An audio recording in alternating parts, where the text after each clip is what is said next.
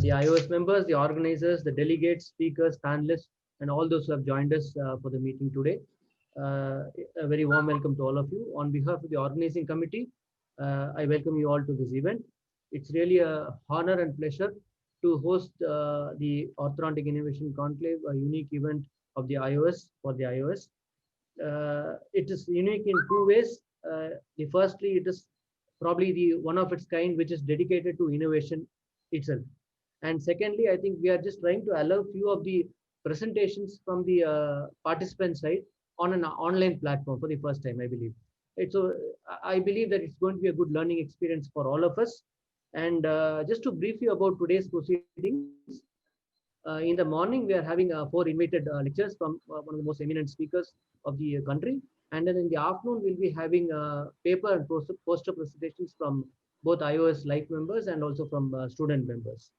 Okay. And we have a good panel of speakers who are going to cover 4 topics that are closely related to innovation.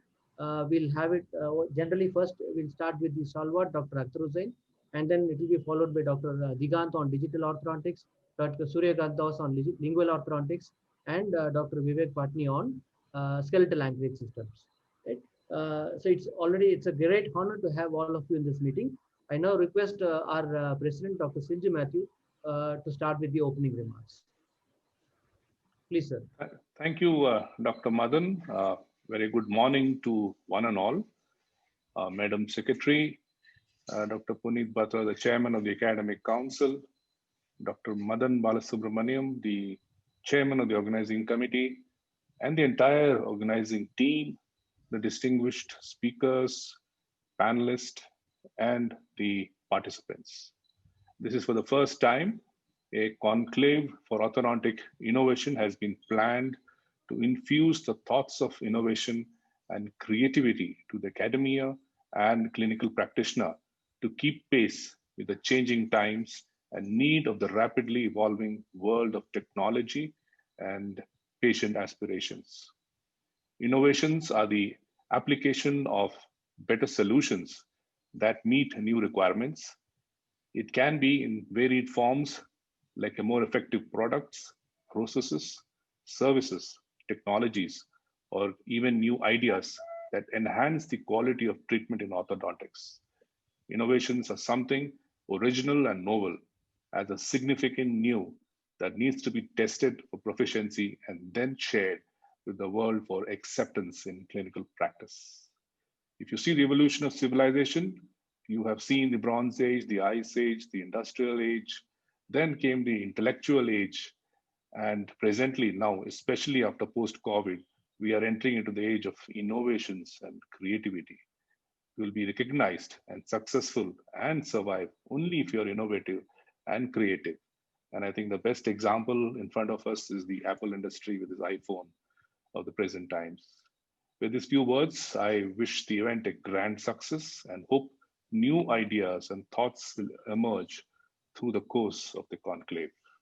Gratitude to the organizers, Dr. Madan from JIPMA, Dr. Sudhakar from Adiparashakti College, Dr. Malamani from the Mahatma Gandhi Dental College in Pondicherry, and the entire team, and the distinguished speakers and the panelists who are going to be showcasing their knowledge for sharing their precious thoughts and enlightening us all. Thank you. Jai iOS, Jai Hind. Over to you, Dr. Madan. Thank you so much, sir, for those encouraging words. I now request the Honorable Secretary iOS, Dr. Sridevi Padmanabhan, also to give few words, to say a few words of this. Ma'am, please. Thank you.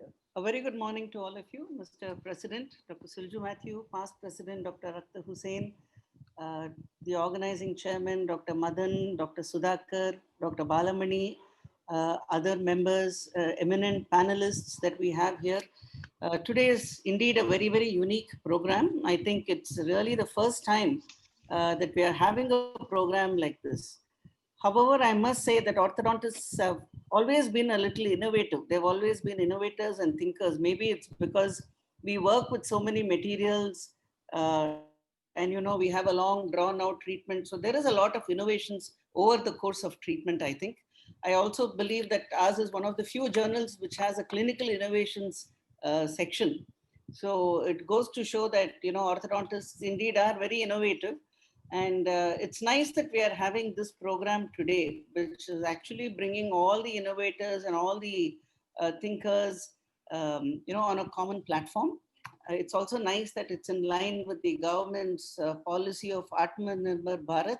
And I'm sure we will have a lot of innovations which are coming out today. I think the students and others in this audience are really very fortunate to be exposed to a thought process such as this. And I hope that this would spur to a lot of very, very original thoughts, thinking, and innovations. I wish everybody here all the very best. And I wish the organizers all success. Thank you. Thank you so much, ma'am. It's indeed a honor, and I should thank both on behalf of the organizing committee and personally, I thank the IOS for reposing faith in us to conduct this event, and especially Dr. Silju Matthew, Dr. Sridevi Padmanabhan, and Dr. Puneet, the coordinator for this event, for the wonderful help and timely help they have done for the organization and conduct of this event. Thank you so much, Dr. Silju sir, Dr. Sridevi ma'am. And we hope to continue this good work ahead in the future also. Thank you so much. Can we now shift on to the scientific session, ma'am? Sir? Yeah. Please. Yeah. We'll start with the scientific deliberations for the day.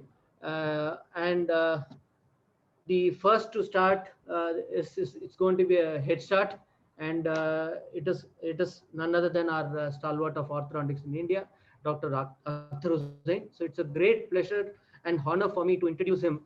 He needs no introduction from my side, but still, as a formality, it begs me to introduce him. Dr. Akhtar Hussain, he's a professor of orthodontics and dentofacial orthopedics. He's a dean of Yenaboya Dental College. He is also the administrative director, Center for Craniofacial Anomalies. He is a diplomatics, past president of Indian Orthodontic Society, and he is the president of the Institutional Innovation Council of the Yenaboya University. He is one of the founders of Yenaboya University, which has in its ambit medical, dental, paramedical, and engineering institutions.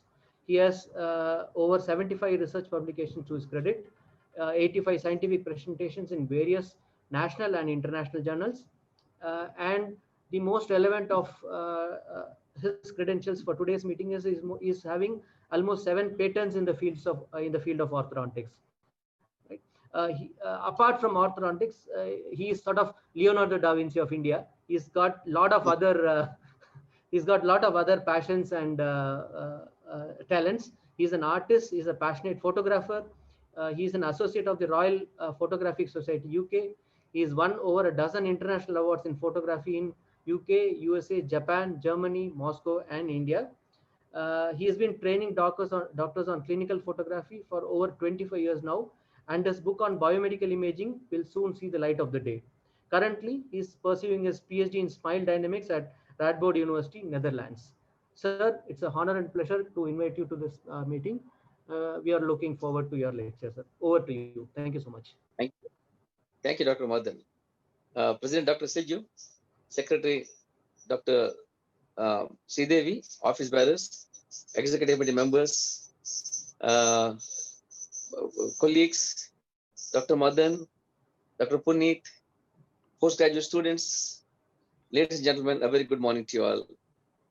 And I hope as the world is still grappling with the impact of COVID-19, hope you guys are all taking care and safe. And I'd like to thank the organizers for giving this opportunity. And I think I'd like to start my presentation. See my screen? Can you hear me? Can you see my screen? Yeah, yes, sir. Yes, sir. It's seen, sir. Yeah, okay. So start with a little humor. It is said that if somebody talks in thin air, hoping that hundreds of people are listening, we used to call it as a delusion. But today we call it as a webinar. Thank you in advance for your attention. Greetings from Yenaboya University. Of the most valuable skills, I would start with this, that one can achieve in the colleges is to develop a sense of curiosity in the students, the ability to absorb, analyze, and apply the new information. All that the books give us is knowledge that's already existing, and we have to add to the knowledge. Imagination is more important than knowledge, said Einstein. Here I'm going to share a few thoughts on a subject that not only is interesting, but is also the need of the hour. And I personally feel very strongly about it. We need to have a paradigm shift in our thinking from knowledge users to knowledge producers. We have no choice but to prepare our students for a changing world in which the only constant is change itself. As the president was mentioning, that how the world economy has evolved from hunter-gatherers 12,000 years back, moved on to the agricultural era, then to power-driven industrial era, and then to an era of information technology or knowledge economy, and now we are about to leap into a conceptual era. Simply put, it's the age of the so-called right brain skills. If it's creativity which will drive organizations and individuals towards success. Hence, I feel we are, as I said, we have no choice but to train our students in this direction. And to move forward, we must learn to open our minds to new ways of thinking. You know, India in the past gave the world innumerable intellectual gifts. The concept of zero, the language of Sanskrit, the game of chess, yoga, Ayurveda, etc. Though we take pride in having the greatest educated youth force in the world, we contribute to less than 3% of world's innovation. It's time we change our mindset, as I said, from knowledge users to knowledge producers. If guided, our students will be the drivers of change and development. It's about the change, about the change we look at things, the change we do things, and sky's the limit to creativity. I would like to start with we have to understand the common misconceptions about creativity. It's about, but the main thing about creativity is that it's not the birthright or a gift of only a few. Like any other skill, it can also be developed and trained. It needs to be honed, sharpened, and developed. If you look at Arnold Schwarzenegger, you don't say that, wow, he's born with such wonderful muscles. No, he wasn't. He had to train himself and develop those muscles. Similarly, thinking muscles can also be trained and developed. Another very good news is that you don't have to be even a genius to be creative. Even this man, Einstein, was not a genius in school with a high IQ or anything like that. Many times he was, they thought of him as a below standards in the college, actually, below the standards of intellect. He had dyscalculia, dyslexia. So again, it goes to prove that IQ is not the only thing. There are so many other questions. So that's the other important information that we should have and clear our mind.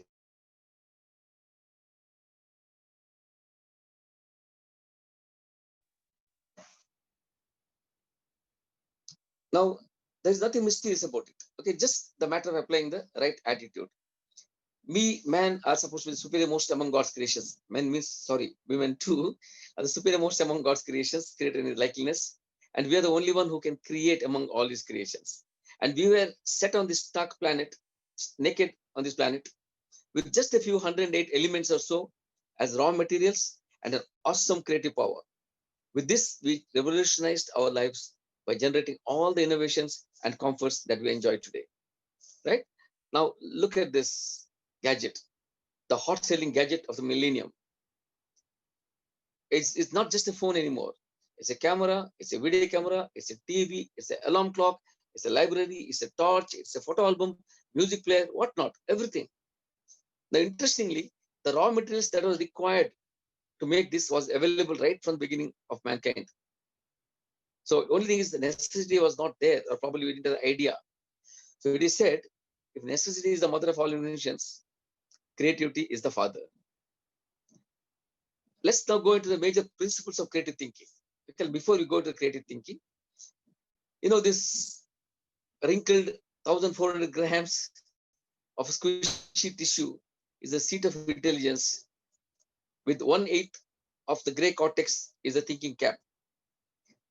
Humorously, Woody Allen, the comedian, he referred this as his second most favorite organ. It has no limitations unless imposed by yourself. Your brain is the only thing actually you have complete control over. That's the reality. This mysterious, least understood, most misused organ is, they say, thinking is not easy. We think thinking is free. Human mind, average, they think, get about 3,636,000 thoughts per day. Someone calculated it.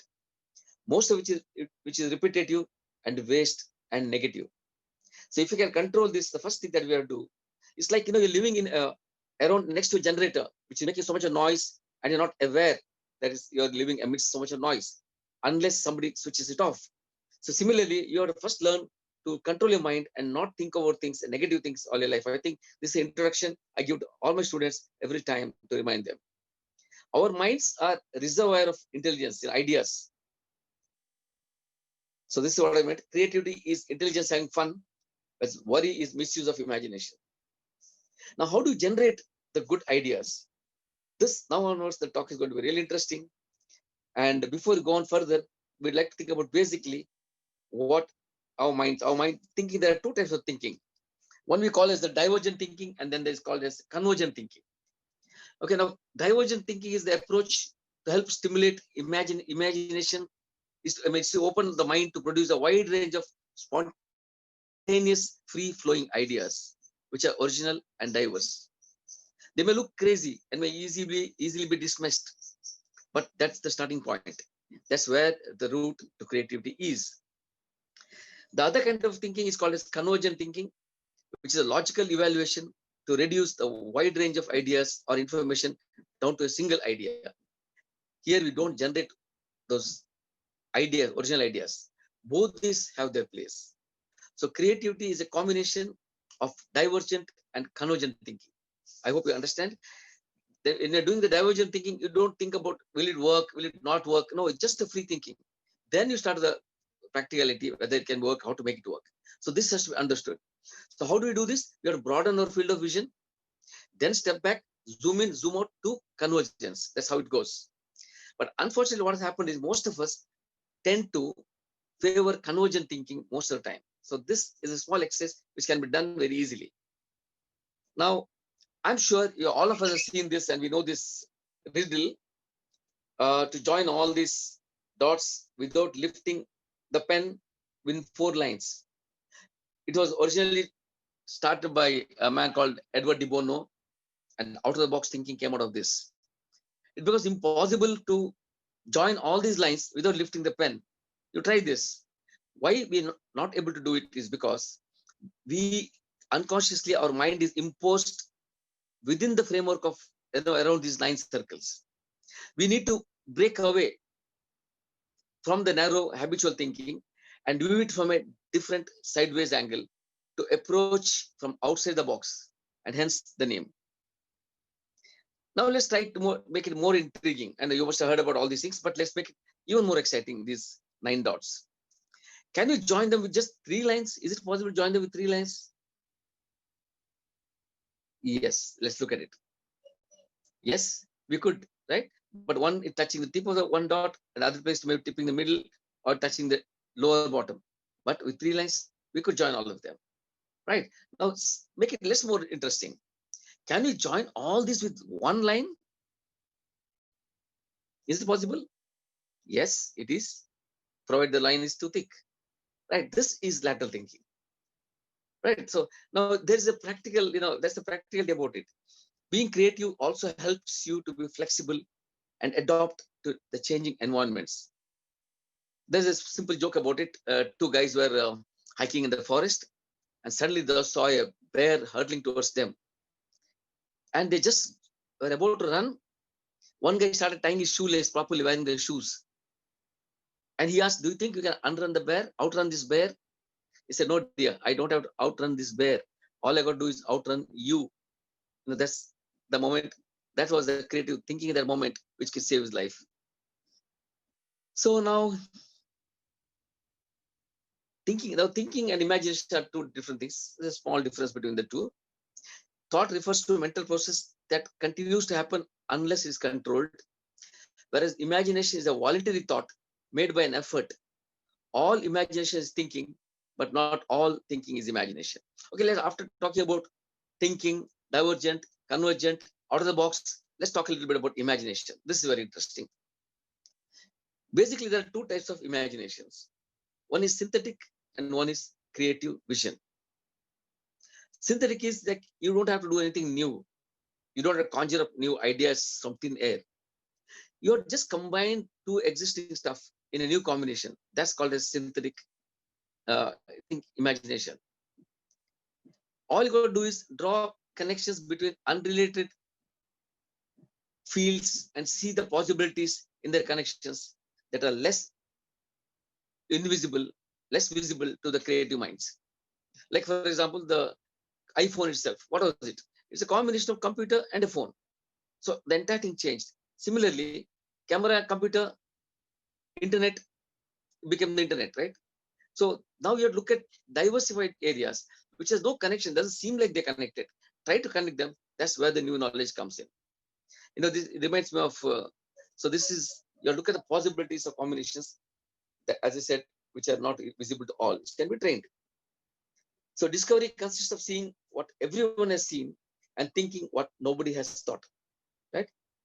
Rodin said, I invent nothing. I rediscover what's already invented.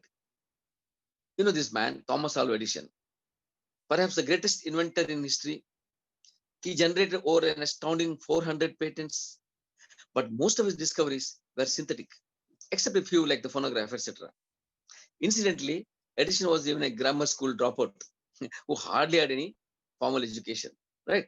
So now I have come out with a concept called jumping the fence. We started in university, where it's a cross-border association of ideas, mix and match different disciplines, networking and experimenting, meeting people from other disciplines with different perspectives and constructing interactive experiences and provoking unorthodox responses to see what insights emerge. Different information is not irrelevant. Okay. Like, let's look at is there a connection, just some humor in between. So you can always get inspiration from nature, probably from a mop to a dress, from a lamppost to a cap, from a commode to a dress, or probably, you know. So let's come to creative vision. This is something that acquiring the new ideas from the subconscious mind. It's a very curious phenomenon. This requires an intense desire, and you got to tune in with infinite intelligence in a playful way, in a meditative state that connects all living things to a collective consciousness. Actually, each and every one of us can tap into this if you make an effort. Now, there's another word called depth mind. This is a rendezvous, a meeting place between the human thought and the divine inspiration. Once this was thought as, you know, external demons were helping us come out with new ideas.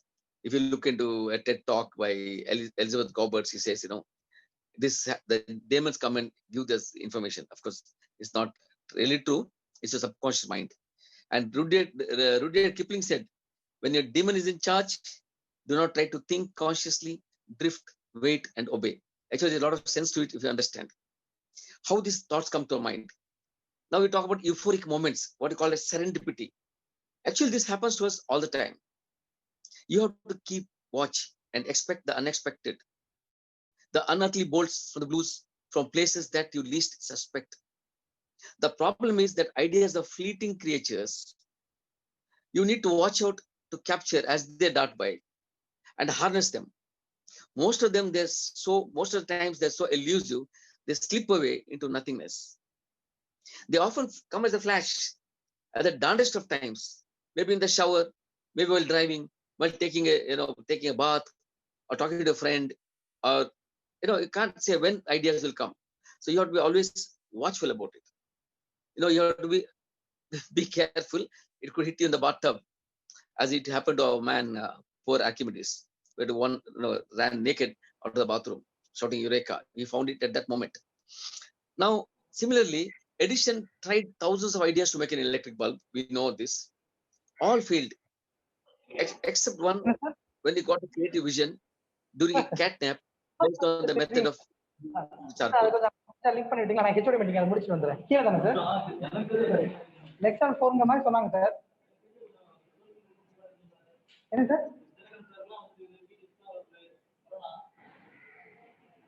தெரியல sir. அப்படியா sir?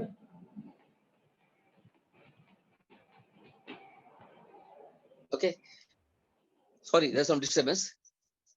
Now, how to unlock your mindset? This becomes really more interesting. First thing we need is to keep an open mind around us. In order to learn something new, many times you may have to unlearn the old things and relearn, to create a new mental pattern. Another important thing is be curious, as I mentioned in the beginning of my talk. Curious like a child, always questioning. Personally, I don't think curiosity killed a cat. That must be just a joke. But you have to be curious how things work, how this happens, how that happens. I look at my Musa Podica, that touch me not plant, how it closes. What are the sensors there? How it could work? How the leaflets fall down? It can be beginning of some big architecture too. So every little thing around us, we'll talk about that a little later. Now, even this man, Einstein said, I have no exceptional talents other than a passionate curiosity, he said. Now look at these cockleburs. When the Swiss mountaineer, George Mestral, way back in 1948, he returned from the hike. His jacket got covered with prickly cockleburs. These are nature's tiny hooks, which are perfect for grabbing a free ride on a passing creatures. Most of us just shrugged it off, maybe even complained. But later, 8 years later, it took for him. He came out with Velcro, using the mechanics techniques that's found in the nature, what we call as bionics. So Velcro was born. Now we can even lift very heavy weights in this, used in all kinds of applications, from shoes to space suits. So it took an intellectual, curious person to turn this into a great idea. Another thing is observation. See, we are basically visual creatures. About 70% of the information we use comes through our eyes. Therefore, you should develop your ability to observe things around us, not just see things as Sherlock Holmes said. You see things, I observe things. Don't just hear things, just listen to them. So this is very important that you got to be. Look at this. Normally, when you make things for children, we make them very small because the hands are small. But Oral-B realized the way the kids hold the brush or grip is not like how we use it. So they have to make the handle thicker, and they sold a lot of these brushes for children. We would have thought of making them very small. So you have to develop the ability to observe things. And another example would be this, that when you make a bike for ladies, they have to be really big. If for a bike for a man is much smaller. So that what we used to say is you have to listen to the consumer and see what they want, and don't just be biased with the original idea or thought that you have. Printing technology also evolved when Ruffel observed the effects when a feeder failed to place a sheet of paper in a lithographic machine, and the work on the printing got printed on the surface of the drum, the cylinder.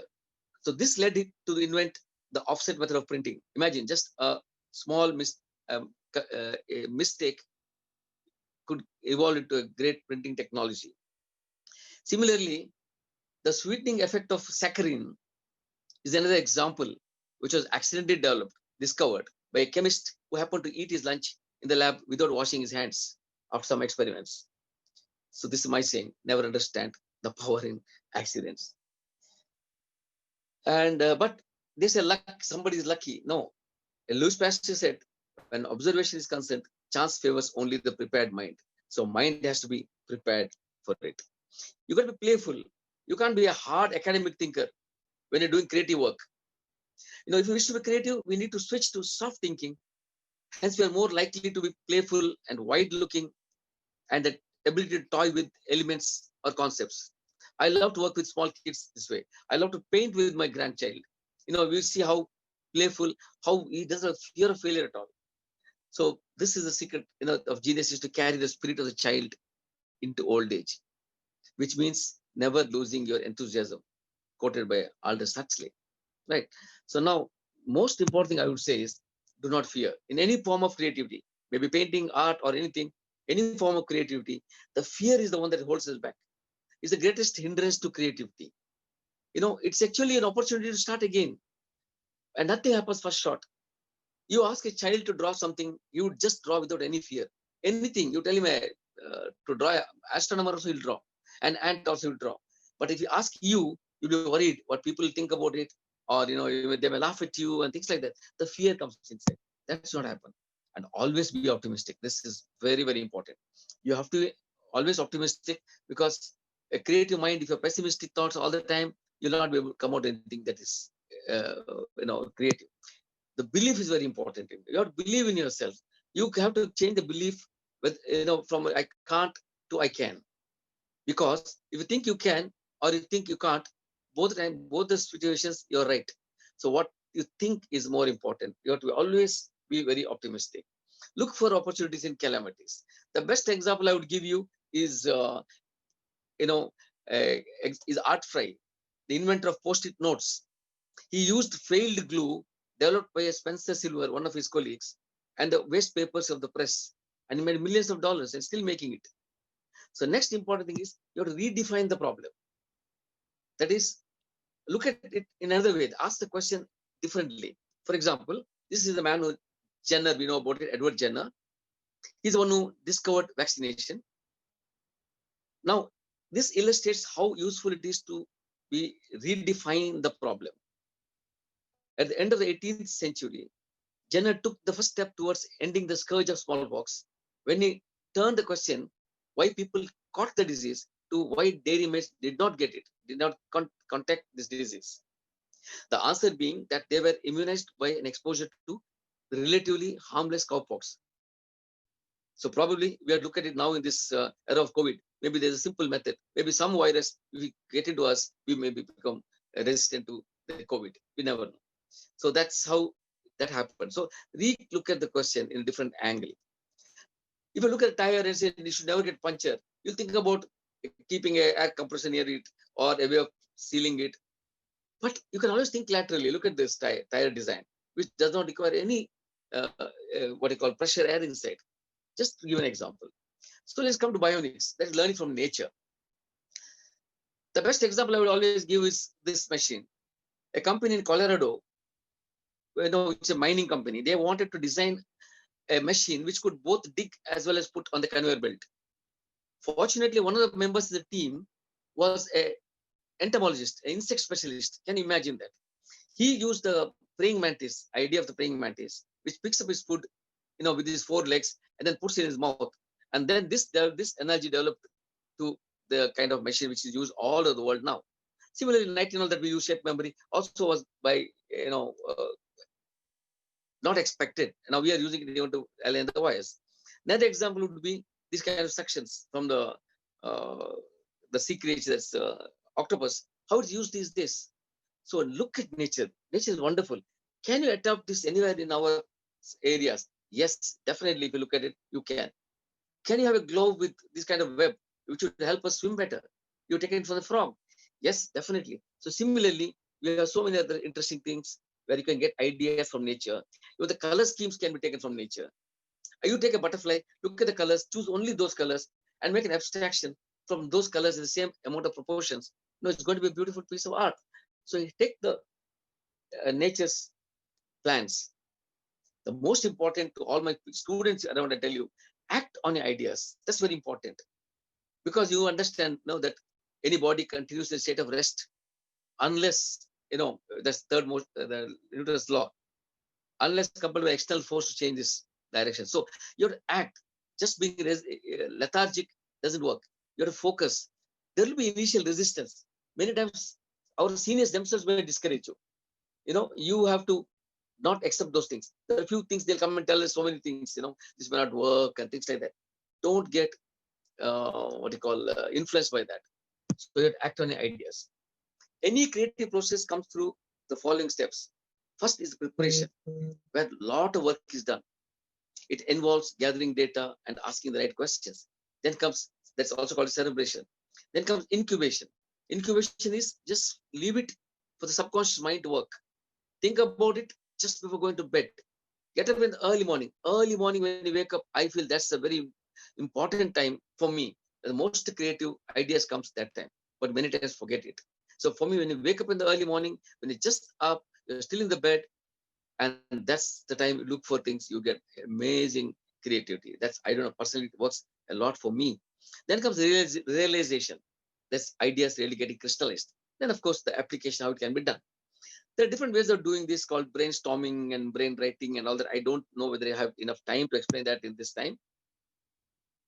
So that probably, someday we should have a workshop on creative thinking, and where you can take few people and take a problem, a new problem, and we can start working on it. And definitely I can challenge that we can come out with something new in orthodontics in every situation of brainstorming and brain writing. Probably we'll have I'll request our organizers arrange a practical session somewhere to do how these things comes out, and maybe record it also. So many times people tell you, this doesn't work, it's imperfect, it's ahead of time, we're not ready for it yet. So lots of things you'll hear. Don't get influenced by that. Best thing would be you realize, look at anything that you have in your hand. It could be a probe, a mouth mirror, or a bracket holder, tweezer, whatever. Ask these questions. I wonder what would happen to it if I do this. Like, for example, how could I change this product, modify it? How could I add to this product? How could I take away from this, make it simpler? Or what could I use instead of using this? How could I alter the product's composition? Things like that. You can ask these questions, then definitely you will get some pretty ideas. This is the best example I have. Okay, you take a screwdriver. Okay, I thought this would be a good example. I just took a screwdriver. Let's see, we want to change the screwdriver. We want to develop it. We want to make it better. What can be done? Okay, let's take the most primitive one and understand it has got three components. It's got the handle, it's got a shaft, and it's got a tip. So each one, what can be done with each component of it? Or if you cannot improve it, you can just improve the quality. This is what somebody did long back. Just the quality of the material was improved. So get better marketing. Somebody added a small LED and made it a tester. So you can also test if there's a power in that, in the same screwdriver.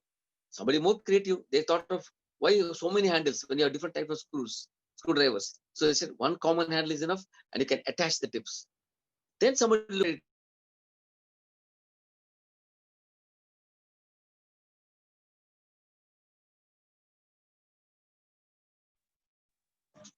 The tips also can be of various types. This is what they thought.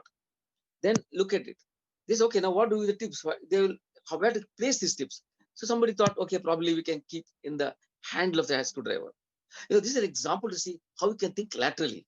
So they were used to keep them inside the handle part.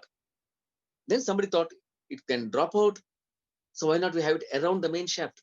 You can turn in to whichever tip that you want. Or somebody said, okay, we could be like a revolver. They got an idea from a gun. So each tip would be in a different hole. And then you can turn it to get what kind of tips that you want. So look at a simple screwdriver. Somebody just thought of making it magnetize it, so you can pick up a screwdriver, in some intricate places. Or somebody thought if it is really dark corner, to tighten a screw may be difficult, so I could incorporate a light into it. So there's no end to it. The mobile phone that you have today was obsolete within few months. Somebody thought, okay, we'll add power to it. So that will be good. You can drill the screw into it. But how to unscrew? Why not? They thought of a reverse mechanism. So you can use it also to unscrew. Then somebody, this is my thinking. Okay, why can't you incorporate a WD-40 into the handle? So if the screw is really rusted, you just press the behind and it sprays some chemical, then the screw becomes looser. This is my thing. Of course, I don't patented it. And then somebody thought maybe the screwdriver can be used for the right angle side. You're putting an implant on the molar area. So probably a contra-angle screwdriver. Or it could be like this. Or somebody thought, why not as pneumatics to it? So it could just tap into it instead of screwing, let's say, implant, micro implant. Probably you tap into it. So probably why not? Nobody thought about it. Or somebody thought the shaft could be made longer or shorter, like a antenna. So that could be again an addition.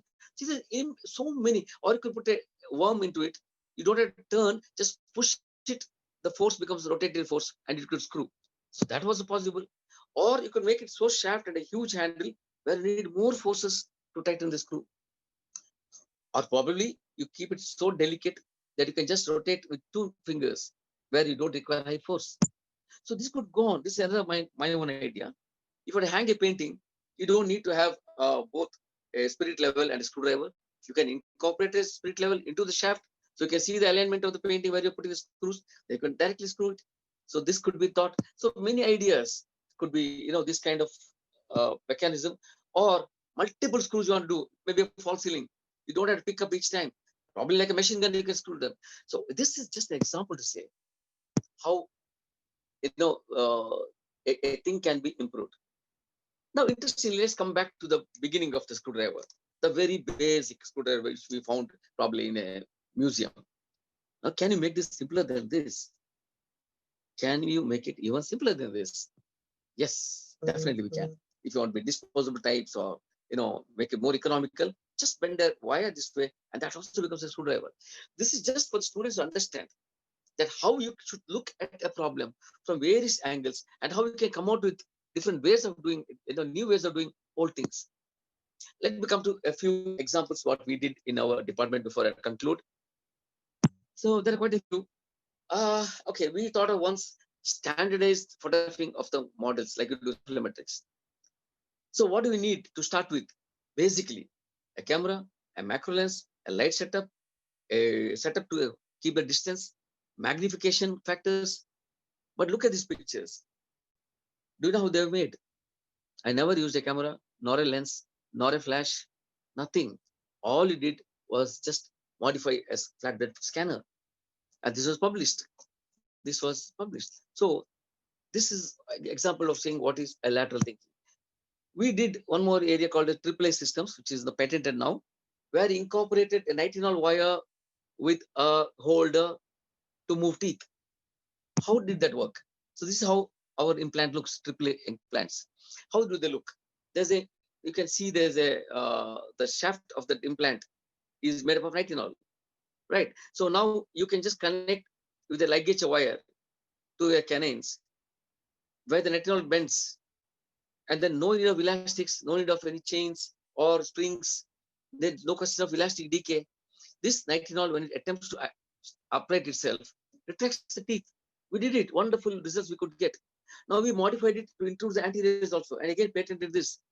So you just need to attach one implant in the middle and extend a nitinol wire with 2 ends tied to the main arch wire, and we could get very effective intrusion. This is another one that we started working later in the department.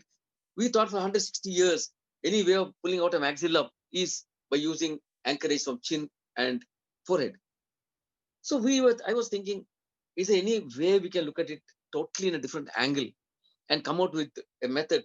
And when I presented this in Norway, there was a big uproar in the whole hall. Because when I showed them that I am taking now anchorage, not from the chin or the forehead, but from the wall of the patient's house, then Max Gym was born. So I took this idea from the gym mechanics with different weights hung on that. And what we did was the same place in the mouth is fixed that we use for face mask. And then the patient started doing this exercise every morning. Just hold on to it, bar, and pull the maxilla out. Here we challenge the old concept of slow continuous forces to heavy intermittent forces. And we found wonderful results. One of my students did a PhD on this and found to be even superior. We just sent it for publication, superior to even face mask. So it's a total breaking off from the old concepts, old theories, old ideas. See, people in those days have done good work and they gone to sleep. That doesn't mean that you are accepted even in the present era. You can challenge those principles. You can challenge those concepts. We just say something is what they told us, 1/3 anchor loss. It may not be so. Try it and check whether it really happens. We say Stitcher said in the Suture theory, light continuous forces. Challenge it and see how it can work. Whether you can put intermittent forces. This worked. And then we patented this also. Now, similarly, to locate an implant. So there's so many methods of put Christmas tree, welding, soldering, so many X-rays. We thought of a very simple thing. We called it bindi. It's a small transparent sticker with anesthetic patch at the bottom and a tiny little what you call a ball bearing I took from a handpiece, an old handpiece. You stick it roughly the place where you think the implant works is the right place. Then take just one X-ray, long cone, just one X-ray. Now taking that as a reference point, you can use the clock positions, 3 o'clock or 4 o'clock or whatever it is, and then take a sharp instrument, prick through the sticker, and then put the implant right there. 100% of the time, you can't make a mistake. Very simple methods. See, life is actually simple. You don't have to do big things to come up in life. A waste piece of paper and a failed gum can make you millions of dollars. So it's smart thinking, smart working is more important than hard working and hard thinking. This is what I would say. Similarly, we have also published, I don't have it here in JCO, a method of bonding, indirect bonding, without scraping the material. Please look up. It come in JCO again. I don't have reference here. And then we also other methods of implant markers. Anyway, this is another interesting thing which I'm talking to the orthodontic postgraduates. As a part of my PhD, the first paper was to standardize taking photographs. So we want to take in real life short video of a smile. A smile has a beginning and an end. It is not just a stationary thing. It happens. It blooms into a smile. So we need to study the smile right from the beginning till the end, like how long it takes, how the upper lip moves, how the lower lip moves, what happens near the canines. See, there's so many factors in a smile. You just can't take a still picture and study a smile. That's the first part of my paper, which is published in AJODO. Without even a revision, that article was published. And here what we do, we keep 3 cameras on 3 sides. One takes the lateral, one takes the frontal, one takes the exact three-quarter. Every time we don't have to change the cameras or just make the patient sit, and then one click, a short video or a short burst of images, you get a lot of pictures. And even for the dental chair, for the camera, I used an old dental chair mechanics to raise and lower it, so that the entire assembly moves up and down. It's an inverted tripod. A tripod has 3 legs and 1 head. This has 1 leg and 3 heads. So just inverted the tripod, and I came out with this concept. And to make the whole thing go up and down, I used an old motor from a dental chair, as you see here. And even a discarded dental chair was used to make the patient sit by turning the chair the other way, so that it doesn't interfere with this the seating positions. So this we also use this for taking X-rays. It's much more convenient than having the whole unit in the front. So we just turn the chair. It took about half an hour to do it. And the headrest, we cut it short just for the head position, so it doesn't come in the picture. And then use the engineers, these laser markers on the table, so I get the correct head position all the time. So then to develop further, we developed a software called Makhtar software, Dr. Makij and I, with the help of one of my friend, Shetty, and together we did this. So we took up this project and started making a software. And this software again takes clips of the smile beginning to the end, and each one can be analyzed frame by frame. Okay. This is another invention that we did. We thought, to avoid human errors, can you make a robot, train a robot to fix the brackets? One of my postgraduates, Anita, who's done the PhD now, her brother was into robotics. So I called him in and discussed with him, and he gave us an idea, and we did it. We did it using the simple things available, a part of the microscope, a part of the microscope stand, and then one camera from the internet camera. We made it, and the camera could sense the mid part of the crown and place the bracket there. Of course, still the very initial stage. And right now, we're also using artificial intelligence in one of our projects. So there's so many things that we can do. Let's come to some very simple things in life.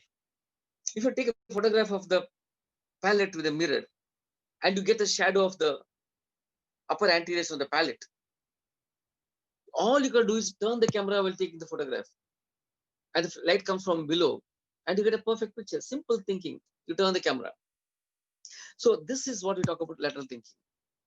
When I first got my digital camera long back, there is no macro lens, there is no ring flash, nothing. We just had a pop-up flash. And I was hell-bent on using this for intraoral photos. But we could not, because the flash is much up there. It will not go into the mouth. What we did then, that I just bent a piece of sheet of metal.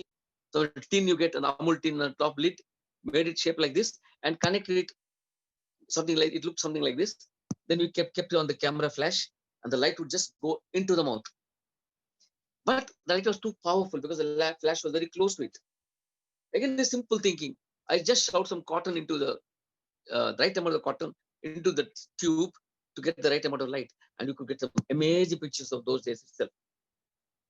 Now we just patented a bottle, and I was just thinking, the company decides how sweet your bottle should be, your drink should be, which is not fair. I may want more sugar or less sugar, and then we just patented this idea. Or the best would be you buy a bottle of Pepsi, and after some time it becomes flat. There's no fizz in it. So can you reactivate it? Yes, we did it. The prototype is ready now. Just got it 2 days back. And there's a membrane in between. You just press the bottom, it ruptures, and the powder goes into it and you get the fizz again. So simple things, smart working going to help us. So this is, okay, now as I was talking about brainstorming and brain writing, I wish I had some time to talk about it. In brainstorm, I don't know, what's the time now? Another 5 minutes? So this can be done in seminar rooms also. Come out with the problem, put it on the stage, on the wall. I mean, write the question, make about 6 to 8 people sit around. Others can watch. One man can orchestrate the whole program and make an environment very conducive, happy, joking, laughing, come out of the hard thinking, become very, crack some jokes, come out with wacky ideas, then start thinking about it. Now in brain writing, what happens is, see, look, why we do this, because different people look at things from different angles. An insect guy could look at it and come out of the machine. So if you've got an ophthalmic background, you may be looking at our problem in an easy angle. They also have eye retractor like we have cheek retractor, but the mechanism they use is different from what we use. So talk to them what they use. Go see what they're doing. Whether you see hand here or leg here or something else depends on your orientation. Similarly, whether seeing the front of the dog or the back side of the dog, depends on how you're looking at it. So brainstorming is an ideal collection of different people, and you come out with some new, beautiful concepts. Brain writing is even more exciting. What we do here is put the problem on the wall, on the screen. Some 6 people sit around, each given a piece of sheet of paper, look at the problem, start laughing and joking and come to a very light area, maybe soft music in the background. Then each one just takes scribble on this paper, whatever he thinks could be a solution. It could be the wackier, the better. Just write whatever crap you think can be done to do that. Now, after say 2-3 minutes, you pass the paper to the next person. It goes like, you pass on to the next one. And then he looks at that and adds to it something, what he thinks. Then this goes another 1 or 2 rounds, and you get the whole sheet of paper with ideas which is taken from different people. Now it's time to take each sheet off, project it, and then do the brainstorming. Trust me, dear students, I can challenge this. Even the first attempt, you will come out with something interesting. Life is amazing if you understand these things. Creativity is the biggest kick that you can get. No drug or anything can give the kick that you get out of creativity, whether it's painting, art, music, or inventions. So change your mindset. From this, you should be the drivers of technology tomorrow. This is the right time. You're the wonderful time of your life where you have everything at your fingertips. So be creative, be happy. Thank you.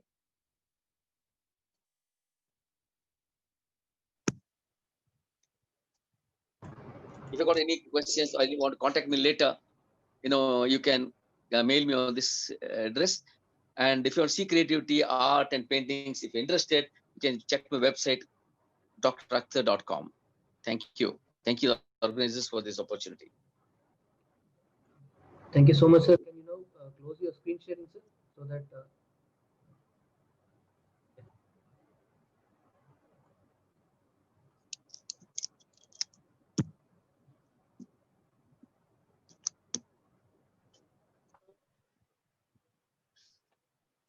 Yes, you can see it now, ma'am. Yes, yes. Dr. Madan? I am. Actually, Yes. Dr. Akhtar was be having at least thousands like this. So I'm looking for a time when you can send me this by teleportation. Okay. Teleportation. Okay. Through directly. Hard copy without printer, teleportation. Correct. Directly to your mind, sir. See, sorry, it's very easy. It can happen. You put it there and I should receive it here. Sure. Definitely, sir. We will try inventing something that way also. Thank you so much, sir. It was really an honor to hear you. And I know I mean, it's difficult to get a schedule from you, and despite your busy schedule, being in multiple administrative posts, thank you for sparing time for this event also. Thank you so much, sir. Right. Yeah. Thank you. Dr. Sumant? Yeah, you may now. Sir? Yeah, thank you so much for sharing the screen. You can just close it now. Yes, sir. Thank you. I now request Dr. Digant. Yeah, you can. Dr. Sumant, you can now make this one Dr. Digant as co-host.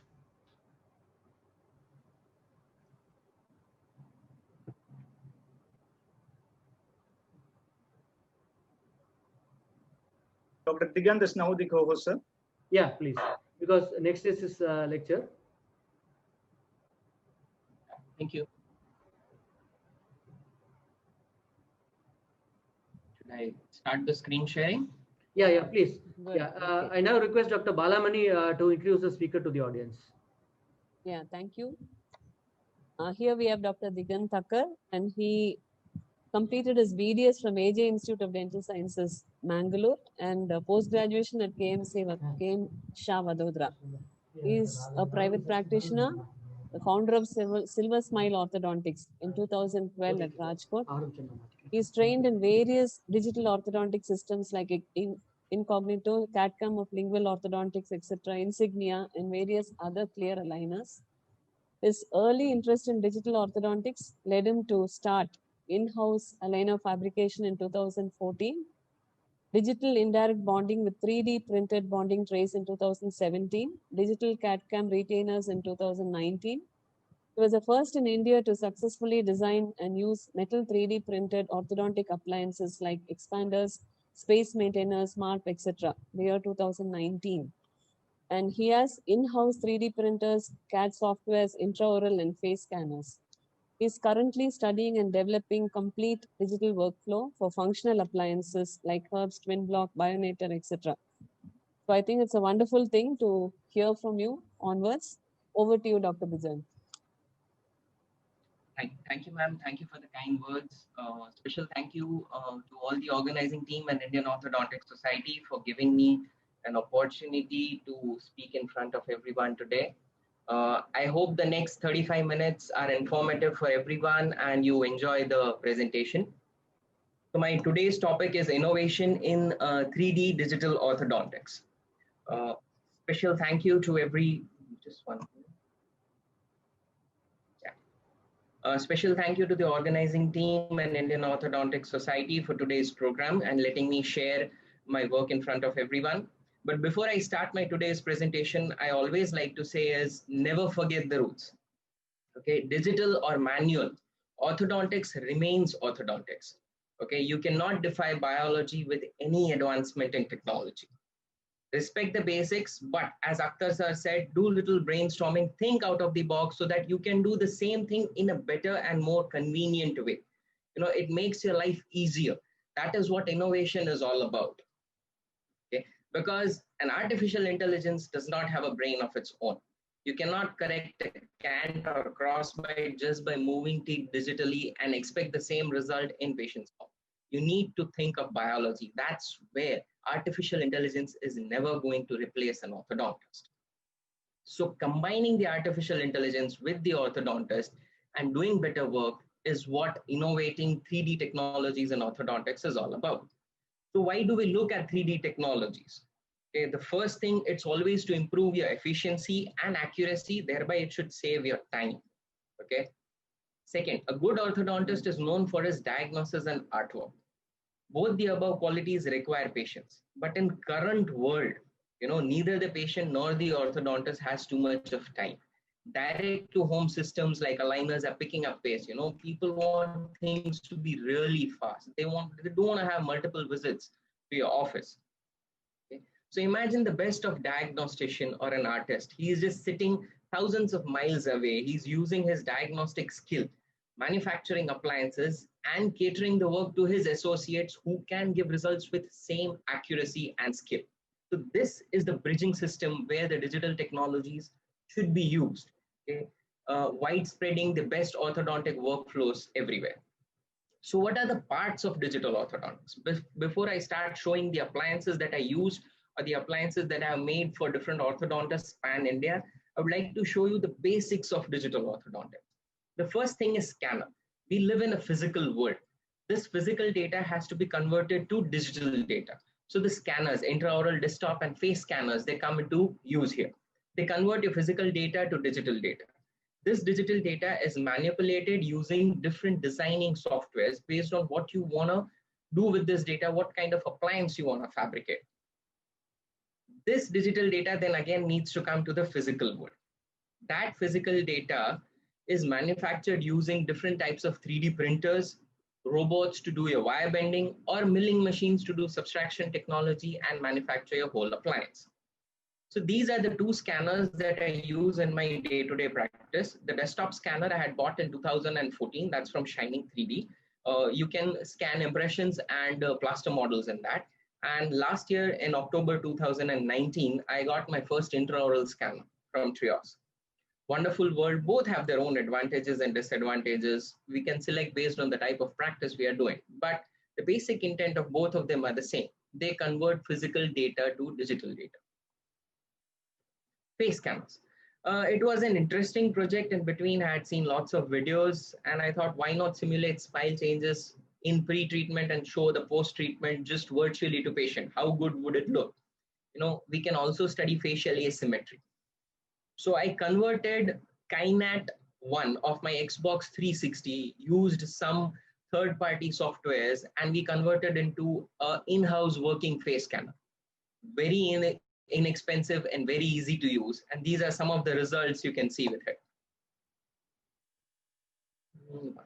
Why did the video not play? Sorry. Yeah. We can superimpose intraoral scans with the face scans using CBCT or cephalogram. A very easy guide of how to do it should see the light of publication very soon. We are expecting approval very fast. So you can see how easily we have superimposed the whole thing. Robots. This is one of the videos that my friend sent me from AAO a couple of years back. You just need to give the data of what kind of appliance you want to make, and it just bends the wire for you of different thickness. Here it's making a Beggs retainer so easily. You know, all the postgraduates who are attending would say it just makes Beggs retainer in a couple of minutes, and we struggle for days to actually get a good Beggs retainer and get approval from the department staff. So yes, life can become very easy and very accurate if we have technology on our side. So what are the types of 3D printers? I'll take this in very brief because it is little beyond the scope of today's presentation. So you can have FDM printers, SLA stereolithography, I'll show in brief the apparatus, and direct light processing. DLP printers are most commonly used for aligner fabrications and different dental models that we want to produce nowadays in-house in our clinic. They are easy, they are fast, and they're very inexpensive. Then comes the metal printers for making your metal 3D appliances. So how do we understand 3D printing? What is 3D printing?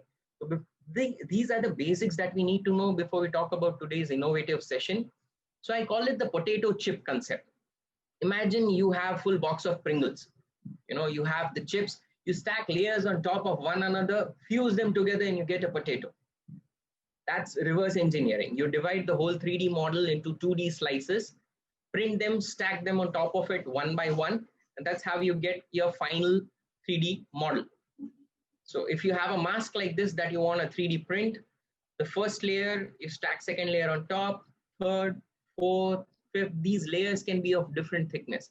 Depending on the printing 3D printer you have, it can be right from 1 micron or 2 microns to 200 microns. The thicker the sections, the less accurate the model. For dental and aligner purpose, somewhere around 100 microns is good enough.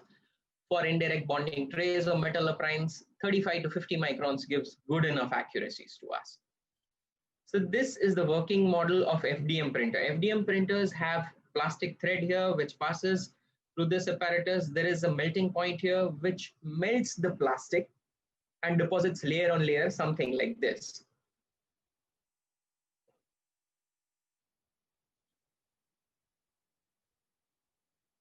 So that's how the FDM printers work. The problem with FDM printers, they are comparatively slow. You can see it fills one line at a time. So when we talk about DLP printers, which are commonly used in dental industry nowadays, okay, I'll show you the next slide. In DLP printers, they cure the whole layer. There's liquid resin that is cured using UV light, 405 Newton meter UV light. This is how it works. The bottom layer UV light is projected and the 2D cross section that we want is solidified and it sticks to the layers and layers on top of it. So the whole layer or 2D section is cured at the same time. That's why it is faster. Now, when you talk about SLA printers, it uses a beam of laser to cure the liquid resin and solidify it. So it moves like an FDM printer, one point at a time, and it just solidifies the whole thing. This concept of SLA printers is somewhat similar that is used in metal 3D printers. Instead of UV light, there is a beam of laser which falls on the metal powder, heats the metal powder and fuses them together. I'll show a detailed video for that. See, a 3D object is sliced in 2D slices. Okay, this data is given to the 3D printer that they have to make one layer at a time. So this is how huge the metal 3D printers are. It's difficult to have them in office. You need to have a special manufacturing station for that. Layer by layer, powder is deposited. The laser light falls on the powder and it heats and solidifies that. Can you see the laser light moving near the line and cross section? It heats, melts the powder and fuses it together. Once it's fused, the build platform goes down and layers by layers, it's added on the top. So that's how you get a full metal 3D printed appliance. See, this is live in action, the same appliance. This video is taken from YouTube. It is posted by Stratasys company. It's their metal 3D printers, one of the good ones in the world. And see, a final metal printed product is here. So this is how a metal printed product or an appliance comes out in the framework.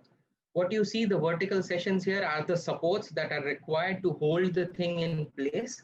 They are removed, polished, and the hyrax is laser welded in position. That's how you get a finished orthodontic appliance. Okay, so metal 3D printing and orthodontics. How did it all start from? My better half is a pediatric dentist. Okay, and they do a lot of interceptive orthodontics like band and loop space maintainer. And out of my sheer love for her and soft corner for her, whenever an appliance breaks, the whole work of repeating it used to come on me. Trust me, I'm a very lazy person. Okay, this used to bug me a lot. At the same time, working on digital systems and orthodontics, I came across an article by Dr. Simon Gaff, and Simon shared with me that it's very easy to do metal printed appliances. And we tried to do the first baby step to design a band and loop space maintainer. So we did a digital design using CAD softwares, taking a scan and everything.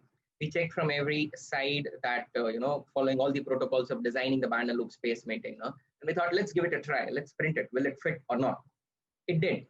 It was very nice to use. We did the extraction same day, placed the appliance, and we banded it. We got some amount of confidence with it and we said, why not try different appliances? And we tried a lot of different appliances, different space maintainers, functional, non-functional, Nance palatal arch, Nance palatal button, it was good. We said, wow, let's take one more step further. Let's venture into expanders. Because, bending the whole hyrax arms and everything sometimes give you a good amount of pain. They're really, so why not just click a button, get things printed, laser weld the hyrax and use it. So a typical workflow of designing these metal appliances starts with placing the hyrax at a proper place inside the pallet, making the connecting arms and bands, 3D printing the appliance, polish it, laser weld the hyrax, and your appliance is ready. It's that simple as it sounds. Sitting 15-20 minutes on your computer, you can design the whole thing, send it to a lab, it gets manufactured and come, you laser weld it and just cement it in patient's mouth. So we did a lot of palatal expanders for me and for quite a few friends around India. And we said, what is the appliance we can go to next? At the same time, quite a few of you know me for AD plates. A simple, innovative plates like these, designed with a complete idea conceptualized by Dr. Abhishek Ghosh. We could just solder it on back of a normal hyrax and use it as a marpe. It picked up quite a bit of boom, you know, very much appreciated by orthodontists pan India. Quite a few of them used it. This is one of my case. I prepared for category 3 IBO exams and it works wonderfully. You can correct your crossbite and everything. But what was observed in around 15-20% of cases was few months down the line after the expansion was done, the tad used to fail. Your mini pins used to fail. And we thought, why does this happen? Are we not doing something right? Or is that too much of force that the maxilla is trying to collapse and the mini pins are not able to take the load? Luckily, we could manage this case on time, but we thought, let's look at the gold standard. And when we talk about gold standard, it's the MSc from Dr. Von Moon. It's an excellent appliance. It is very well researched and studied with good evidence base. For all who have attended his talk, we know that it has a very nice success rate, but it is not possible to adapt very close to palate in extremely narrow palate, which amount for the majority of cases in which you want transverse expand. So what Dr. Moon says is, you have very long mini pins, they just go give you good bicortical anchorage, and even if some amount of it stays exposed here, you have good success rate. I personally don't like it, the threads of my mini pins being exposed, because that becomes an area for food lodgement and everything in palate. It's expensive, but it's worth it. It's very nice. So we studied certain in-house attempts of making marpe and critical factors that affect marpe. When we try to look at this, there is a good article from Nijomi and colleagues. They studied and gave protocols about selection of mini pins that are indicated for marpe. They use CPCT data to study what should be the length, what should be the diameter where it succeeds.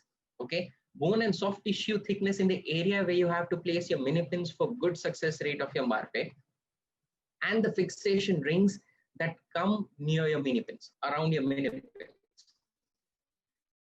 These are few of the photographs I study.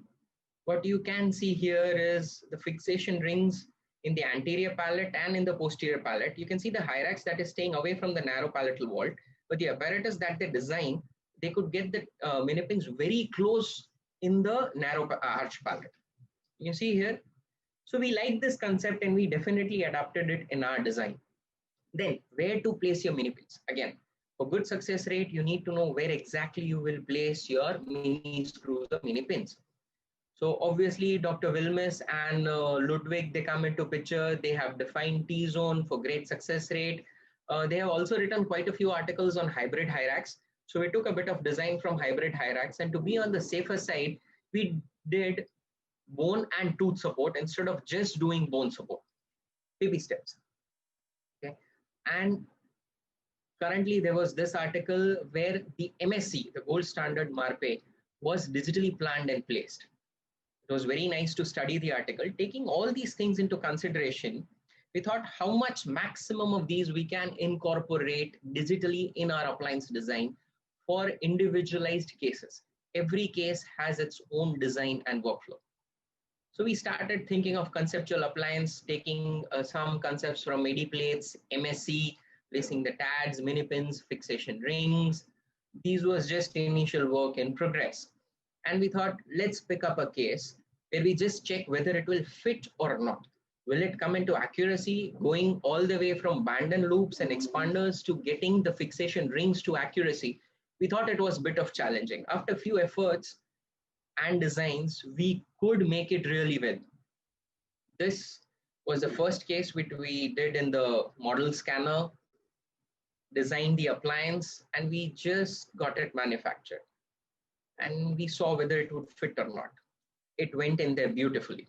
Good adaptation of fixation rings, good adaptations on the palatal side of the molars, of the bands and everything. And we said, yes, we can do it.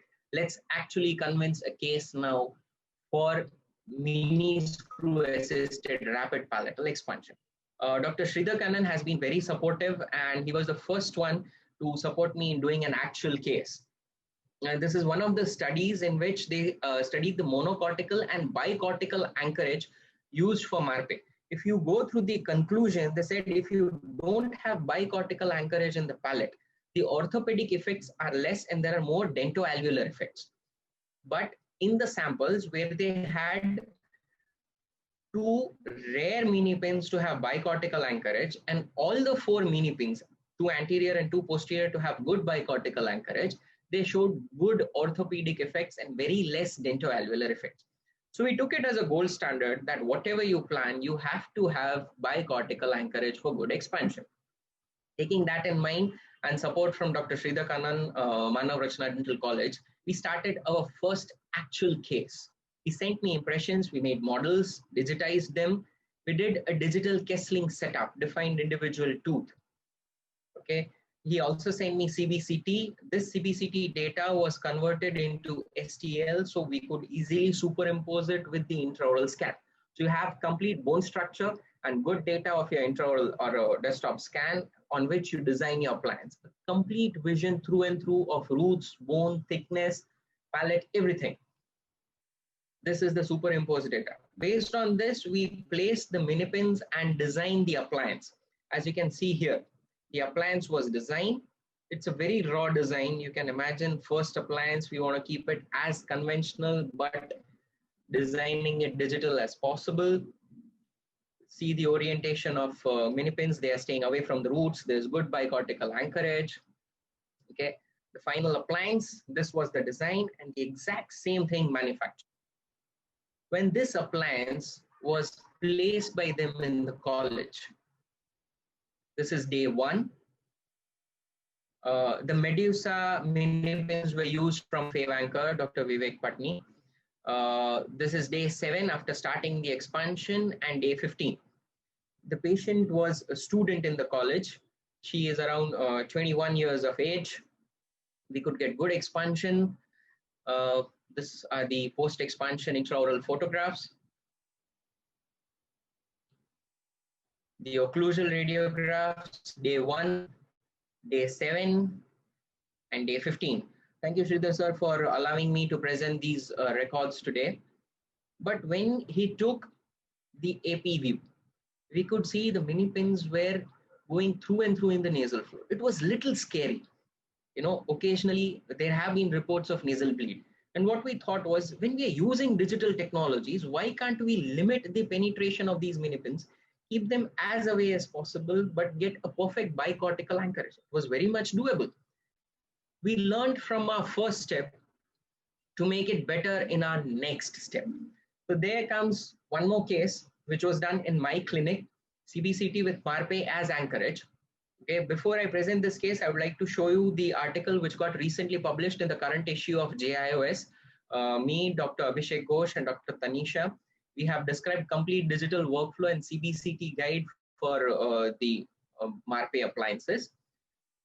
And there are 5 basic steps here. You take a scanner impression, you clean it and base it, make it look good so you can work properly with good vision. You take CBCT and convert it to a 3D model. Superimpose CBCT with your STL, design an appliance, place your mini pins properly with good guidance, and manufacture it. 5 basic steps. The same thing I'm going to show you in the case, in the following case. Okay. Before we start, these are the pre-treatment extraoral photographs in the days pre-3D appliance fabrication. Okay, I had the scanners in those days, but I was not metal 3D printing appliances. What you can see in the intraoral photographs is she is a skeletal class 3 with dental end-on or class 1 molar relationship. So if I correct the skeletal class 3, I'm going to get class 2 molars. So along with reverse twin block, I have to distalize upper molars. An appliance was designed, a removable appliance was designed, something like this. You can see here the expansion screw is rotated 90 degrees, so we can distalize the molar. The patient was in growing age. We had, for class 3, we had these advancement screws from Forestadent. So this is how the intraoral scanner works.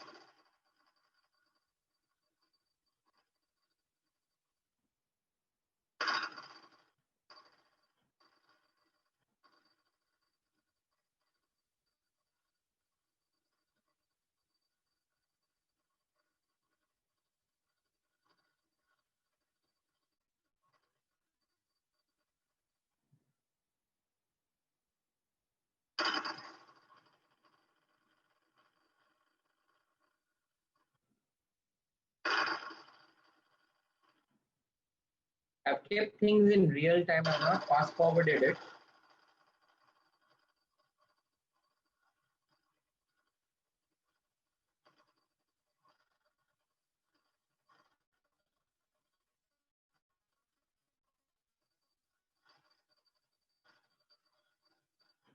If you can see here, it's just a minute and your maxillary scan is ready. It just takes a minute and your maxillary scan is ready to start your appliance fabrication on it now. So the step one is taking a scan. Okay, so this is what we achieved at the end of phase 1. What you can see is we could correct the skeletal class 3.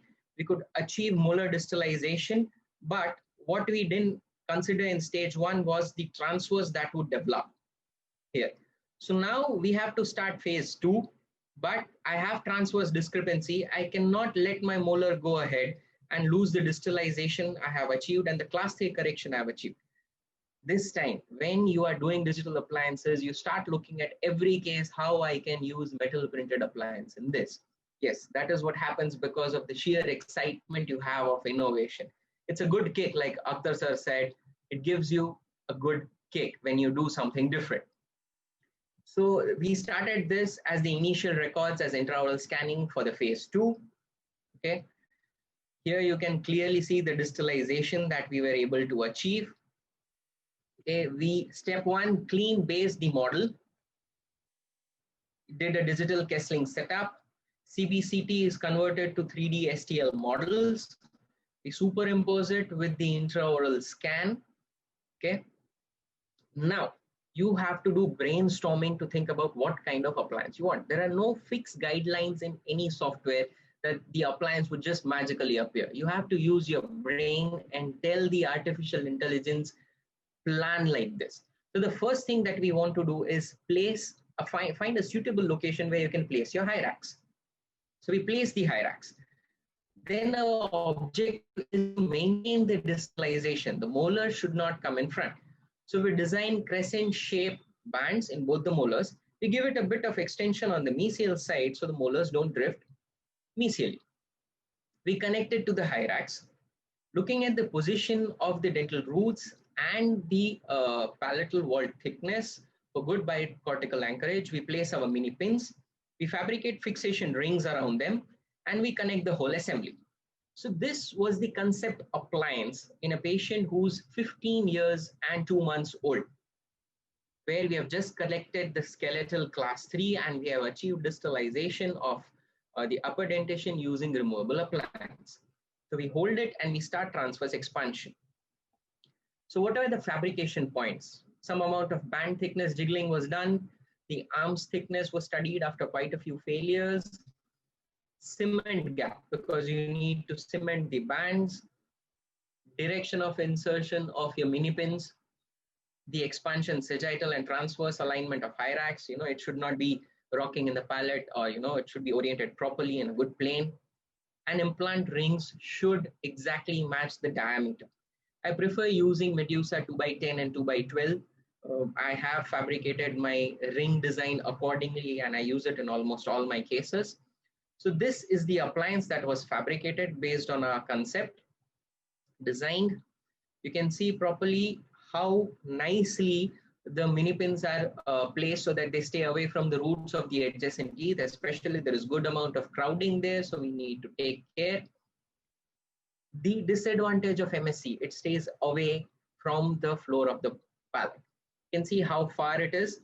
It's almost 4.5 mm away, half a centimeter nearly. You calculate the tad distance from the roots. You can exactly see they are 3 mm away from the roots of the adjacent teeth, properly oriented and parallel. You see in the CBCT slices, you have good bicortical anchorage of all your mini pins, and they are just coming out enough to not obliterate the nasal floor. Thing that we learned from the first case, that we want to limit its penetration, still get good grit and anchorage there. Tad collars, fixation rings from the Nijomi article that we learned that it should adapt very properly to the soft tissue lining of your palate. You can see in different directions, they are properly adapted and the tads are parallel. something that we studied in different things, and we maintained everything accurately in this appliance. So clinical pictures when we cemented the appliance. Intraoral views, this is the day one when we place the appliance. Observe very carefully the mesial extensions here so that the molars don't drift forward, and we have kept the buccal area free because we want to start fixed orthodontics so that we can get the highly placed canine in line. So this is after 10 days of expansion, we get good diastema. The distalization is maintained.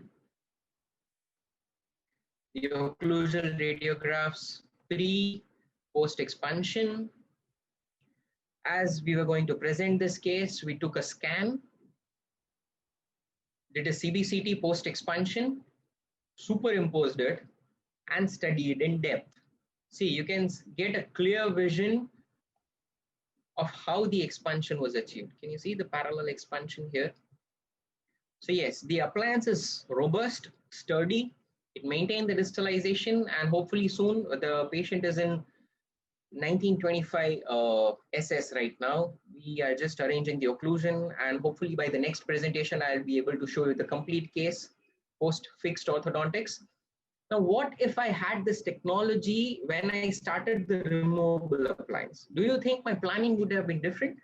Obviously, yes. Let's do a bit of brainstorming in that side. This is the appliance that is fabricated and we used currently. This is the photograph before starting the reverse twin block, the actual before start of the phase one. Now, what difference do we want at this phase is we want to distalize the molars. So we chuck the crescent shaped bands and we get complete bands around the molars. The second thing that we want is class 3 correction. So we get buccal arms that can be used for extraoral traction, getting the maxilla forward. It was good innovation shown by After Survey. You know, you can do it. We will hopefully try it soon. I'll contact Sir for that. Now, once you have this for skeletal class 3 correction, the second step you want is distalization. So how do you get distalization in this? You use slim line hyrax, the thin ones, place them in interim so you can start expanding them and the molars will distalize. You connect them to the bands. Now, too many hyrax are coming close, so we alter the position of hyrax a bit, get the mini pins in between so that expansion and distalization can work independently, connect the whole assembly. The appliance should look something like this. Nature and fate was very kind, and I got a similar case recently post lockdown, and we made something like this. There was little less amount of space here, not comfortable for the patient, so we had to keep the hyrax here. And the alteration we made from the conceptual design was, once we have the transverse correction and the skeletal class 3 is corrected, we'll cut off the arms from here, premolars, and from here, these, connecting this assembly. Then we can start distalization. So once you have your class 3 correction, your transverse correction, you do distalization to the amount of distalization required to get a perfect class 1. The case has just started a couple of months back. Now, third challenge, very narrow palate. Obviously, when you have a transverse discrepancy, you have a narrow palate. What if your palate is so narrow? Dr. Madhur presented me with this case and he said, can we fabricate something? I would just show you the fabrication of the appliance. I'm not showing case pictures here, but if you can see carefully, the intermolar distance was almost 22 mm. Interpremolar was 18 mm. And the place where we have to place our hyrax is just 13.5 mm. A normal hyrax, which would give you just 10 mm of expansion, ranges from 12 to 13 mm in size. So you just have enough space for the hyrax to go in and still not sit properly, completely inside the wall. So we digitally place the hyrax. You can see it is at a decent position, but it is touching on both the sides. And if you're going to do something like this manually, your arms are going to pain a lot because you have to do a lot of wire bending. And what we did is design and apply something like this. Okay, and we reinforced it with some rods coming from below.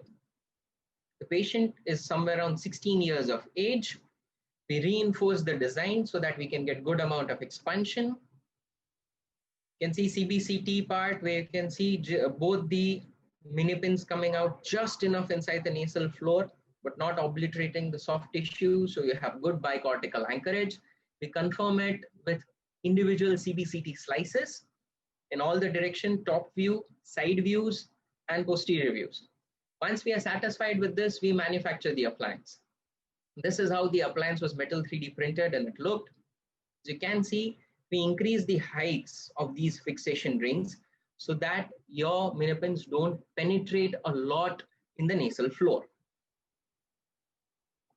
You can see the size of the appliance is so small, yet it is so accurate, robust, and sturdy. Hopefully, sir would show us this case sometime in future. That was one of the challenges we overcame of very narrow palate. What if you have an impacted canine? Guru sir once had a talk with me that Digant, we need MARPE, but there is an impacted canine. Is there a work way around it? I said, it's a challenge accepted. So he sent me the scan data. You can see the impacted canine lying beautifully around there.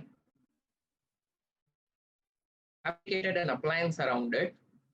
What you can see carefully here is these are the medusa mini pins and these are the infrazygomatics, IZC.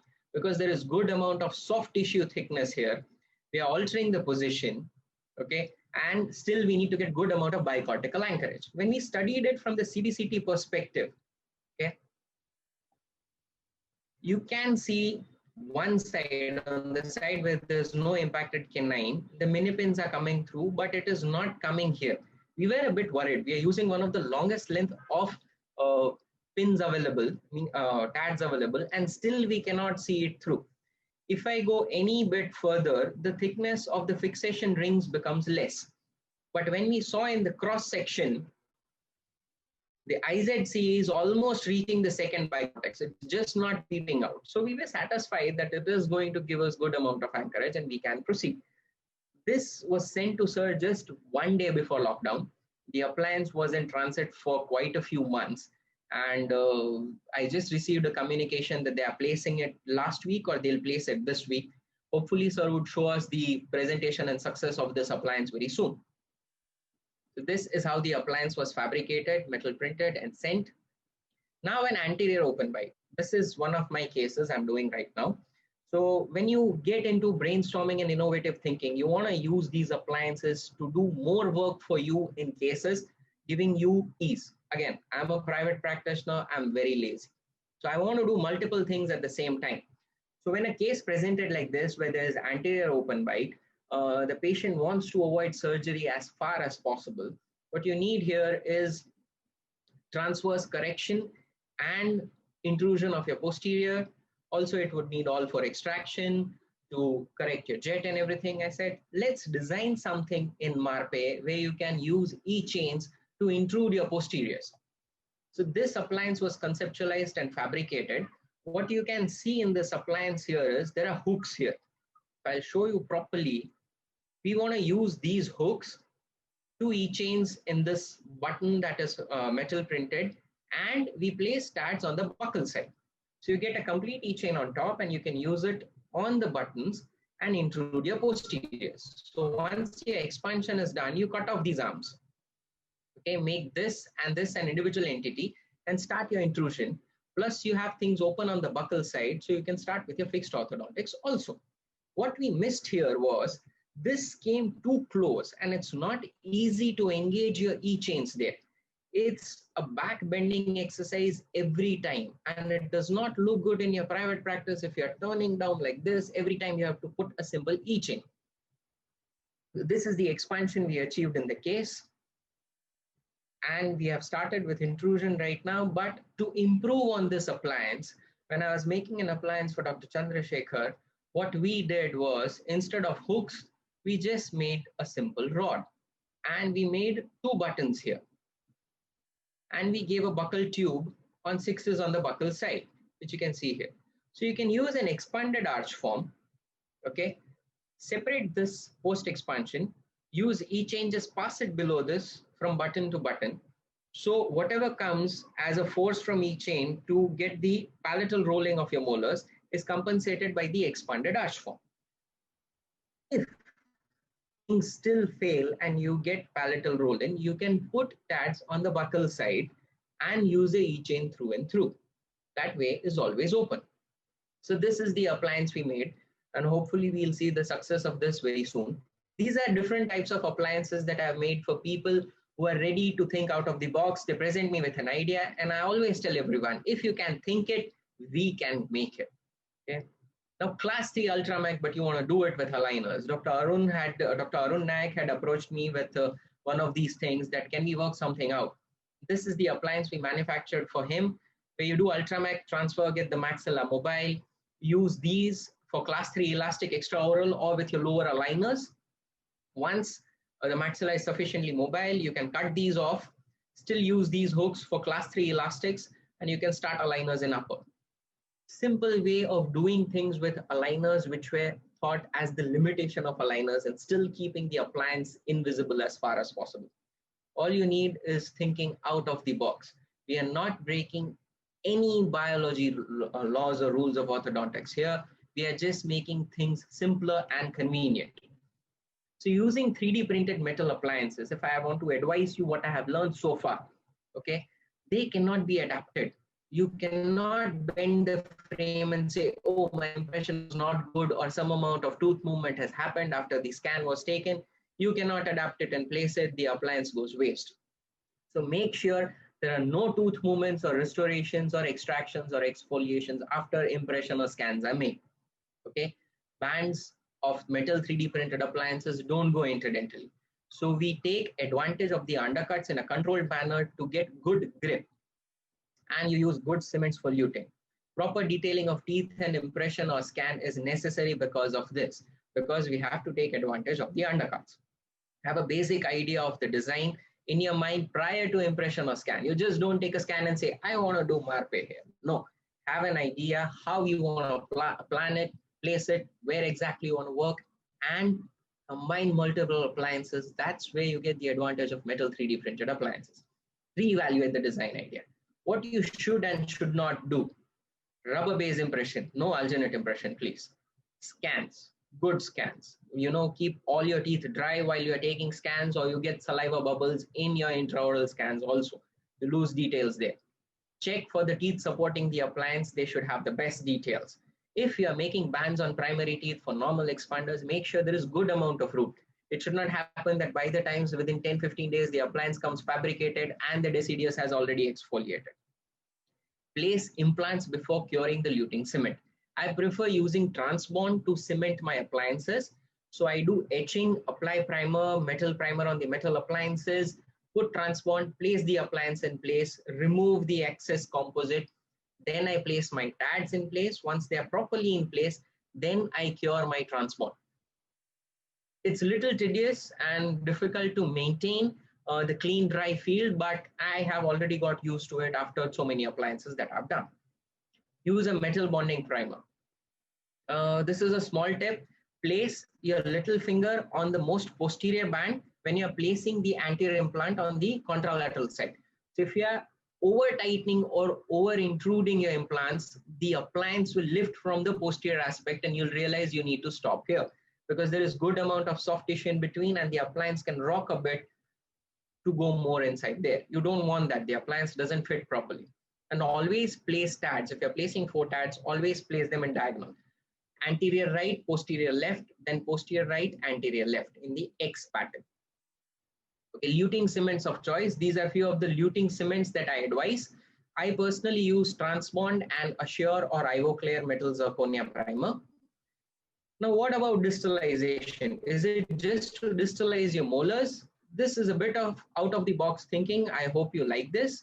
If you can see properly, okay, you get exact direction where you will get distalization. You can maintain the line of distalization. This is the direction in which the hyrax will expand. Now, if you alter the direction of this hyrax, see the way how straight it is going? Imagine if you alter the direction of this and place it somewhat like this. What you get is distalization with posterior intrusion. Just by altering the position of couple of mm, you can get distalization with posterior extrusion. So depending on what you have a class 2 div 1 where you need molar distalization. with intrusion because there's an anterior open bite, or you have it with a deep bite and you need posterior extrusion. You can calibrate it very properly using digital technologies and fabricate your appliance accordingly. Not just that, compared to your manual hand wire bending and soldering the appliance, when you're doing a digital appliance, you can exactly maintain the height of your high racks. See, if I show you here, you can just place a stencil, digital stencil on top, and you can maintain what is the height that you want to keep. Do you want to intrude on one side and extrude on the other side? Do you want to intrude on both the sides, or is there a cant and you want to balance it? As much as you can think and diagnose, easily you can fabricate, incorporate in designing, and your life as an orthodontist becomes simpler while treating a patient.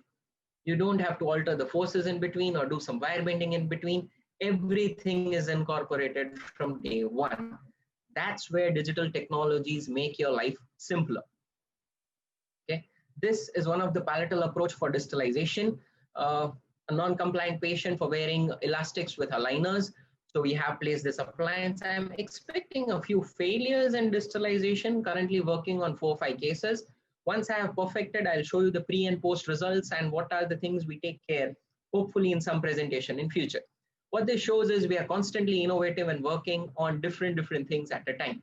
There is a sort of thing which keeps you driving. So when you are driven to innovate, you don't innovate just for the sake of it. You know, doing something like this as a habit-breaking appliance to save on cost is not innovating. It's actually comedy. Please don't think like this. Quality always supersedes cost. If you have to spend something from your pocket so that it makes your life easier, it's always worth it. Go for it. The appliance design. When we talk about the appliance, digital or manual, the basics remain same. Digitization does not give you a cape under the hood and make you a super orthodontist. Okay, remember the basics, plan your appliances around it. If you go beyond the basics, it's a recipe for disaster. Merge different appliances and make hybrids. That is the advantage you get. You can make your own appliances combining different things. Okay, think about it and think of different appliances. Do get in touch with me. If you can think it, we can make it. This is one of the class 3 appliances in a 15-year-old patient who was non-compliant with face mask. So we are doing tandem traction bow for her. Okay, what more can you do digitally? Just a few more minutes and I'll finish my presentation here. I hope I have time and I have not exceeded my time. You can do VTO. You can motivate the patients making VTO. Indirect bonding trays. This is one of the articles which just got published in EPOS Trends Journal recently, last issue. You can do torque compensation, the in-house indirect 3D printed trays. You can make aligners. Monitor the treatment progress, what you have planned, what is happening and what should happen. So you know where to change in planning if anything has gone wrong. And the last and the final thing, retainers. One of my most interesting projects. They are here. I have been using it. A lot of appliances. This is how we plan the retainers. You can see exact interference and make your retainers accordingly. You can see if you have no incisal interference, the chances of breakage of your retainers are minimal. I have used more than hundreds of them and I have 3 breakages so far. So these are few of my retainer patient photographs. You can see how well they adapt. Even you can save the incisive papilla. Some modifications, you can make them thick, thin, properly adapted, how you want it. So I would like to end my presentation by saying that it's a journey. No one is ahead of you or behind you. You are not more advanced or less enlightened. You are exactly where you need to be. It's not a contest at life. And we are all teachers and we are all students. Hopefully you enjoyed my presentation. You can contact me here and you can follow my work on the social medias. That's my website, which is a work in progress. And hope I can update all the appliances there pretty soon. I would like to end my presentation. If there are any questions, I would be more than happy to answer them.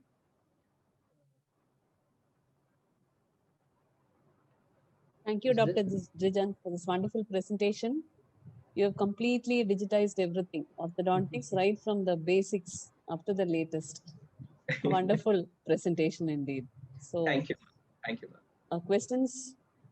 Yeah, there is, I think, one question in the chat box, but I'm not Yeah. sure Hmm. what is the slide or upline she is referring to. It is asked, sir, why have you placed the bands on the premolars as well? Yes. Okay. Quite a few appliances. I had placed the bands on premolars. Might be she is talking about the distalization appliance or something, but I personally prefer that just bone support sometimes is not enough and the mini pins might fail. So I try to take hybrid support from the bone and tooth, both the places. That's why I have placed bands on premolars also. Right. And there's another question asking your opinion about online mobile scanners like QLoan, etc. for scanning models. Okay. Yeah, there are quite a few mobile scanners like Euro, and you can scan the models from your iPhone also nowadays. You know, it's pretty simple. And recently, one of the developers, he had contacted me. You can see his work on Thingiverse. They have 3D printed a scanner. I mean, that's height of doing things is you 3D print a complete scanner, take a Raspberry Pi and few cameras from Amazon, attach it, and in less than $100 you have a scanner ready. They are developing it specifically for dental applications. But the problem with these scanners is when you are developing a scanner or using a Curo scanner or something, the accuracy may not be great. Things about dedicated dental scanners are they have good dental algorithm in place. So certain undercuts where the lights don't fall properly and the area is not recorded, they can easily guess it and fill it for you. You know, makes your life simpler. You pay for that. You pay to make your life simpler. So I would advise using dedicated scanners that are there for your dental data scanning. Face scanners are something simple. You know, you don't want high accuracy in your face scanning. So you can use your iPhone or other Kinect one from Xbox for your face scanning because you are not going to fabricate appliance adapting your facial skin. So there you can use simple and in-house type of scanners. But the data which really matters to you, I would advise to prefer good scanners.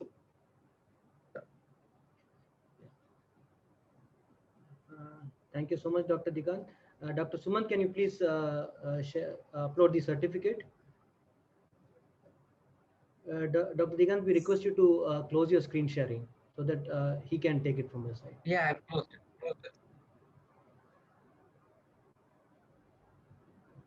So is it? Yeah. Yes. Dr. Balamani, please. Yeah.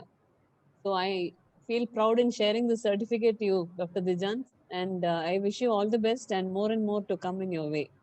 Thank you, ma'am. Thank you Thank very you much. so much. Okay. Thank you for the opportunity. Thanks for the lecture. Thank you, Dr. Digant, for accepting my invitation without even a bit of hesitation, even on the first request. Thank you so much. I love your academics as much as your humility. Thank you. Thank you, sir. Yeah. Thank you. May I now request Dr. Sudhakar to introduce the next speaker in line?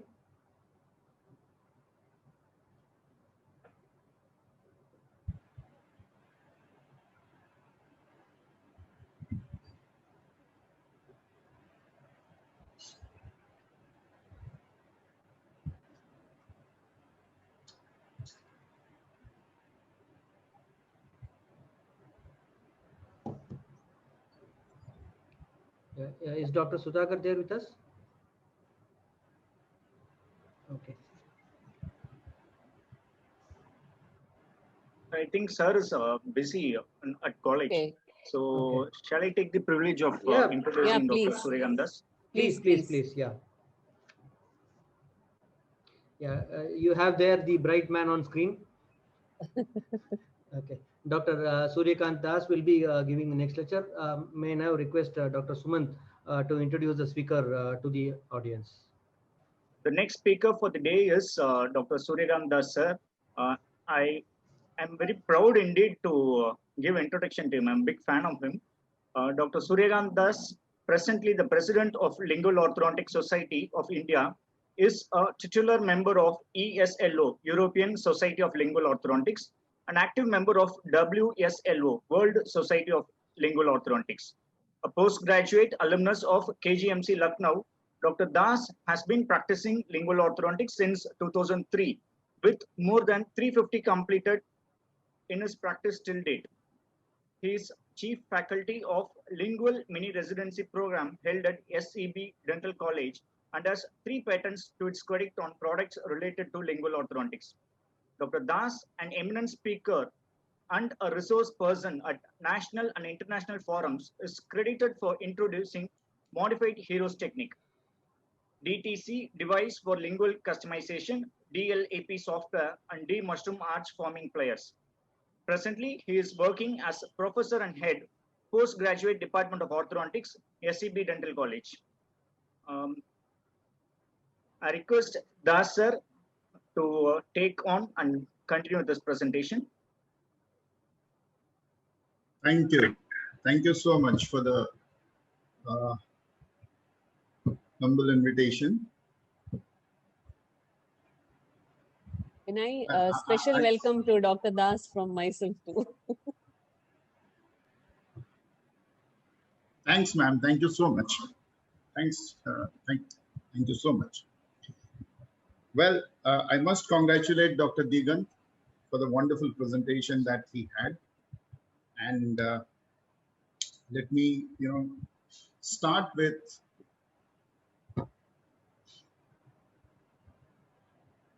thanking the organizing committee from my heart for, I hope it's audible and everything is fine. Dr. Madan or someone just give me your feedback. Sir, it's audible, sir, but we can see your presentation right now. You can't see? No, sir. Screen share is, but it's already screen shared, I suppose. All right, let me try. Is that visible now? Yes, sir. Yes, sir. Yes, sir. Clear. Yes, perfect. All right. I'm at this place. My sincere thanks to the organizing committee. The pain taken to organize and virtually to conceptualize. Is it fine, or is there a hitch in the screen share? You can see my screen? Sir, no, sir, it's gone again. Something wrong is happening. All right. Yeah, the screen sharing is, it's fine now. Yeah.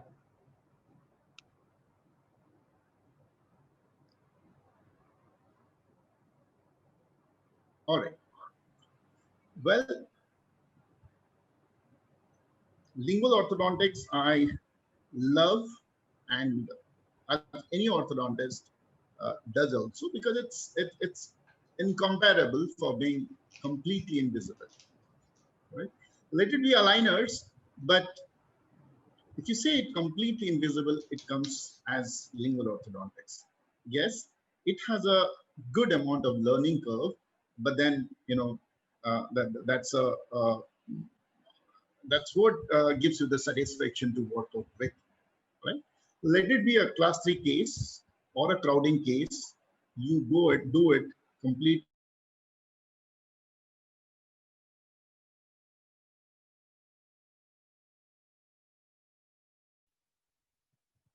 The audio is out.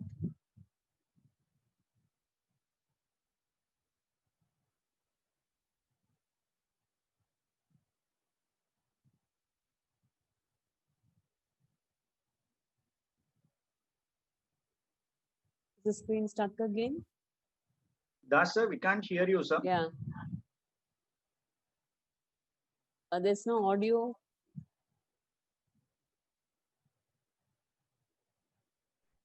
Das, sir.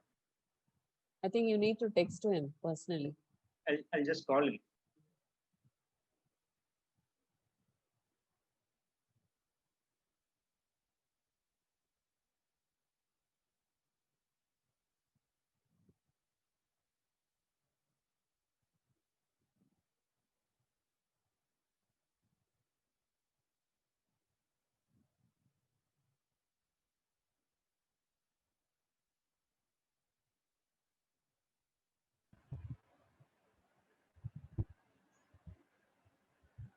All right.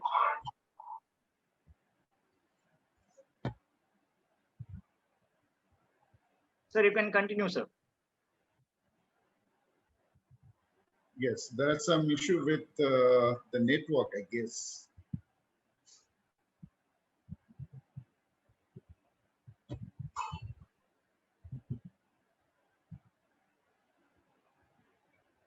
We have been having, lingual orthodontics as a research topic or a thesis topic almost every year of our postgraduate students, may it be, finite element studies or converting the finite element studies to clinical studies to compare and see the reality, how the finite element study really works.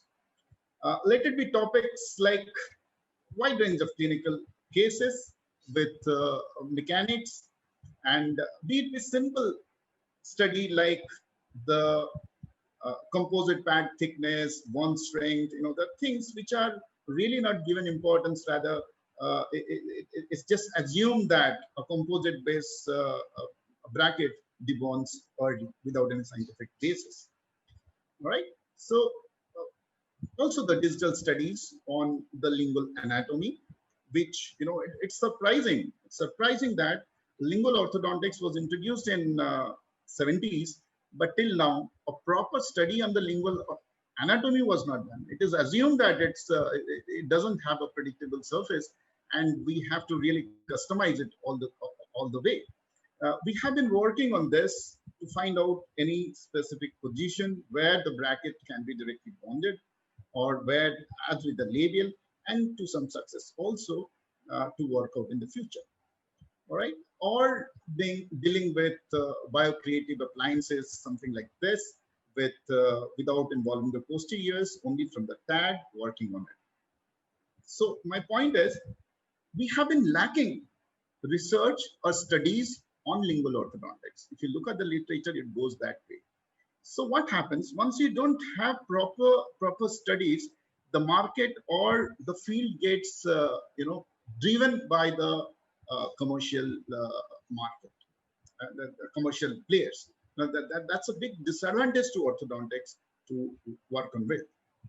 Well, coming to the topic, innovations in lingual orthodontics. If I just place the timeline, this would be a smooth timeline how it worked. These 5 persons were, maybe I consider them to be the instrumental in doing things that we have headed till now. Of course, introducing Dr. Fujita and Kurt, then Dr. Filian, that is for introducing a device which could customize a bracket on a malocclusion cast directly. The concept of Dr. Hero, which has flown through the present CAD/CAM system, which is done digitally, and Dr. Weichmann. Dr. Weichmann is the one who in 2002 introduced that we can really use robots to bend the wire. See, in 2002 he had visualized the concept, and it's flooding the market now. In few years down the line, it's flooding the market. Well, if I consider innovation, I'll take it in 2 ways. One is the appliance system. Second is the biomechanics. It's not only the appliance system which has gone through the innovations, it's the biomechanics, or the understanding of the biomechanics too. That's the way it has gone. Bracket designs. If you compare with the labial, of course, the lingual brackets introduced and later on being modified to smaller and smaller bracket systems to accommodate or to increase, to involve, to increase the inter bracket span for a better biomechanics. The present brackets, of course, you have a good contour. That's for this is the earliest bracket from Omco. This is they have a good contour for comfort of the patient. Then you have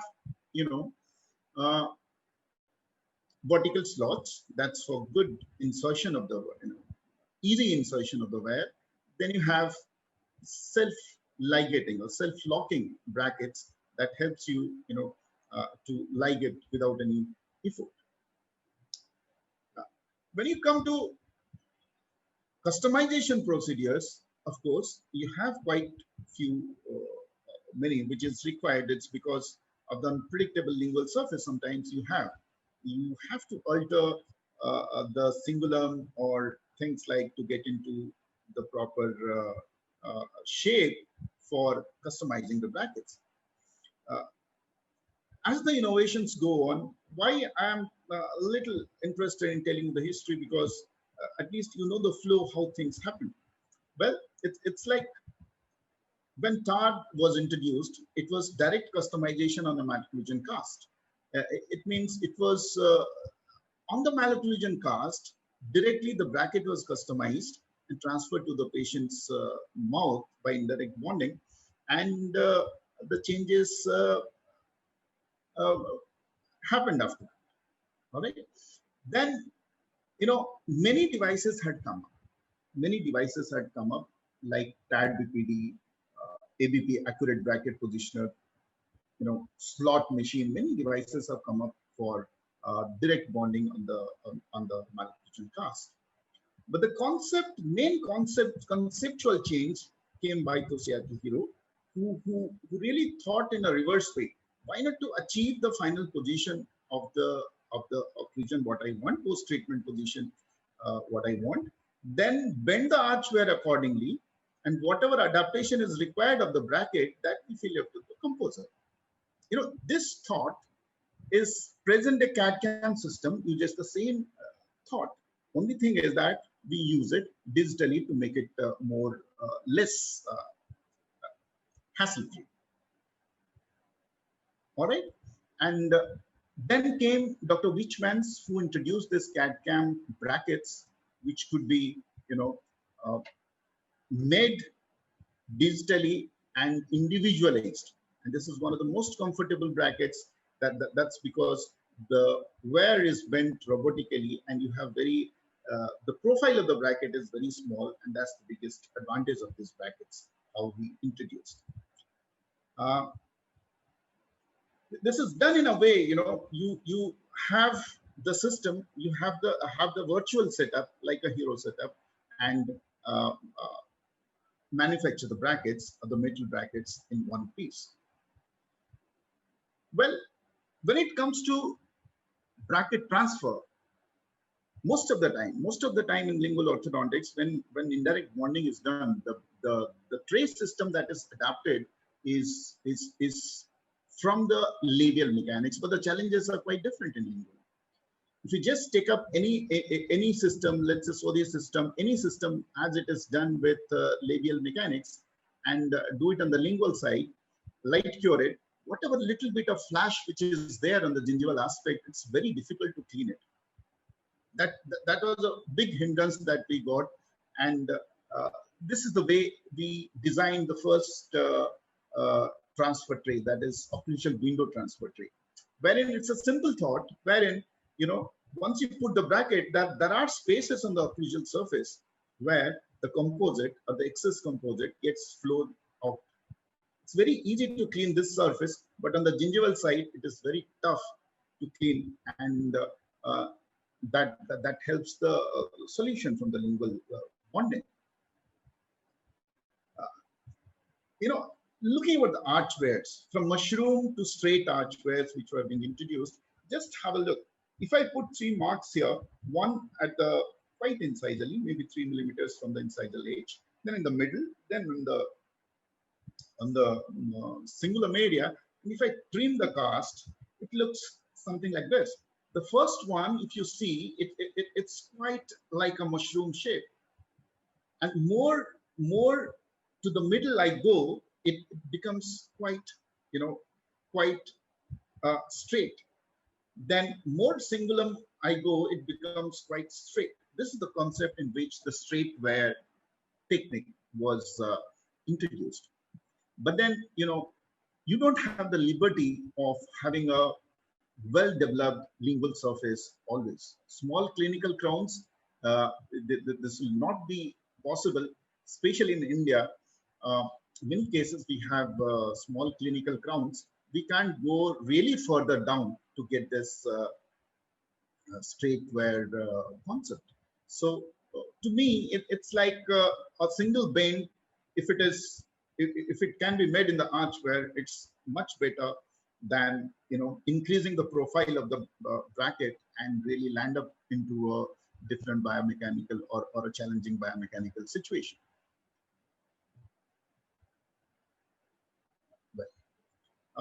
Then if I go to the concept of biomechanics, just have a look. On the labial side, we have a position where you have to bond the bracket. But on the lingual side, let's just specify this position, lingual side. Supposing I have customized a bracket quite incisively, as it is done in simplified technique, or in a deep bite case where I've, to avoid lots of disocclusion, I've placed the bracket a little more gingivally, the force system completely changes. Here on the top, I can have an intrusive force, completely intrusive force. Here, actually, I'm having a retroclining force. This understanding of the biomechanics, this evolved with time.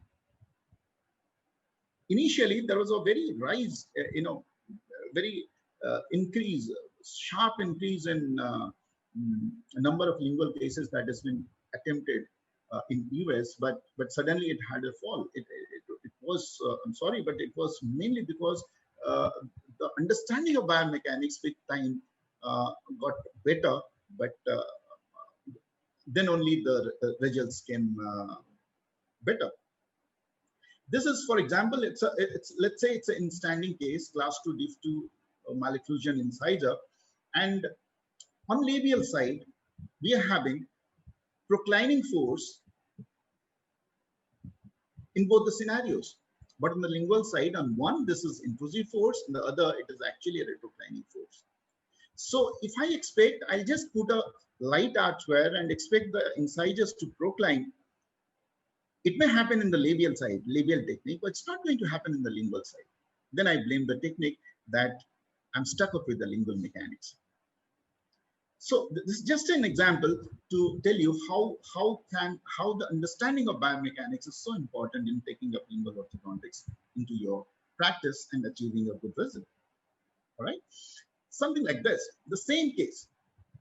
Let's say the previous one we didn't have, that was a in-standing incisor, and we had brackets which are close to the tooth, and I have added a composite pad. Now, a normal inclined tooth here with a composite pad has an intrusive force all through, but the same thing on an upright incisor is causing a retroclination of the tooth, of the incisor. This is what we have to visualize the difference and understand it well to go for better mechanics. What's the outcome? The same thing, you can't compare the V principle of the labial mechanics with the lingual. The extrusion, intrusion part of the total system changes the moment you change the mechanics from labial to lingual. This is nothing like an innovation of our appliance, but these are the concepts which have come up with time. All right, and clinically, if you relate it, just have a look. This lateral incisor, which is blocked in, if you just ligate a wear, probably it will be stuck up there for 6 months. But simple change, what you do is take a little bit extra wear from this premolar to premolar. Can you see the fold here in the night archway? And that itself pushes it maybe in 3 months' time or 2.5 months' time to get the alignment done. That's a simple thing, because we just, like we do on the labial mechanics, we give some molar stops and actively push the tooth out. The same thing you can easily do it with the insets being placed here. All right, same thing. 16 copper night eye archwares from the beginning. Once you here, I was lucky to place this wear from the beginning. This has an active force to change the inclination to lateral incisor and get a good alignment. Okay. That's a clinical situation I was talking of. Then it's like sliding mechanics. Sliding mechanics was, before introduction of TATs, that was the only option left out for lingual orthodontics, and that is the reason why lots of articles were stressing upon, that controlling the anterior talk or the incisor talk is very difficult with lingual orthodontics, and which is true. We saw the biomechanics part, some of the pictures of the biomechanics part. It has a retroclining effect on mechanics. Okay, and the situation changed with introduction of tags. Now you're free to direct your force. All right, so it's like you can place your tag, your lever arm at your will to exactly plan the force vector, whether you want to extrude the anterior, whether you want to intrude the anterior, whether you want to make it a bodily movement, something like that. But always remember, never just exaggerate it. Remember that this lever arm, which is attached here, it's not a very, very rigid fixation. Longer is the lever arm, you have some play in the wear also, right? If you can build on the lever arm into the arch wear, that is a very rigid, by bending the arch wear, that's a very rigid connection where you can achieve, or you can, after crimping the lever arm, weld it, make it a rigid fixation kind of thing, close to that, so that the force system really works better without much of problems. Well, that was a little bit about the flow of how lingual orthodontics really evolved out, different changes and things like, and where we have results comparable or same as labial orthodontics as per literature. Well, on my front, there were a few things that we added to lingual orthodontics. It was always effort for me how to make lingual orthodontics a little simple to the level of do it yourself kind of thing, rather than depending on the lab or doing it. If your concepts are clear, you can really achieve wonderful results with setups or the systems that you work out with. This was one with modification of Hero's technique that was that was done with clearing most of the doubts or the factors which were left out. Breathing factors. This article is good for you can make out the breathing factors with this Hero's technique. That's especially for the students and the practitioners also. Then the biggest disadvantage of Hero's technique was how do you quantify the torque? How do you set the teeth in a proper torque teeth position? Then this guiding arm template of the manual setup was introduced by us, where you have a set of torques, set of wears, bent rectangular wears, 1622 rectangular wears, bent into different angulations and this thing. Once it's ready, you just adapt it onto the cast. Now you're sure that this is 17-degree incisor setup, this is 22-degree incisor setup, or things like so. What, with the results, you can always refer back that this case I had done it with 22-degree incisor torque setup, and I got this kind of result. Here I did plus 4-degree medial taping, I got this kind of result. You can improvise yourself. That was a big vacuum in Hero's technique, where it was never quantified. The setup was never quantified. This is what we work for. Then this mushroom arch forming plier, I was really, although Roberts were introduced before, it was like for me it was like 2 or 3 bends. If I can make it easy for it's any orthodontist can easily do it. It's like if I put a mark and have some plier,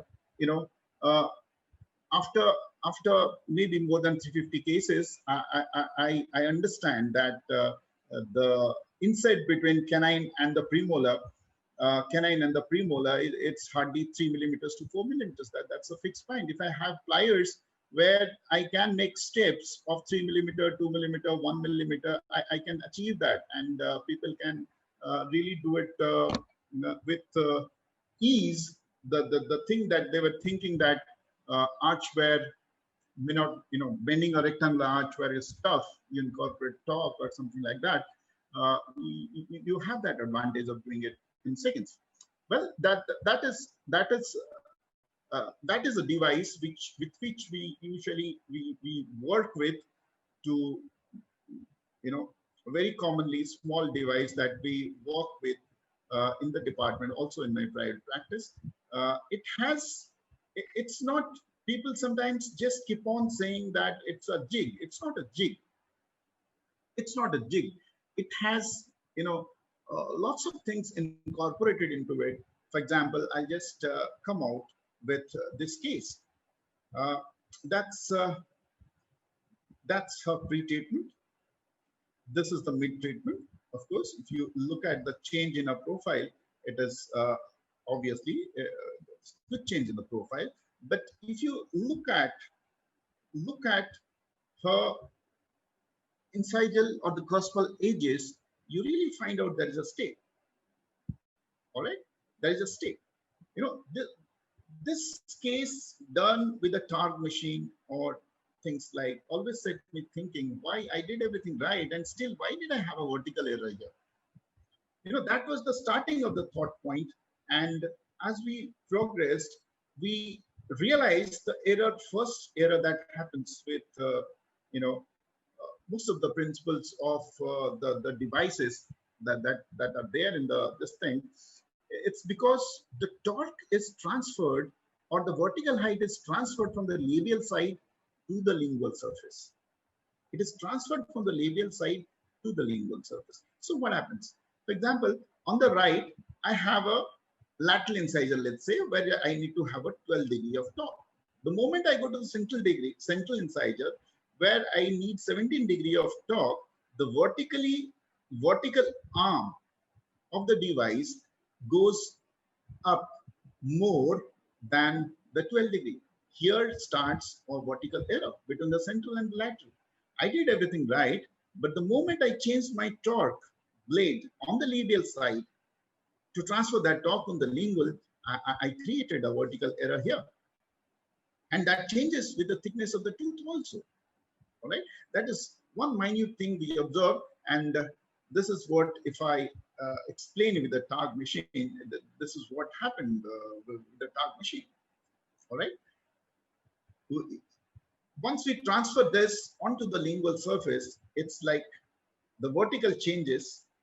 You have it here because of change in torque on the lingual surface that you set from the central to the lateral incisor. Well, the same thing, if you just, that always the vertical change is related with the horizontal error also. All right.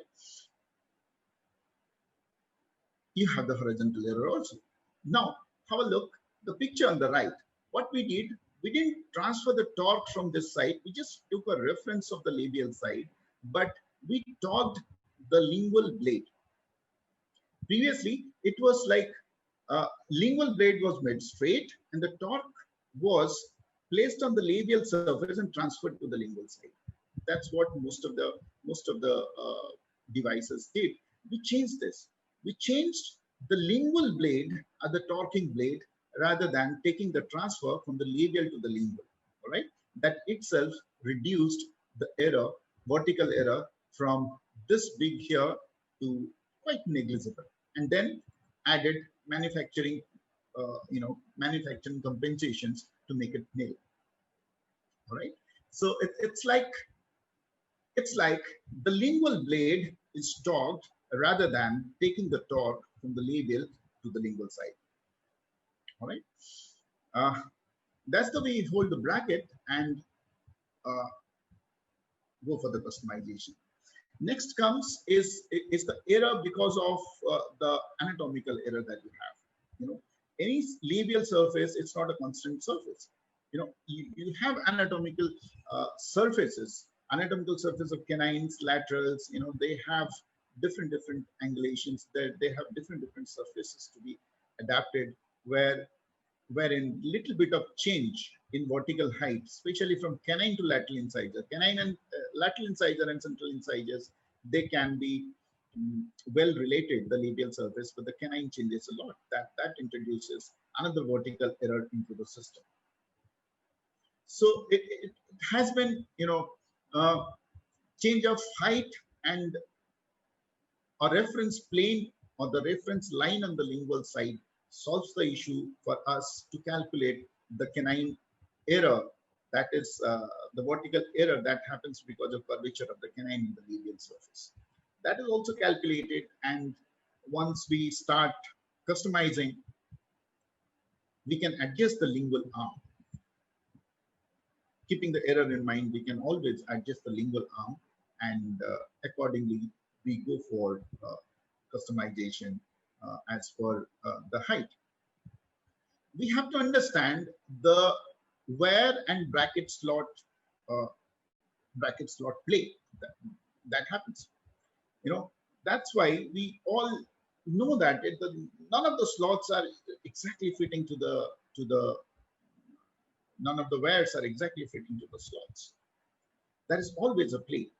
So that, over correction that we call it, your planning of the treatment that we call it, has to be done accordingly.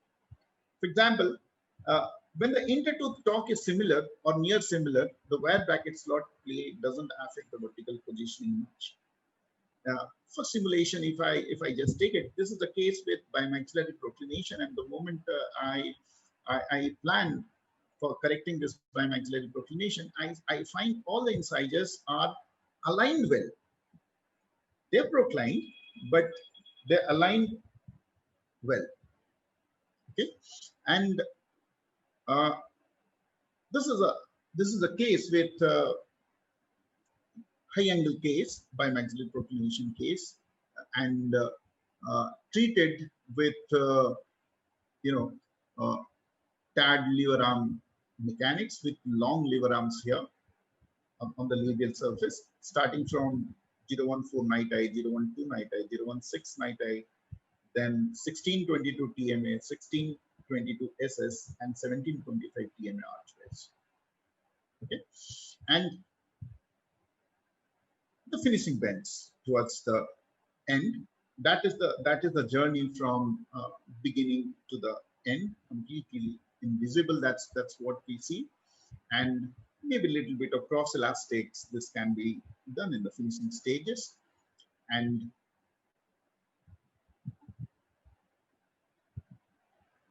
that was post treatment.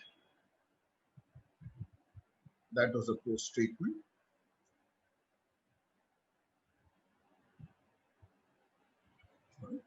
Look at the change in her profile, and look at the chin prominence. A little bit of auto rotation of the mandible with forward positioning also. But if you go to the second clinical scenario, it's like if you have initial torque of the incisors or the anteriors, which is different, the bracket slot play influences your treatment in a much larger way, right? It's like, for example,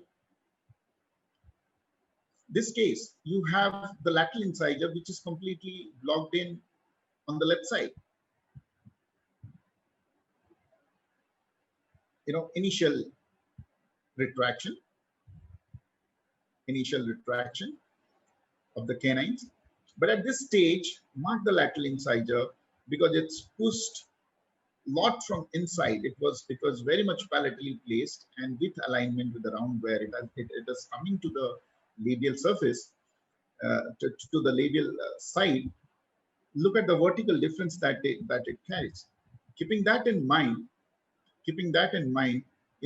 from the beginning, with the proper torque expression, you can always correct the vertical positioning or control the vertical positioning with the rectangular archway. That is 1725 PMA, you can get it. So it's like, it happened this way. The lateral incisor was way up standing. The moment we put the round archway, the lateral incisor went here. the moment we went for rectangular archware, you know, the tooth has, the vertical positioning of the tooth has got better. You know, to look at the simulation, it was like the central incisor was given a torque of 17 degrees.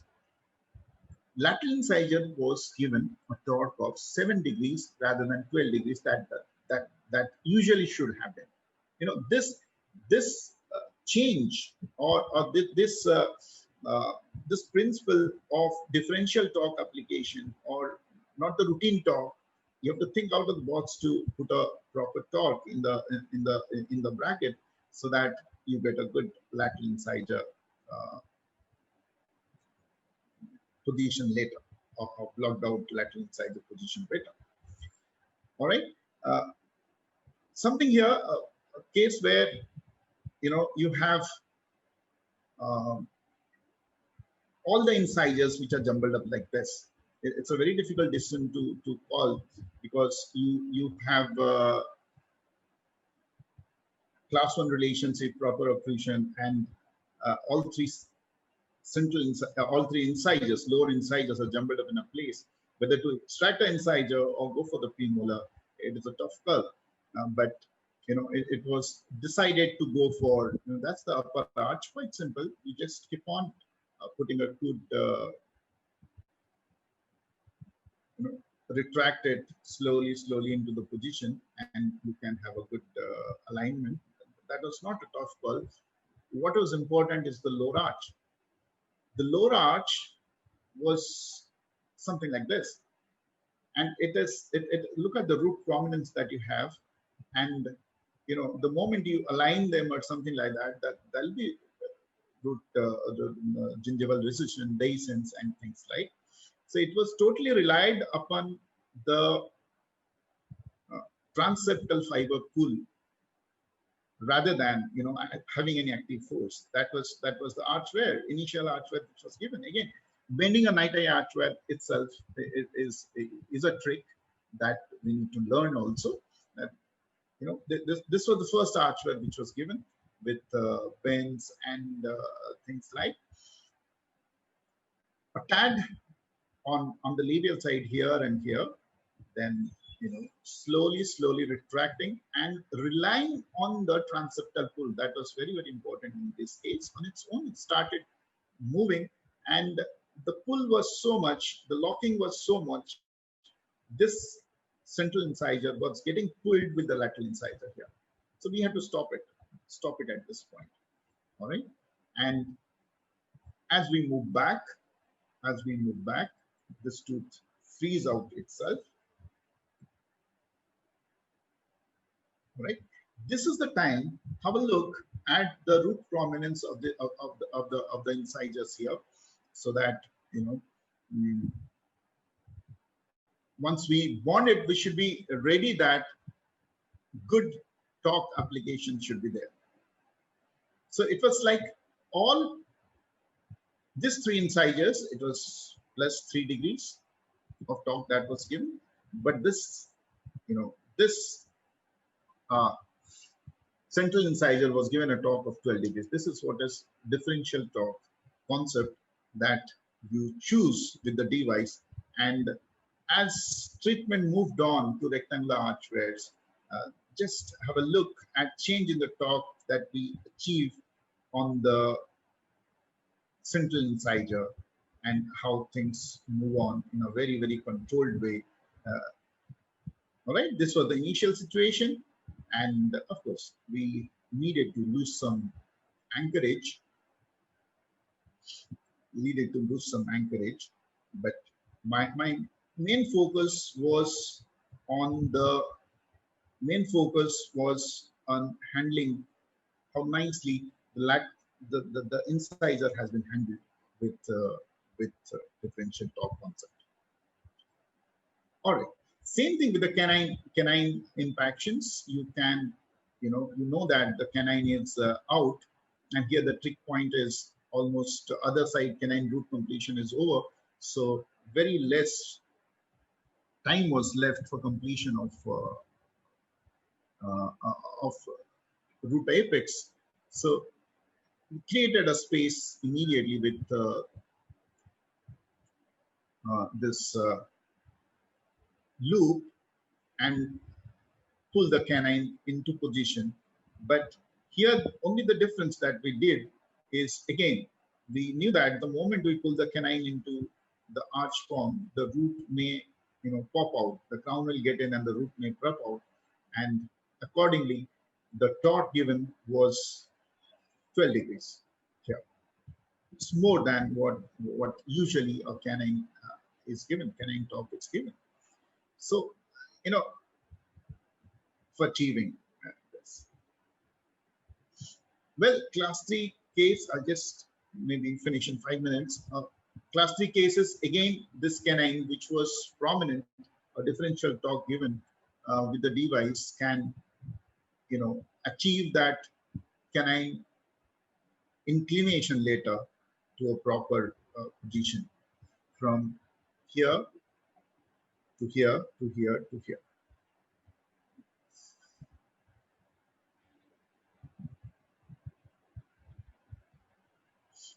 That's the post-treatment. I end my presentation here with with some thoughts that I have in mind.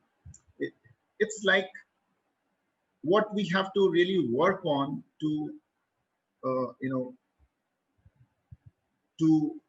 boost lingual orthodontics in practice. Number one is good committed studies. That is one. Second, it's something we have to look for so that, if the customization process can be omitted. A bracket system. See, when we were making bands and putting it, that time, I think when we were students, we were making bands and putting it, then preformed bands came. We were initially thinking preformed bands won't fit in well and things like, but we find it that they fit in so well. So is the lingual anatomy actually so variable that we cannot have a bracket system which can be directly, will not require a customization device, or 90% of the cases will not require a customization device? Can we work on it? That is one. Second is design. Of course, the ergonomics, that the design of the bracket, keeping it very, very patient friendly. Maybe the rounded top, which is the present trend now, those things can help. And obviously, it's a wonderful technique. If we really have a good training and understanding of the biomechanics, nothing like lingual appliances that I would like to conclude with. Thank you, organizers, for giving me an opportunity. Thank you so much.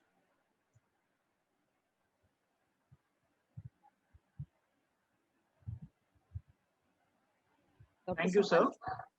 Yes, ma'am. Thank you, sir. Thank you so much. We have listened to you n number of times, like whenever we attended conference or any lingual orthodontic conference, we made sure that we listen to you. And any number of time we listen to you, you're always such an amazing speaker, sir. It's great to have you in this Orthodontic Innovation Conclave. Now, please accept the e-certificate from our side. I just need to stop my screen share, right? Yeah, oh, yes, it's done, sir. It's done by me. It's done. All right.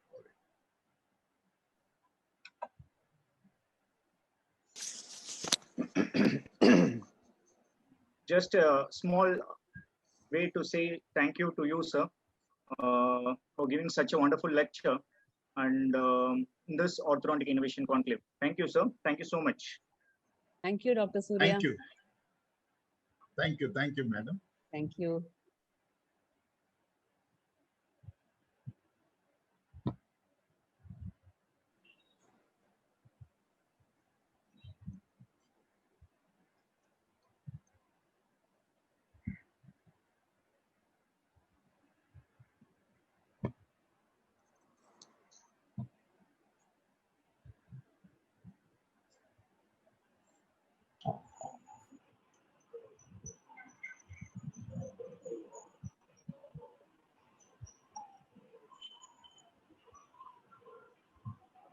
with this, we move on to the next speaker for the day, Dr. Vivek Patni. I request Dr. Anirudh from Indira Gandhi Institute of Dental Sciences to introduce Dr. Vivek Patni. Good afternoon, one and all. On behalf of the organizing committee, it gives me immense pleasure to introduce Dr. Vivek Patni, sir, for his lecture today. Dr. Vivek Patni completed his undergraduation from GDC Mumbai and received the IDA Scholastic Award for highest marks in orthodontics. He has completed his post-graduation in orthodontics from GDC Mumbai and received fellowship in oral implantology from MUHS. He is currently holding the position of professor and PG guide in MGM Dental College and Hospital, Navi, Mumbai. He is the inventor of Fave Anchor skeletal anchorage system and is the recipient of Dr. George Jacobs Award for Clinical Innovation from Indian Orthodontic Society for the same. He is also a private practitioner of orthodontics and implantology in Mumbai and Pune. We once again welcome you, sir, for your lecture on innovations in skeletal anchorage system. Over to you, sir. Thank you, sir, for the kind introduction. I will just try and share my screen first.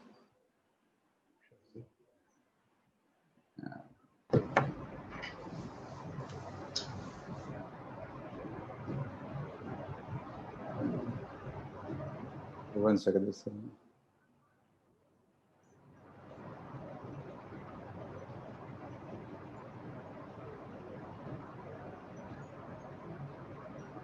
Can you see my screen now? Not yet, sir. Your desktop screen is visible, sir, not the presentations. Okay. Yes. 1 second. Yeah. No. Thank you so much, Dr. Surya. Thank you. It was a pleasure hearing to you. Only thing is I couldn't be there for all the slides. Okay. So anyway,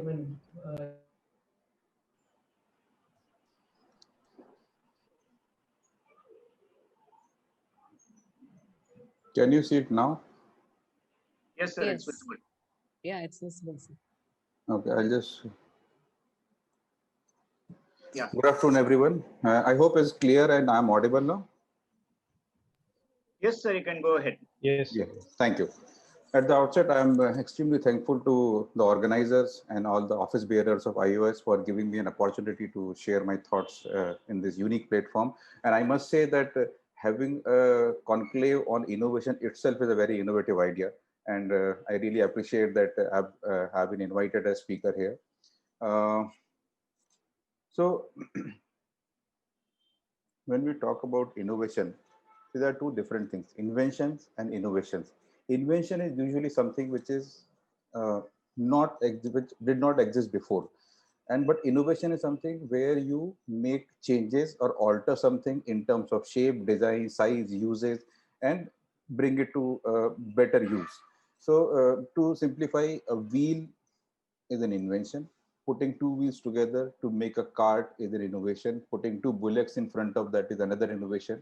And that is how the things will be different for inventions and innovations. So going ahead,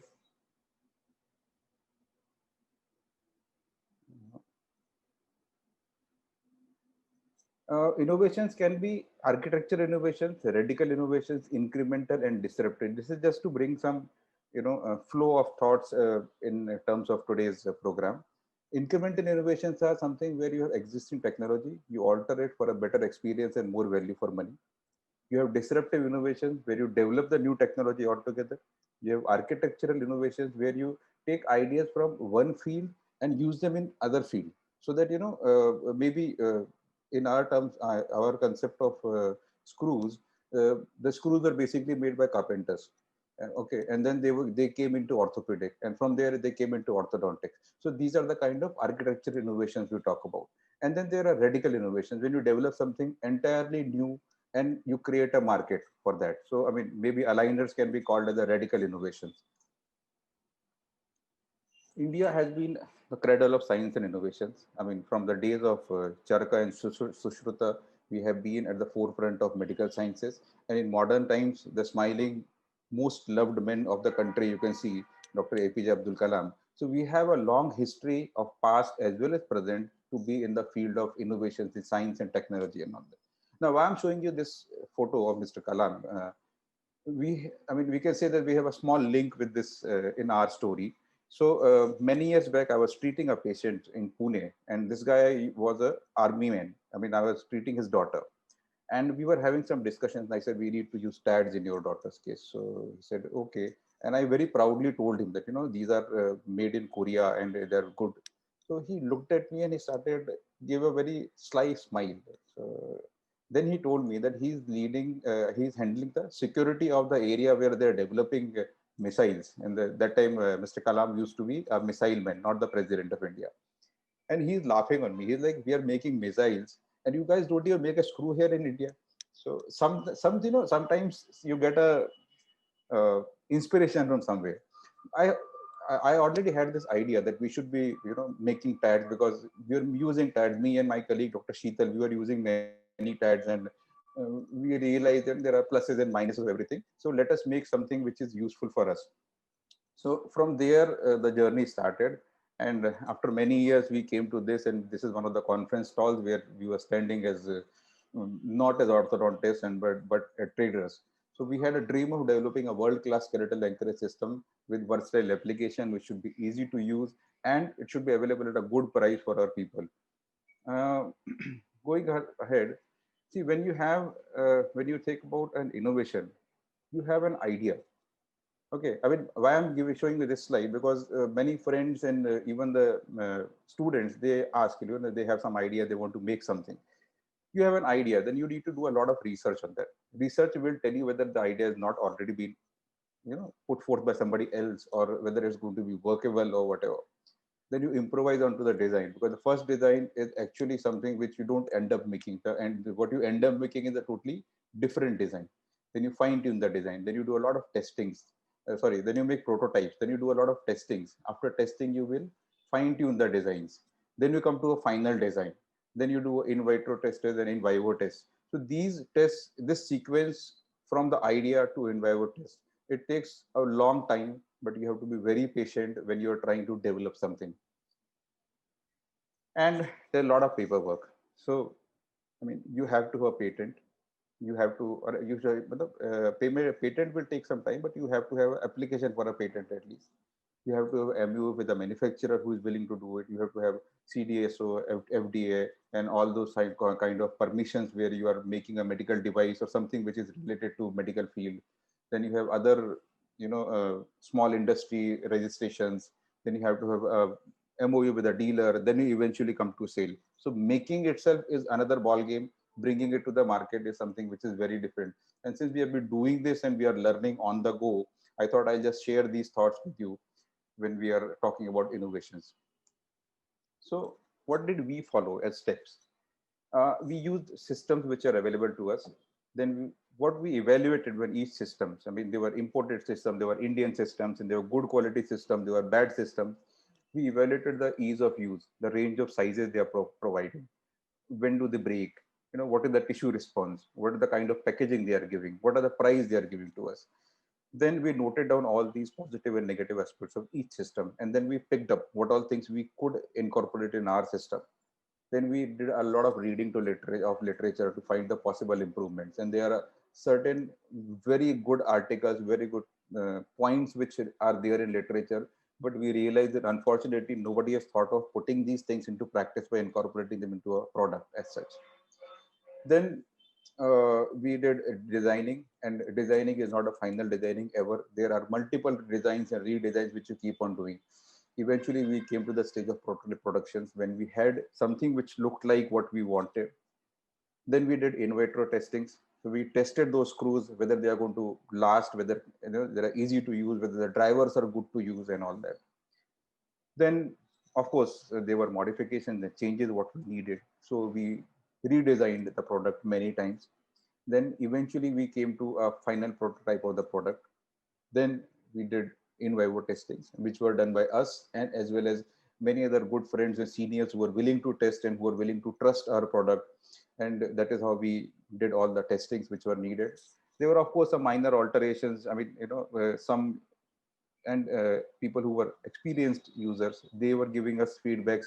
Some people who were new users of TADs, not frequent users, they themselves had some things, that they expected, these things to be there in a product and so on.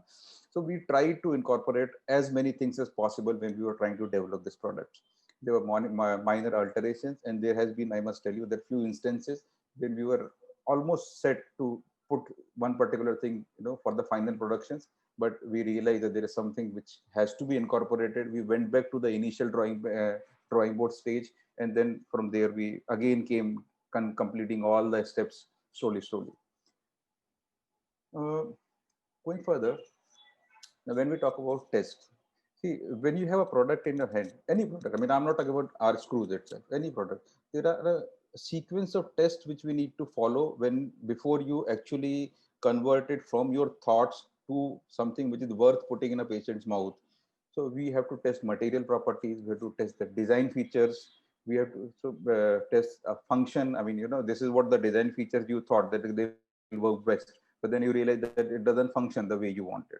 Then you have to test clinical durability. So you made a very good screw and you put it in the mouth, and after 6 months, I mean, not even 6 months, within few weeks, you realize that it's not surviving for some reason. You have to have test of reproducibility. When I'm making 1,000 screws, the first screw and the 1,000 screw should be exactly same, because if my user picks up one screw from the lot and the other, he should not have the different experience of using that thing. So that is, again, we had to do. We had to test the user friendliness, which is very, very important.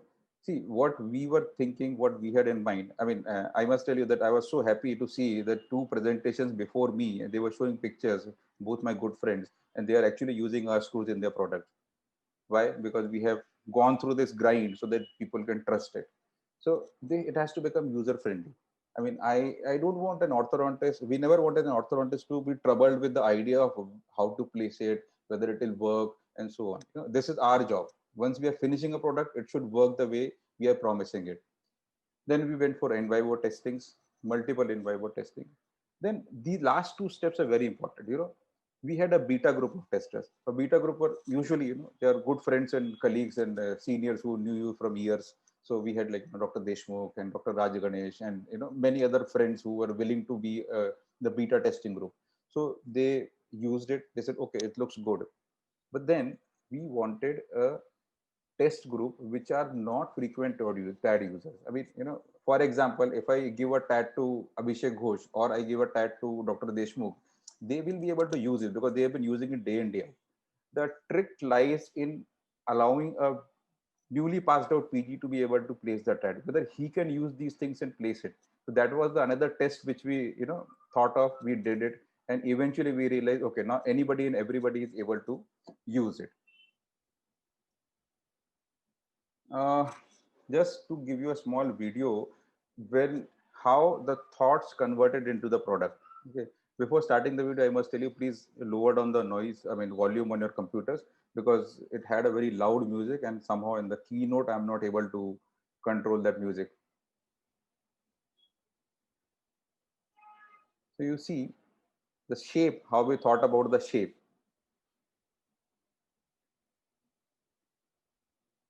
We realize this is the mushroom shape which works very well, and that is how we decided the shape of the head. Then we wanted this to be stable when the screw is being inserted. We use these kind of dimples to make it stable.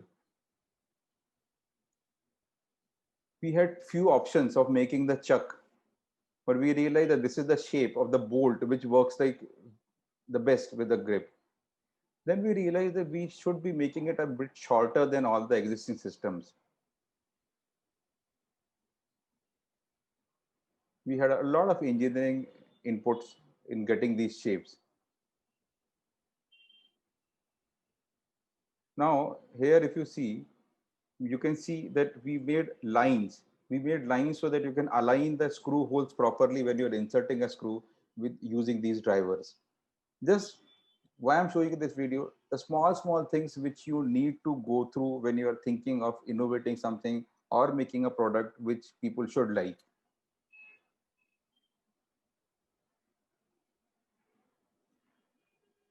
Okay. Thank you for bearing with the music. So what worked in our favor in this journey? We were early users of tags. So the experience with our own success and failures, we had a good experience. So we could incorporate those things in the product. Then we discussed the failures and successes very openly. We had the opportunity to read the literature, and we had a good opportunity to do a lot of research in the academic career. In the company which we were planning to produce, they had excellent R&D facilities. We had a team which had a great understanding of subject because they were there in the medical screws and orthopedic screws since ages. Our manufacturer was pretty much open to ideas. And for us and our manufacturer, the basic goal was to produce something, to make something new. What were the problems which we encountered when we were trying to go through these steps? So we were communicating with people who had long experience in medical and surgical screws. I mean, they have been doing it day in, day out. Our simple engineer can tell you the differences what a cortical screw and the cancellous screw should have. And that kind of experience they have.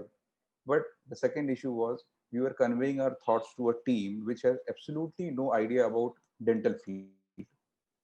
So then we had to learn the manufacturing limitations. When you're trying to make any product, you have something else in mind. The market is something different, and the manufacturer has some other limitations or advantages.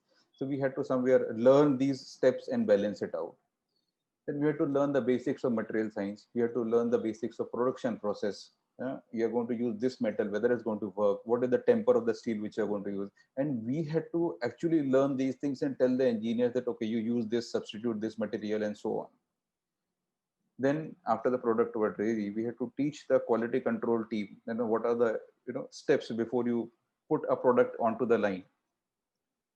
And we actually learned basics of packaging, sterilization, and everything, just to incorporate these things properly in our product.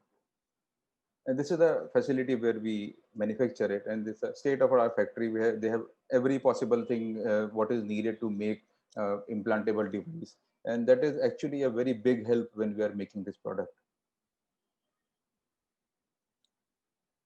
So this was the final product which we came up with. As you can see, the box which we made is a sterilizable, autoclavable aluminum box. See, there's no plastic used in the entire setup. All the driver box, all the rings, everything is pure metal. So multiple times you autoclave, nothing is going to happen. Then again, like every system, we had a straight driver, we had a small driver, we had a micromotor driver, and so on. But where did we, had this spark of a different innovation? So you can see this is a small driver. Okay, you have small driver from each company, but none of them gives you this ring. We use the small drivers and we realize they used to keep on falling in mouth. So to avoid that, we needed something which can be fitted very well in the fingers. So this is how it fits. And this is how you move it to insert a screw in a difficult to access place. And that is where we realize that, that this design has an advantage. And this is something which none of the other companies have thought about. So this is what I would like to call as an innovative approach for making a small driver. And this is the screw. Now, if you see the screw, our screws are different in shape from the others which you find. They have a very long and tapering neck, and the threads and the tip, which is very, very sharp, easy to insert. And they have a hex type of rotation attachment and smooth rounded shape of the head. Now, what we made different, that we tapered the screw in the neck part. It gives an excellent fit to the mucosa.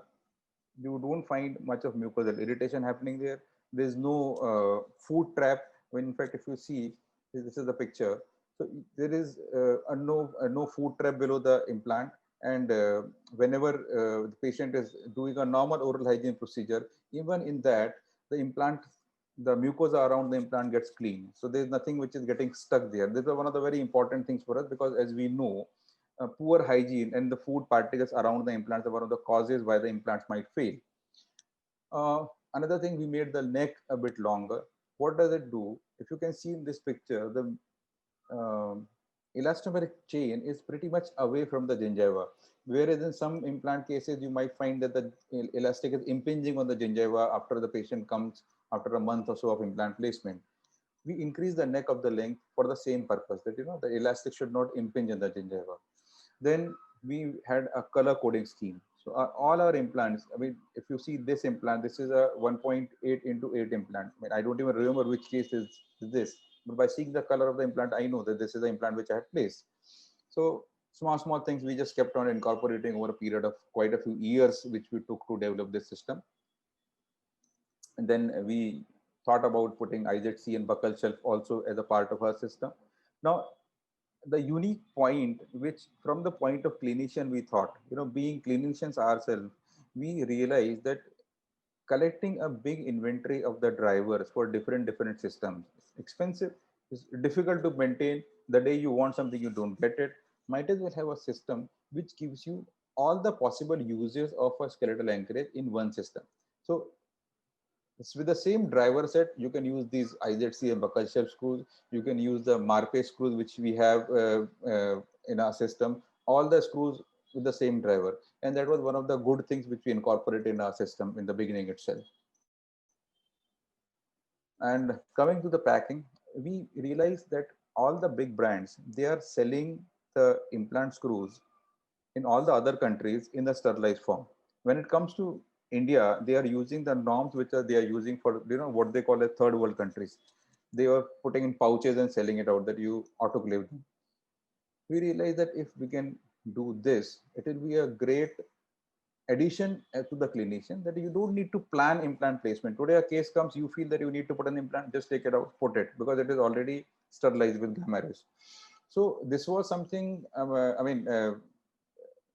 one of our mentors and senior orthodontist, very well known to everyone, Dr. NRK sir. And I asked him when he started using a screw, then that time I asked him, sir, what do you find different? He's like, the best thing I like, I don't have to plan the implant placement. Patient comes, I just take it out, I put it. And this was the kind of convenience we were aiming for when we decided about this packaging and sterilization protocols. And this is how the implants come in the packed process, packed pouches and boxes. Now, we didn't stop at the implants. We thought, what if we are able to give an additional thing in the same kit to our customers? So what additions we could give? We thought that, using Propel or any other micro osteoperforation device is something which is not everybody does, or we don't even bother about doing this process in the clinic, because the initial investment too much. Who's going to buy a Propel and do micro osteoperforation?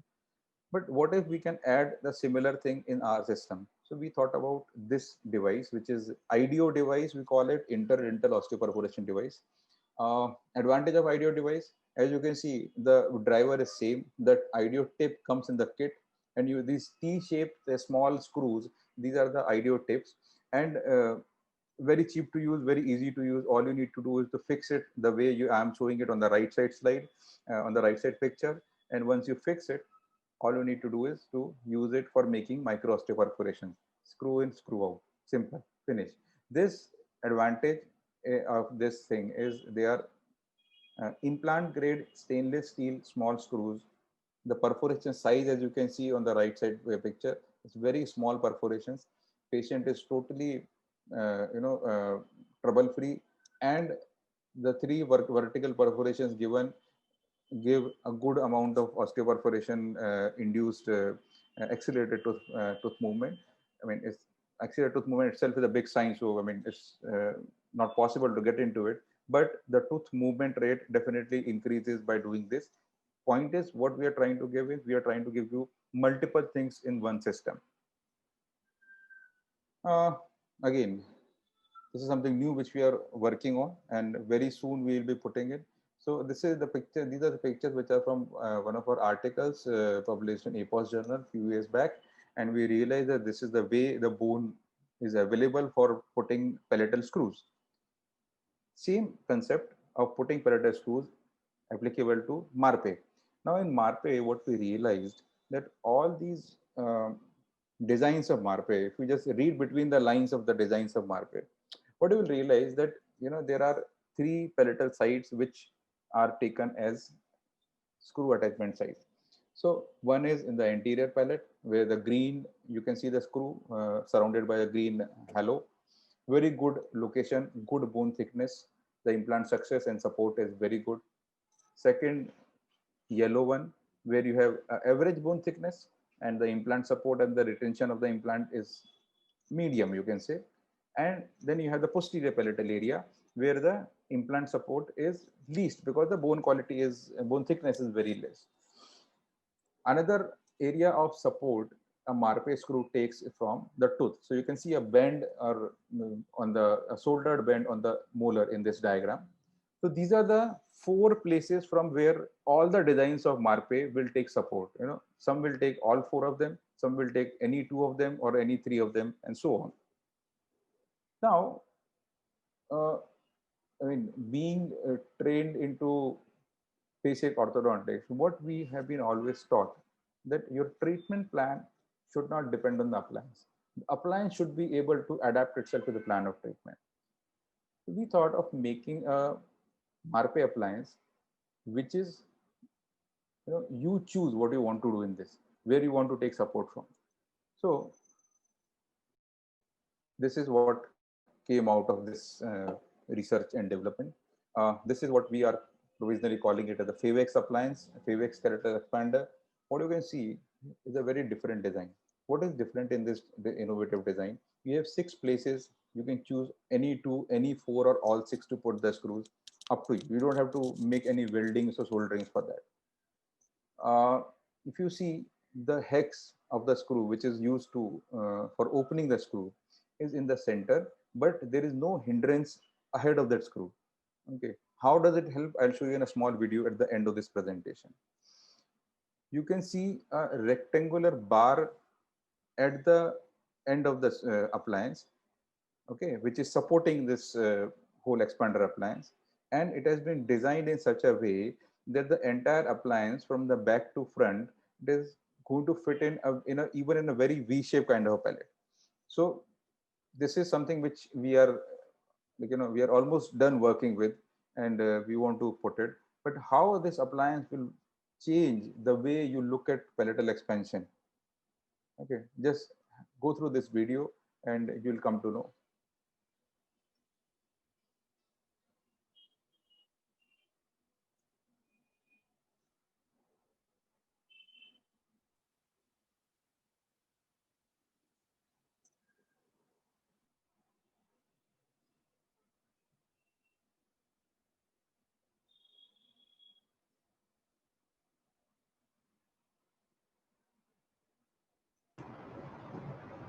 Dr. Vivek, sorry Yeah. for interrupting. Yeah, there is a small box that is seen on the screen. Actually, it is hiding the part of your slide. I don't know where it is coming from. Yeah, now it's better. Yeah, done. Thank you. Okay.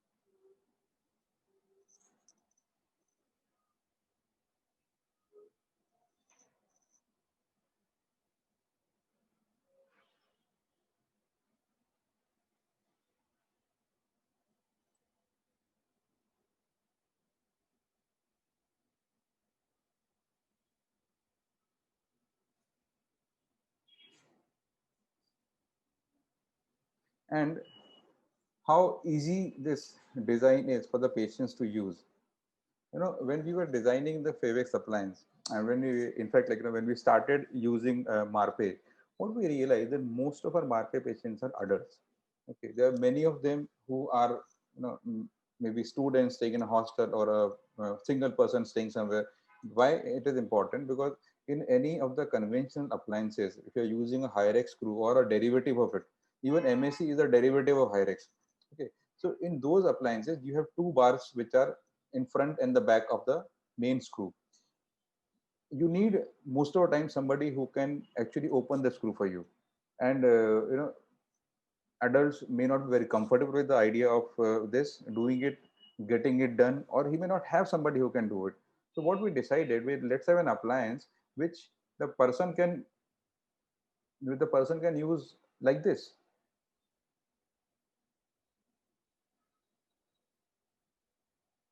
So just teach the patient how to do it, and he's able to do it.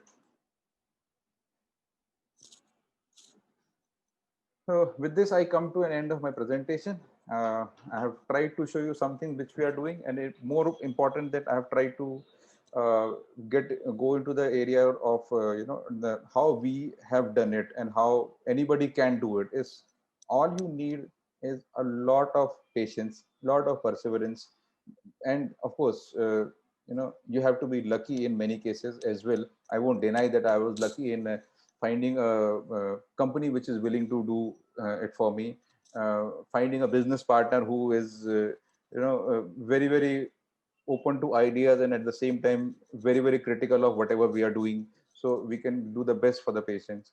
And with this, in the current scenario, as we know that Atmanirbhar India and Make in India is the flavor of the day. So I really wish all the best to anybody and everybody who wants to get into innovation, have some ideas, and really want to do something good. Thank you so much with this. Thank you, Dr. Vivek. That was really wonderful. Over to Dr. Anirudh. Thank you, sir. It was a perfect example of innovation and industrial collaboration, and rightly said as Make in India's initiative. Thank you, it sir. was a very inspiring lecture. I request Dr. Suman, sir, to give away the certificate, e-certificate. Dr. Vivek, thank you so much for being a part of this event. It was nice hearing to you. More important, yeah, it was both informative and crisp to the point. Thank you so much. Thank you, sir. Thank you. So this esteemed panel of judges very critically evaluated the entries, which were about 13 in the life member category and about, 14 plus 3, about 17 in the student life member category.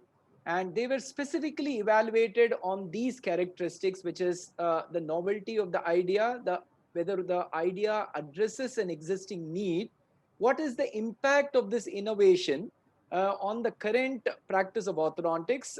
Is the innovation easy to test and try, and what are the experience of the benefits? Is it easy to integrate into practice? What is the risk and the effort involved, and the potential for patentability and marketability of the idea? And finally, is the innovation a temporary or a stable solution for the need? So based on these points, based on these characteristics, there were weightage points which were ascertained to each and every one of the submissions. And this was the final list that they came out with the winners. So heartiest congratulations to each one of the submissions. I think by submitting itself, you stand apart in terms of trying to do something different. But nevertheless, being an evaluation, they had to list with, scores. And the first three innovations which scored the highest, and in the life member category, 2 of them scored almost the same points, and then the third one was the second one. So the first 3 were allotted to be exhibited as papers, which you will hear shortly. And the rest of them, that is number from 4 to 13, will be showcased in this conclave as an e-poster, which will be in the subsequent session. So similar exercise was carried out for the student life member category as well. And they came out of the total 17 submissions, the first 3, which scored the highest, will be allowed to be presented as oral presentations, which you will hear soon in the afternoon session, followed by the rest of them, which will be showcased as an e-poster. So this is the general gist of the afternoon session. So without much ado, I would like to now call upon the first speaker in the life member category to exhibit her, or rather to make her presentation about her innovation. Thank you.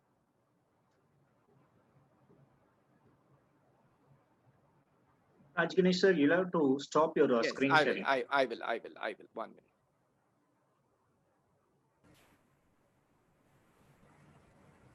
Yes.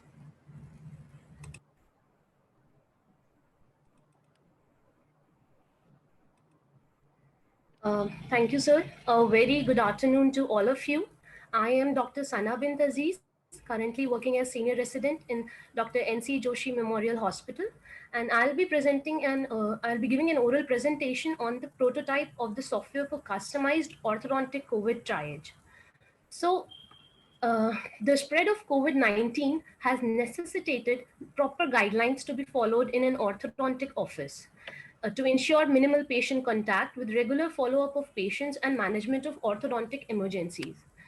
According to Turkestani AGODO 2020, the possible sources of contamination in an orthodontic office include patient saliva, aerosols, orthodontic supplies, and instruments.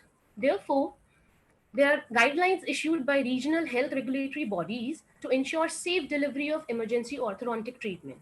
Of these, the most important are that the orthodontic bonding, debonding, and other aerosol producing procedures, use of three-way syringe, high-speed air rotor, and ultrasonic scalers are to be avoided. However, if required, then it should be done only in isolation rooms with negative suction and high particulate air filtration system following proper PPE guidelines, including your N95 mask, coverall gown with hoods, and your double gloving and eye or face sheath. So the innovation, that is the software for customized orthodontic COVID triage, it focuses on teleorthodontics model and offers the following features. The initial patient queries can be handled through teledentistry. Orthodontic emergencies can be managed through virtual assistants. Self-care videos or self-help videos can be provided to the patient. Priority-based appointment scheduling can be done, and teleconsultation and video conferencing features. So what is this customized orthodontic COVID triage? So basically the customized orthodontic COVID triage has three sequential modules or basic modules. Module 1 is teleorthodontics. So the preliminary patient queries are handled with teledentistry, which includes audiovisual aids, photo sharing, and video calling. So if the emergency problem is solved at a stage, then it's good. If it is not solved, then we move on to module 2, which is virtual assistance. Now, this module 2 has two components. Number 1 is clinician assisted virtual assistance. Number 2 is self-help video assistance. So the component 1, it basically focuses on the management of orthodontic emergencies, which can be categorized broadly into 4 categories: breakages, mucosal impingement, appliance activation, and accidental swallowing. So these emergencies are tried to be managed through virtual instruction given by the clinician for the patient for home management. So now the second component, that is the self-help video assistance. Now this focuses on providing self-care videos and clinical situation-based videos to aid patient in self-assistance. Like conditions, emergency conditions like protruding arch wire or impinging bracket, which can be managed by the patient at home. So I will like to show you a sample video for one such condition. Just a second. If you have a loose module like this and it is coming out, then you just pull it out like this and remove it. If the remaining bracket is impinging on your gums, then you can apply some relief wax on it.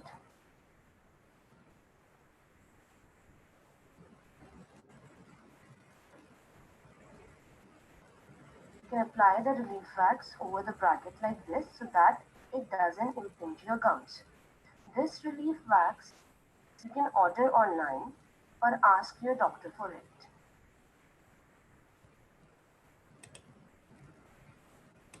Okay.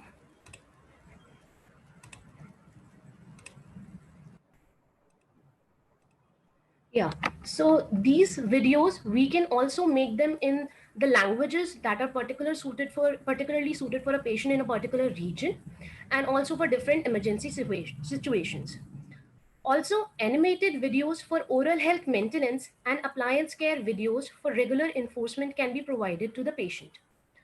So if the emergency management can be managed by the patient at home, so that is okay. If the patient is not able to manage with the virtual assistance, then we have to move on to module 3, that is in-person appointment, and we have to schedule appointment after proper COVID-19 screening and consent process.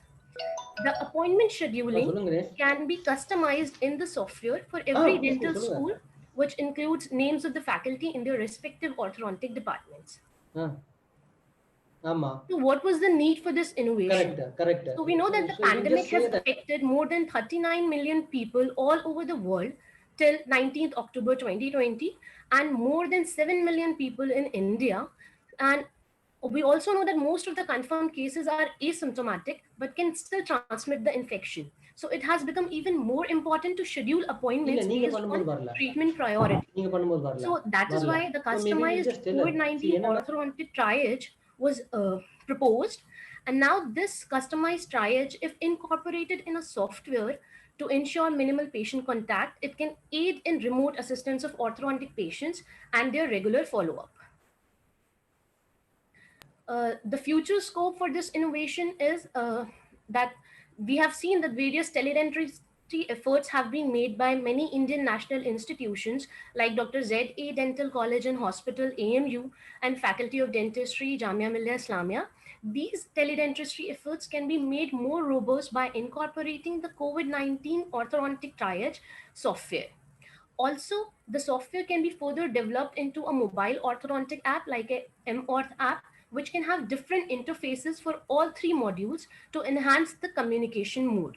Also, we have seen that there are many patient education and management videos that are available at different websites of different dental clinics and offices. So what we aim is to standardize these self-help videos, as we have references for everything that we are making, and to submit these self-help videos to a national orthodontic society or a regulatory body, which can then further be directed to the different dental offices, and the patients can be directed to one particular site.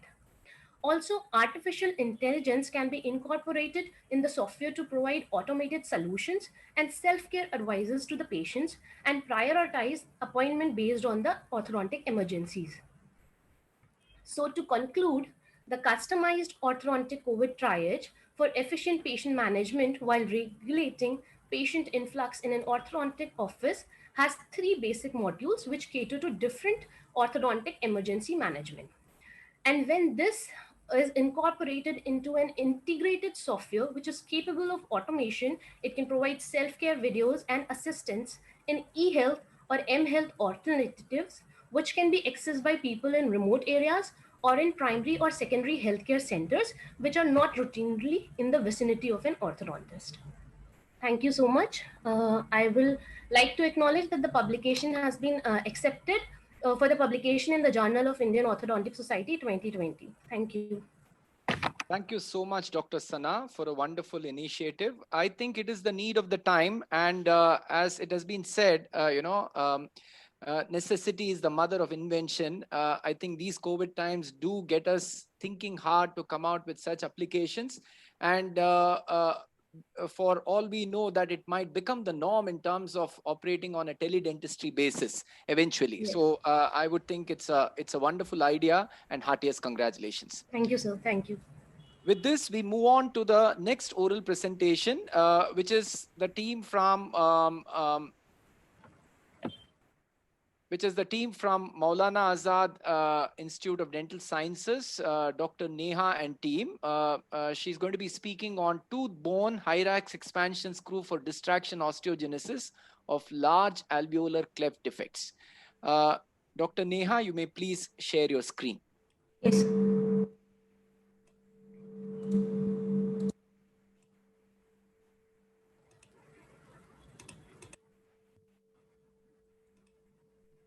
Is my screen there, sir? Yes, please. Thank you so much, sir. A very good afternoon to one and all. This presentation comes to you from Department of Orthodontics, Maulana Azad Institute of Dental Sciences, Delhi. And here I'll be talking about a tooth-bone hyrax expansion screw appliance for distraction osteogenesis in cases of large alveolar cleft defects, an appliance that we have termed as HYDIS TB, that is hyrax distractor, which is tooth-bone. Well, the greatest challenge in the management of cleft lip and palate restoration is the replacement or repair of the missing bone in case the alveolar cleft defects are large. Now, this bone needs to be restored to eliminate any kind of oronasal fistulae, to provide arch continuity, and to restore the missing teeth. Now, the conventional approach of grafting such large defects is prone to high chances of failure. So the distraction osteogenesis has emerged as a viable alternative of grafting. And how this distraction procedure works, we can understand by this analogy with a broken bridge. Here, what happens is we distract the bony segment from adjacent healthy area to the area of cleft defect, and by natural healing process, new bone regenerates at the trailing end of the distracted bone. So the merits of distraction osteogenesis include reduction or complete elimination of the cleft defect. So this helps in avoiding the need of any bone grafts, or even if the bone graft is required, it will be minimal and can be harnessed easily from an intraoral site only.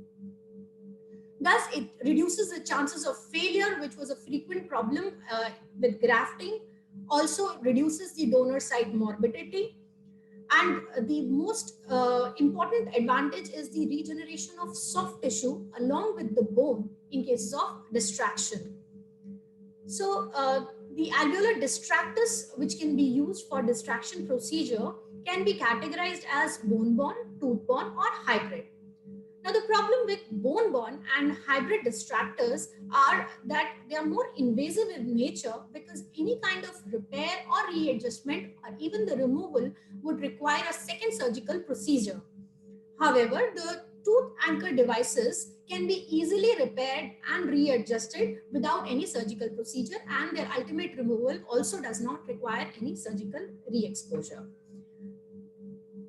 Another important component in our appliance was the use of Hyrax expansion screw to minimize the cost, and it was introduced by Vega for the reduction in cost, as the conventional distractors which are marketed are generally very expensive. So with all these considerations in mind, we designed an exclusively tooth-borne distractor appliance using Hyrax expansion screw to bring about the closure of large alveolar defects in cleft patients by distraction of the adjacent alveolar segments. Now, coming to the appliance design, the Hyrax distractor, which is tooth-borne, can be of two types. It can be bifocal or trifocal, and it depends on the extent of defect. In case the defect is smaller, only one transport disc can be fabricated, wherein we give only one osteotomy cut, and the transport segment travels mesally to close the cleft defect, and natural bone formation takes place at the distal end of this. Now, in case the cleft defect is large, we need to make two osteotomy cuts, and this creates two transport discs which traverse towards each other and dock together in the middle of the cleft defect. Now, here I present to you the description of a trifocal appliance. This was an adult male with a cleft defect on the right side. Now, the real amount of cleft can be appreciated only after the expansion and alignment of the arches. So here I showed the post-alignment pictures, and this was the amount of defect.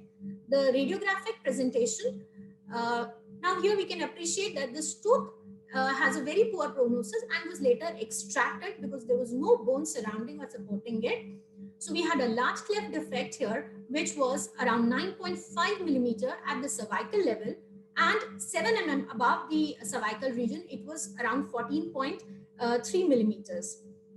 Now, for the closure of this large amount of defect, we planned for devising a distraction appliance. Now, coming to the appliance fabrication, for this, we planned a trifocal distraction appliance, and the two osteotomy cuts were made as shown, one distal to the premolar on the right side and one distal to the lateral incisor on the left side. Now, the site of osteotomy cut is the site of placement of the Hyrax expansion screw. The screw should be placed as deep into the vestibule to ensure and minimize the tipping movement. And so one Hyrax screw was placed on right and another for the left side. The appliance was acrylized in 4 parts. 2 were the anchorage segments and 2 were the transport segments. The 2 anchorage units were reinforced palatally with the help of a transpalatal arch. The transport segments were controlled by a lingual arch wire, and this is the greatest strength of this appliance because we can give it a lingual channel and guide the pathway of the distracting segments.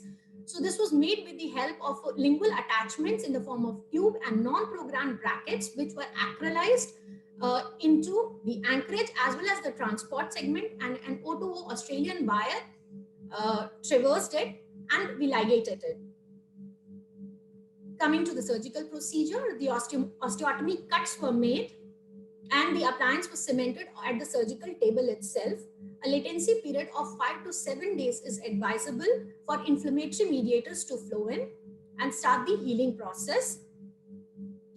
Now, this is the post-distraction pics. The distraction in this case was continued for 22 days. And as the docking segments approach each other, we might need to trim the any intervening acrylic. The distraction was done 2 days beyond the actual closure to allow necrosis of any soft tissue which can be intervening between the docking segments. Here we can see how closely the segments have docked. The activation is done at the rate of 1 millimeter per day, wherein half turn is given in the morning and half turn night at an interval of 12 hours. This is the stabilization phase. The appliance is stabilized with the help of 2 wires which are acrylized onto the top of the appliance, and the stabilization period is generally 3 times the amount of activation. In this case, we gave it 3 months to stabilize, after which the appliance was removed. Now the pre and post distraction comparison, we can see the cleft defect has been eliminated by the bony segments docking together in the area of cleft, and good healing has taken place distally to the transport segments. So we can have a good arch continuity. These are the radiographic presentations. On the CBCT, we can appreciate the close approximation and the cleft defect, which was around 9.54 millimeters at the cervical region, was reduced to only 0.74 millimeter, and this amount of bone can be grafted from an intraoral site only if required. This is the post-distraction OPG, and let's see how this has come up. So this was pre. This is how the segments moved. Now this is this OPG was taken after a consolidation period of 3 months, and we can appreciate good bone formation. So the results with a tooth-borne Hyrax distractor, the cleft defect could be successfully nearly closed. No tipping of teeth was evident, showing the good control of the appliance. There was good tissue regeneration seen distally to the moving segments. Now, the use of acrylic capping and lingual channel ensured controlled bony transport, and the segments moved as per plan. The appliance had minimal invasiveness. It was simple to fabricate, and we could reduce the cost very much by use of Hyrax expansion screws. So to conclude, the Hydus TB appliance can be used successfully for controlled closure of large alveolar clefts with minimal invasiveness and low cost, making this procedure feasible for greater number of patients. So this is a summary of whatever I have shared. I thank you very much for your hearing, and to iOS and the organizers for giving me an opportunity to share this innovation with you. This was published in Cleft Palate Craniofacial Journal in 2018 and was also presented orally at the European Craniofacial Congress and was highly appreciated. Thank you so much. Thank you so much, Dr. Neha, for a great presentation and a great innovation. As you rightly said in the beginning of your presentation, as far as cleft lip palate patients are concerned, it's literally bridging the gap, as was illustrated even by your, the picture on your first slide.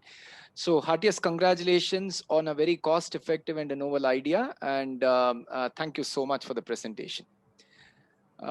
We next move on to the third presentation in this category, which is by Dr. Priyanka Kapoor and her team from the Faculty of Dentistry, Department of Orthodontics, Jamia Millia Islamia. On her innovation is on a customized mobile application for assessment of obstructive sleep apnea risk, the OSA risk assessment tool. Over to you, Dr. Priyanka.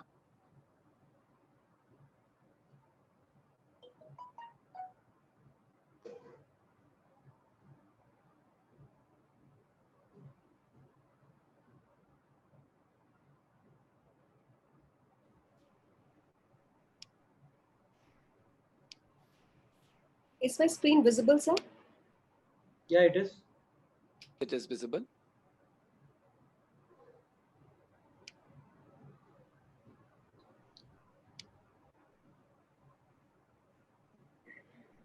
So good afternoon, everybody. And I am presenting this mobile application for assessment of obstructive sleep apnea risk, OSA risk assessment tool on behalf of my team.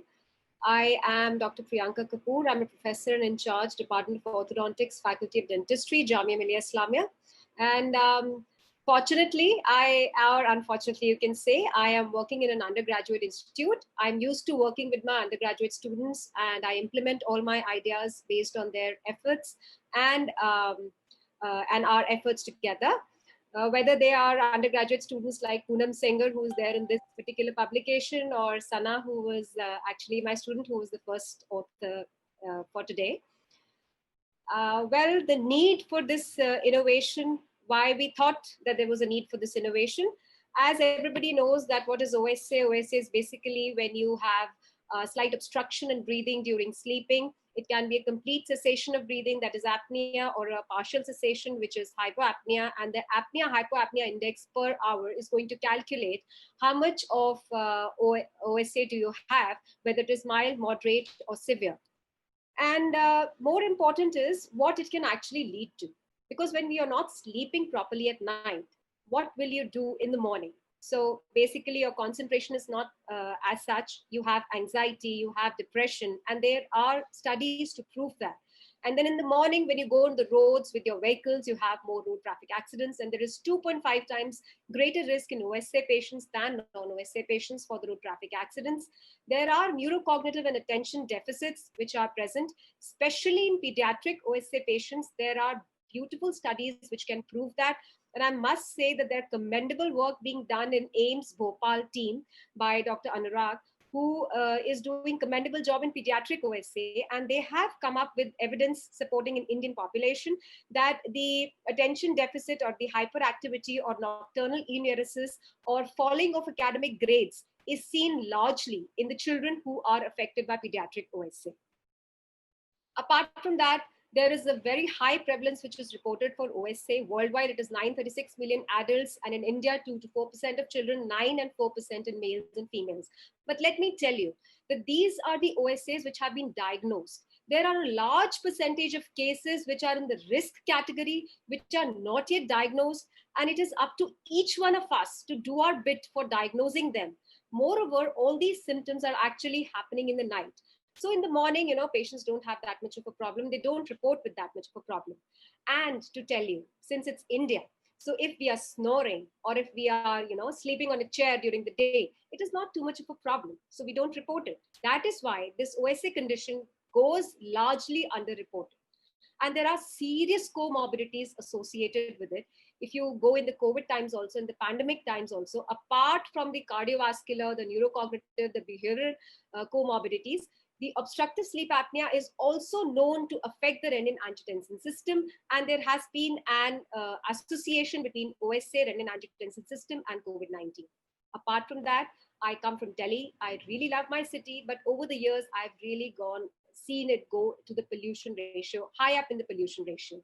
Even WHO has conducted a survey, and they have categorized the pollution levels in severe plus category in Delhi. And it has been reported that OSA and lung diseases are a serious consequence of it. And why? Because the diagnosis of OSA, which is a gold standard polysomnography, is quite costly, it is technique sensitive, and it is not available in all the primary healthcare centers. So we have to look for some alternatives where we can actually suggest some lifestyle changes to the patients so that they can actually go out of the OSA risk category and become normal, if we can help them at that stage. So screening questionnaires are very, very important. There are so many screening questionnaires which are available. And why in orthodontic clinic it may be important? Because if you routinely incorporate them, there are so many different categories, different age groups of patients coming to you, and they come to you over and over again. But this is one history which we don't take routinely, which we should take.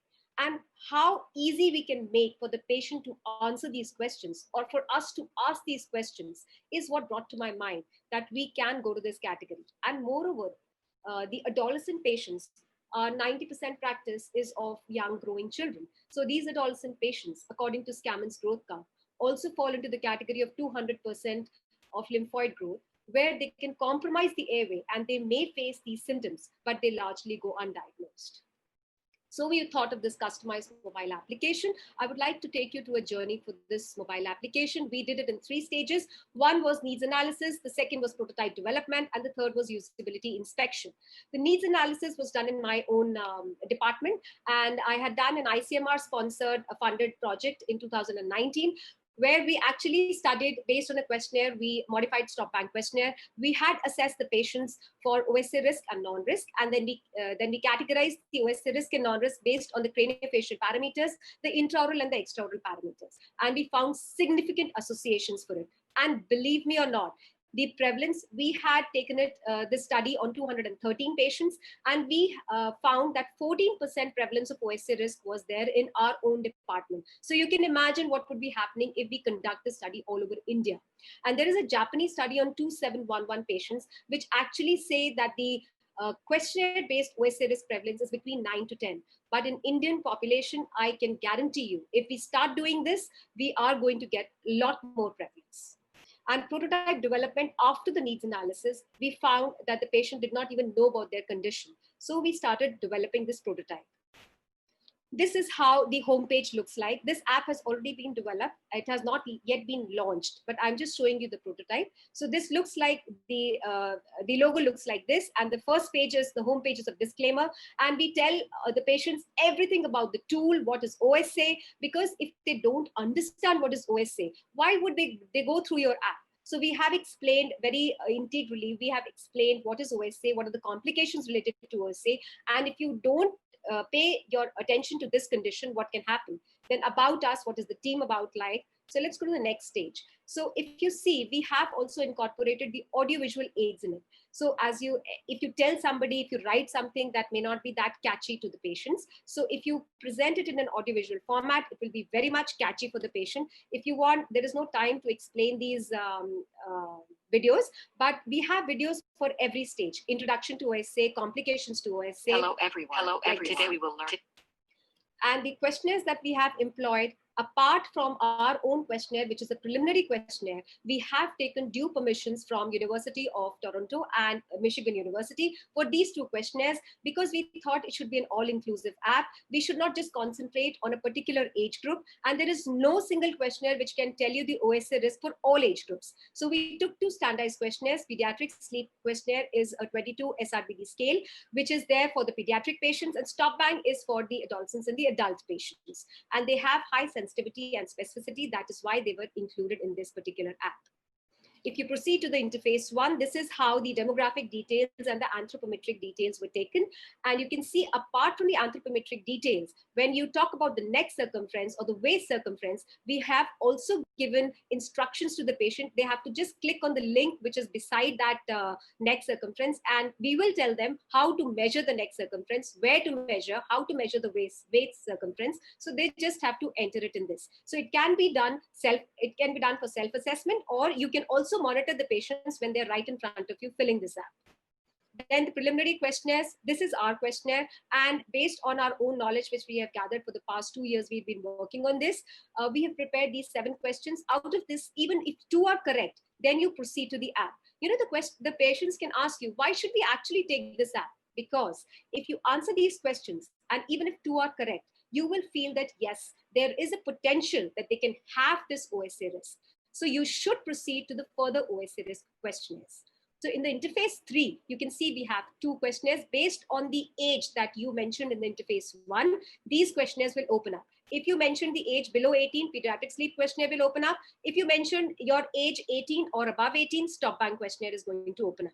And the last will be that based on the scoring of these questionnaires, the pediatric sleep questionnaire is going to give you scoring based on OSA risk and non-risk.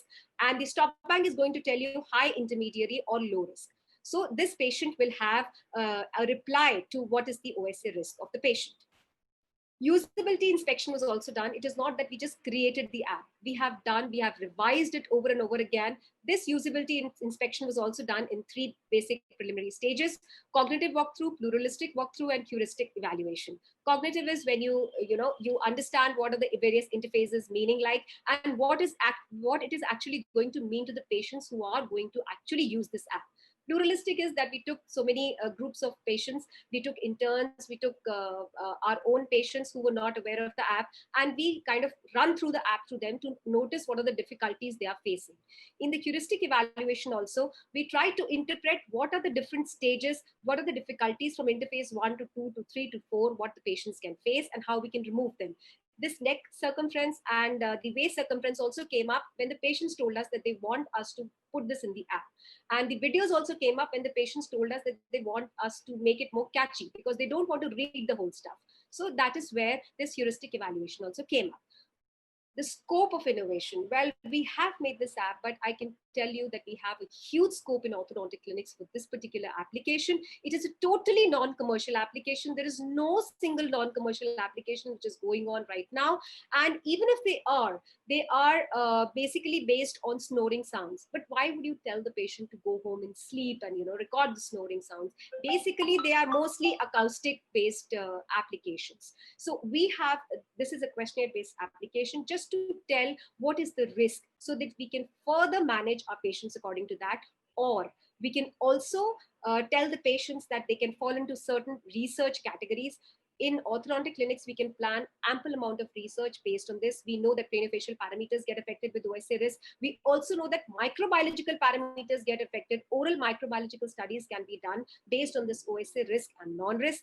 And there are so many intraoral and extraoral evaluations which can be done. The oral appliance studies can be done. You can give appliances pre and post. You can evaluate based on this app. And certainly in these COVID times, when you don't want the patients to come to you time and again, this can also be made for the self-assessment of the patients. It is a totally non-commercial, cost-effective application, and it is reachable to all the low-income countries for automated OSA risk screening. We can, if our society eventually permits, we can include it in the undergraduate or MDS or BDS curriculum. These are just scope that I'm mentioning, which we can have. And we can also give it to the licensing authorities, to the school authorities. It is so simple. You can teach the teachers. You can teach the licensing authorities who are giving you licenses so that you don't go to the road and kill. So it can have that much of application also. Obviously, only after the risk gets calculated, you should go for a confirmatory test, but you have to take the first step to reach the last step. Steps further, as I said, we have so many research avenues. Futuristic, I would like to also modify the app, and we are planning to incorporate eventually the facial biomarkers in this, and also the artificial intelligence which can be used for the diagnosis. We also plan to integrate this app in various different languages, which is pertaining to the Indian languages. And also we want to incorporate our own questionnaire in some amount of time. So that is a futuristic evaluation that we have done. So this is my whole innovation. And these are the publications. As I said, the needs analysis, this was an ICMR project, and it has recently got accepted for publication in the PubMed Index Journal of Oral Biology and Craniofacial Research in 2020. And this prototype of customized mobile application has been submitted to Journal of Indian Orthodontic Society, and I'm still awaiting the results. So, and this is the permissions of the University of Michigan and Toronto. Due permissions have been taken. And so thank you. For any queries, my mail ID is present. Thank you so much, Dr. Priyanka, for a great presentation and a very nice innovation. I would as you rightly said, I think obstructive sleep apnea as a condition has deep implications that we are just about beginning to understand. And considering the sort of impact that it has on the total health of the body, it is very encouraging to have this sort of a risk assessment tool come up from a dentist, and more specifically an orthodontist, which is going to benefit the health of all the people and the general population as such.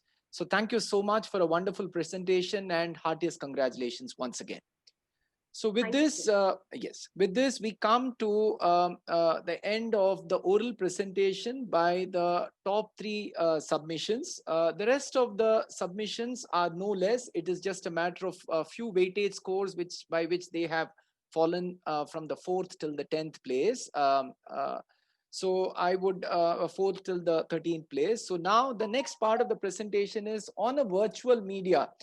The organizers and ourselves, we have tried and emulated an e-poster sort of a presentation. So the next part is going to be a PowerPoint presentation, which is going to run the rest of the innovations in the form of an e-poster or an electronic poster on a virtual medium. I'm going to be sharing the screen, but before that, just to make that things are really fair, what we have done is we have allotted about, say, 2.5 minutes for each of the presentations or each of the innovations. And each of this has been divided into 7 slides, which have been formatted in the same way. So, you know, all the slides, the font and the background, everything has been similar, so that there is no differentiation, and the participants have exhibited their innovation in the form of a series of slides, which is equivalent to seeing a poster in a physical world. So without much ado, I'll be going to that section. Just give me a minute, please. I'll just share the screen.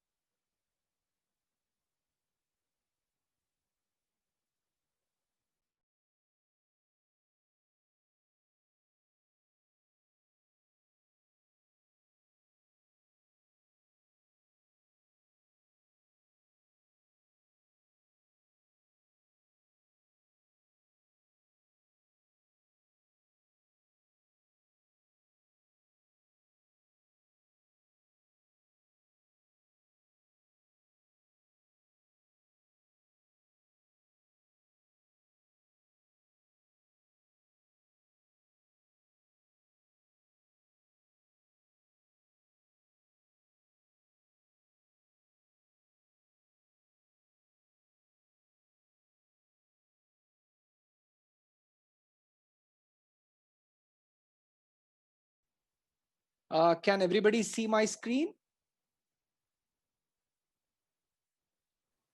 Yes, sir. It seems, sir. Okay. So so it's going to be a sequence of the presentations from the 4th till the 10th, which comes in succession. Each of the presentations comprises of 7 slides.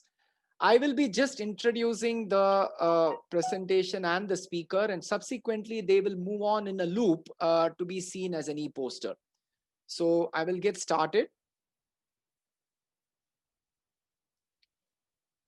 So the first innovation in this category is a trilaminated splint for management of anterior disc displacement, which comes in from Dr. Zainul Ali Sir Smith John and Dr. Sunita Srivastav from the Department of Orthodontics and Dentofacial Orthopedics, Sharad Pawar Dental College, Savangi, Maharashtra.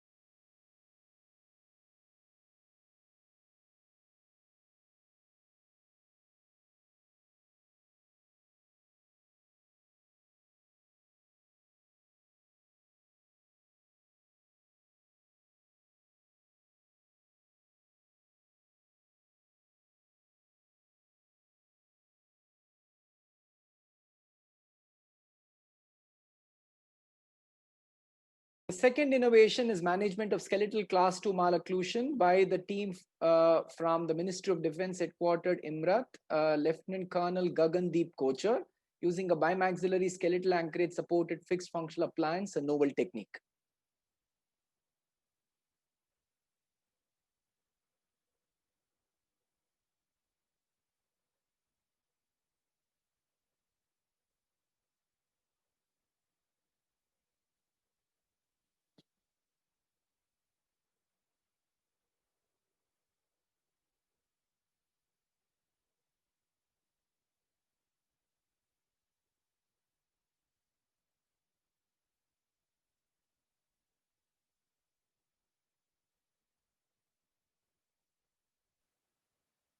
The video is stuck, sir. Just a minute, sorry.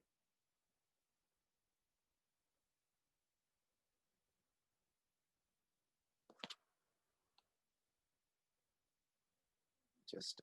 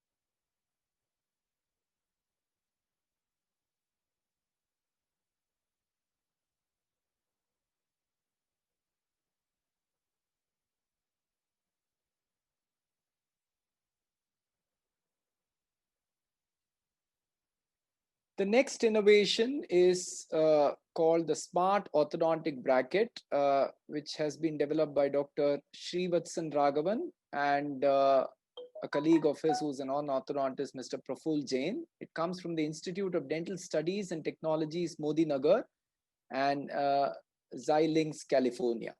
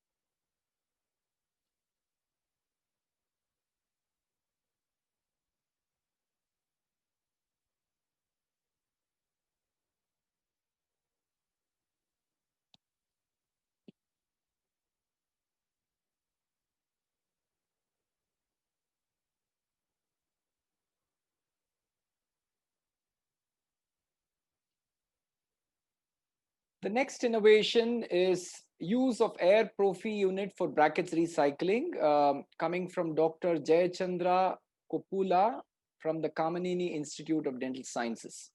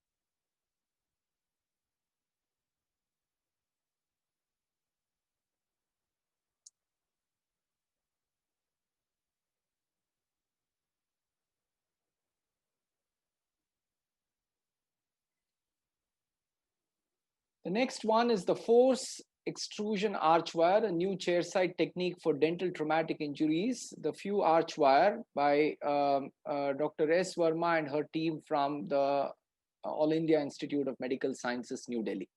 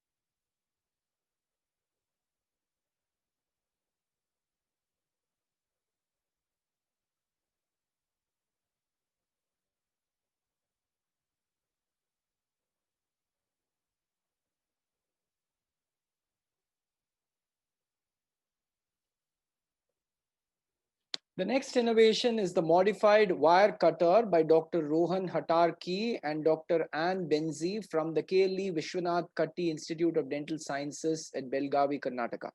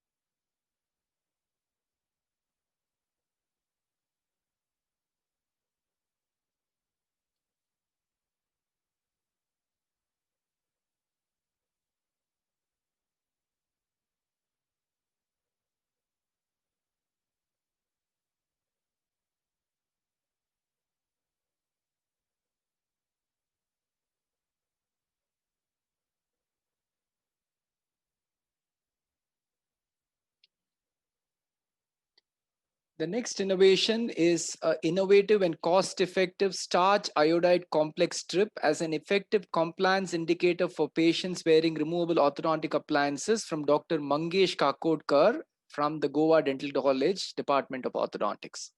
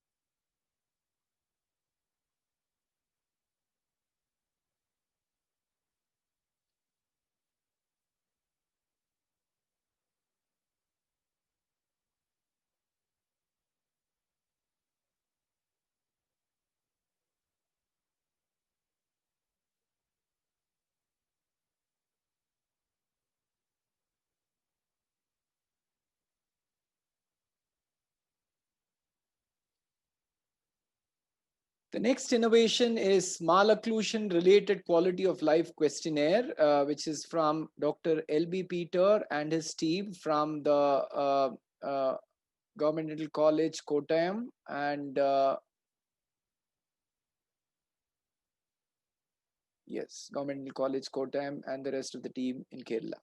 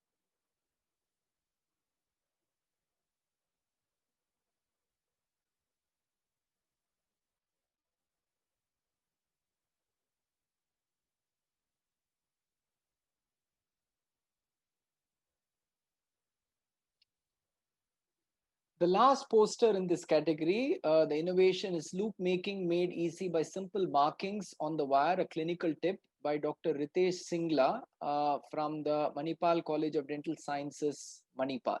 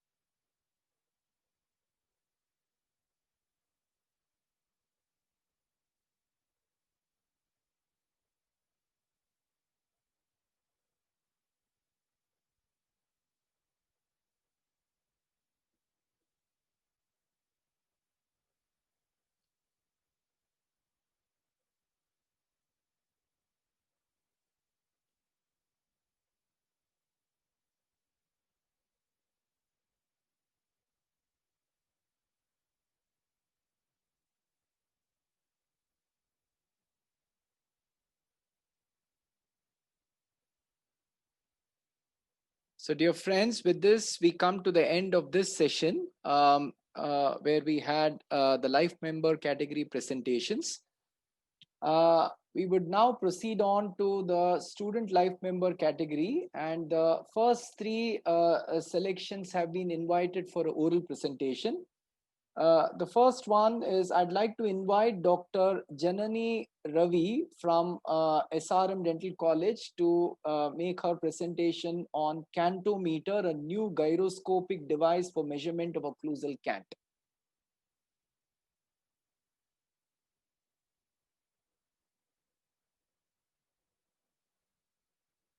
Is Dr. Janani Ravi there?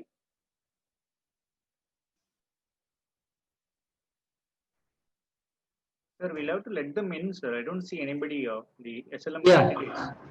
Fine. What we can do is, Dr. Rajesh, maybe we can just go ahead with the second one. And in Okay. the meanwhile, I'll just search for her in the attendee list and I'll elevate her to the Okay. co-host this one. Okay, fine. Thank you. So we now move on to the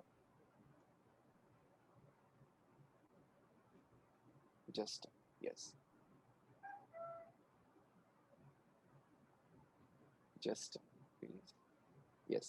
So the second presentation in the the second prize for the innovation in the student life member category is again invited for an oral presentation. It comes from the Department of Orthodontics, Manipal College of Dental Sciences, Mangalore, by Dr. Emmanuel Nambiar and team. It's on a remotely controlled mandibular repositioner with integrated continuous positive airway pressure titrator for sleep apnea. Dr. Emmanuel, please.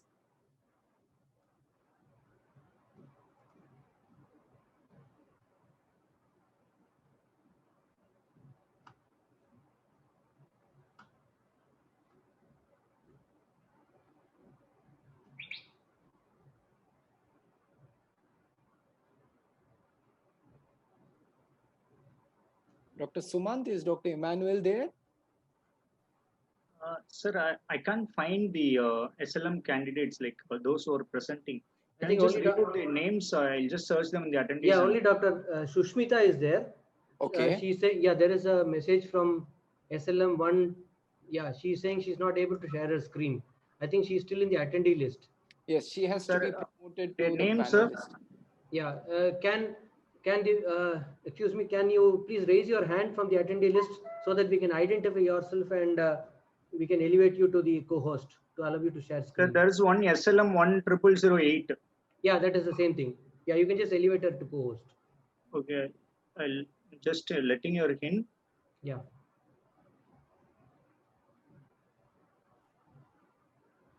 And I'll make them co-host now. Yeah.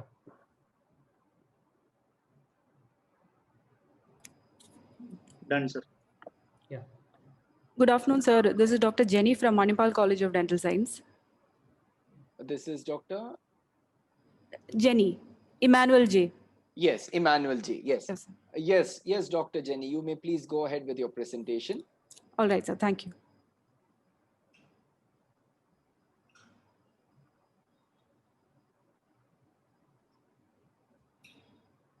You can share your screen.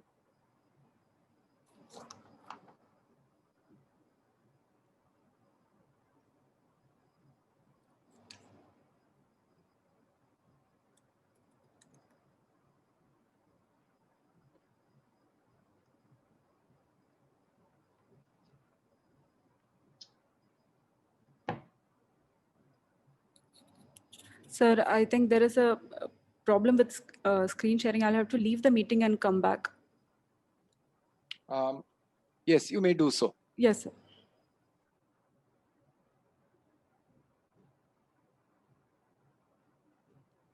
Dr. Sumant, I think you might have to again upgrade her as a panelist once she joins the meeting. Sure, sir.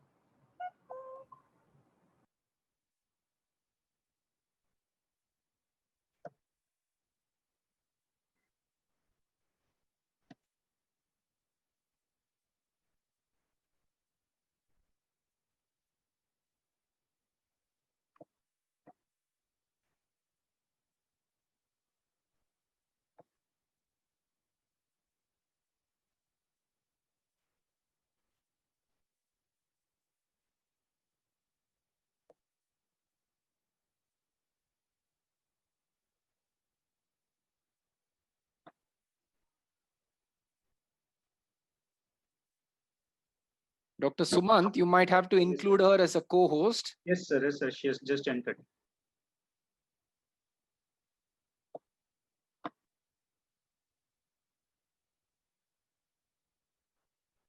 Done, sir. Yes, Dr. Emmanuel, are you able to share your screen? Yes.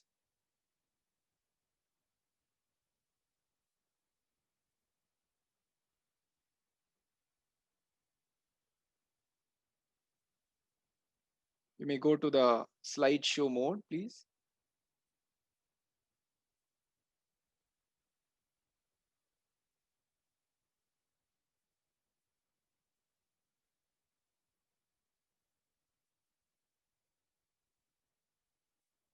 Sir, am I audible now?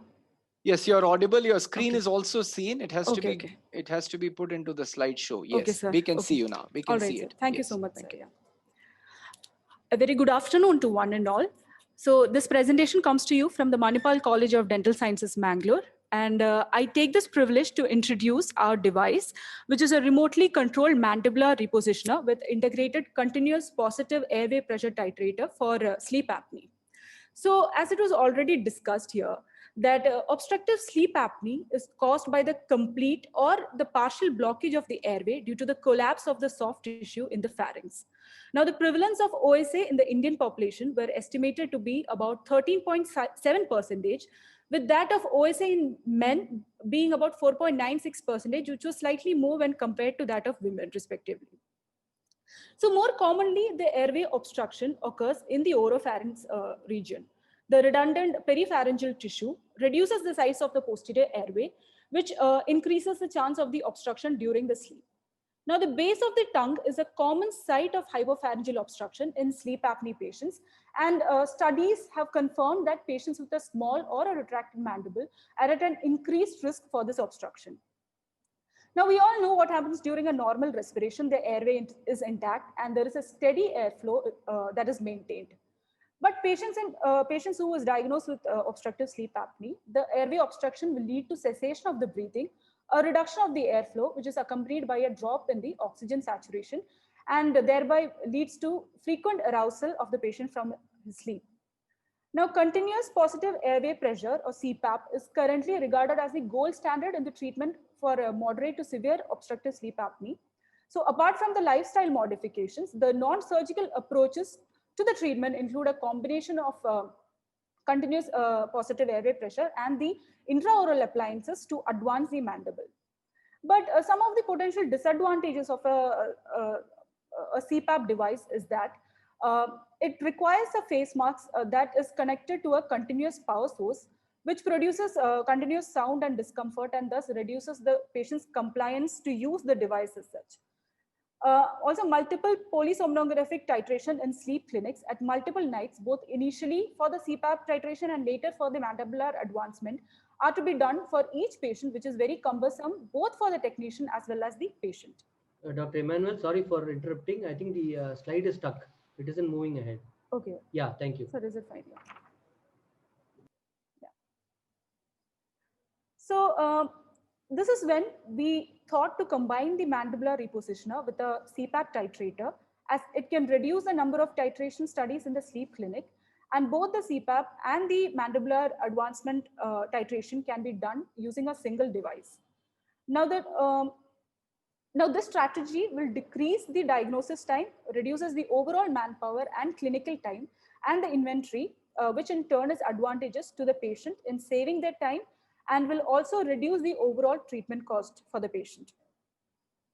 So like I mentioned earlier, it can be applied in sleep clinics in assessing the patients who are diagnosed with obstructive sleep apnea to titrate the most clinically effective values of mandibular advancement and also the airway pressure that must be delivered through the face mask of a CPAP device. Now, the goal of a CPAP device was to find the right amount of air pressure to prevent the upper airway from becoming blocked. So this will eliminate the breathing pauses in the sleep, and it basically functions as a pneumatic splint for the upper airway. Whereas the mandibular advancement, it will function to repose and maintain the mandible in a protruded position with a vertical opening, which is usually between 5 to 7 millimeter during the sleep. So this position will opened the airway by indirectly pulling the tongue forward by the virtue of its attachment to the geniotubercles, by increasing the baseline genioglossus muscle activity, and also by stabilizing the mandible and the hyoid bone to prevent the jaw opening and the retrolapse of the tongue. Now, like I mentioned, this continuous positive airway pressure and the mandibular advancement are among the non-invasive first-line treatment modalities for obstructive sleep apnea. Multiple polysomnographic titration for both the CPAP device and the mandibular advancement titration has to be done separately, which is not only very time consuming for the clinician and the patient, but it also proved to be very expensive because of the multiple visits the patient has to make to the clinic. So both these needs were met by our device in a single appointment.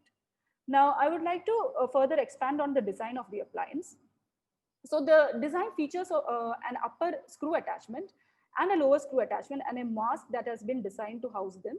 It also has a stepper motor that can be powered by a direct current source and a lead screw arrangement to achieve the desired motion to advance the mandible, as you can see in the picture here. So the dental impression tray have been modified and 2 standard M2 nuts were placed onto the tray.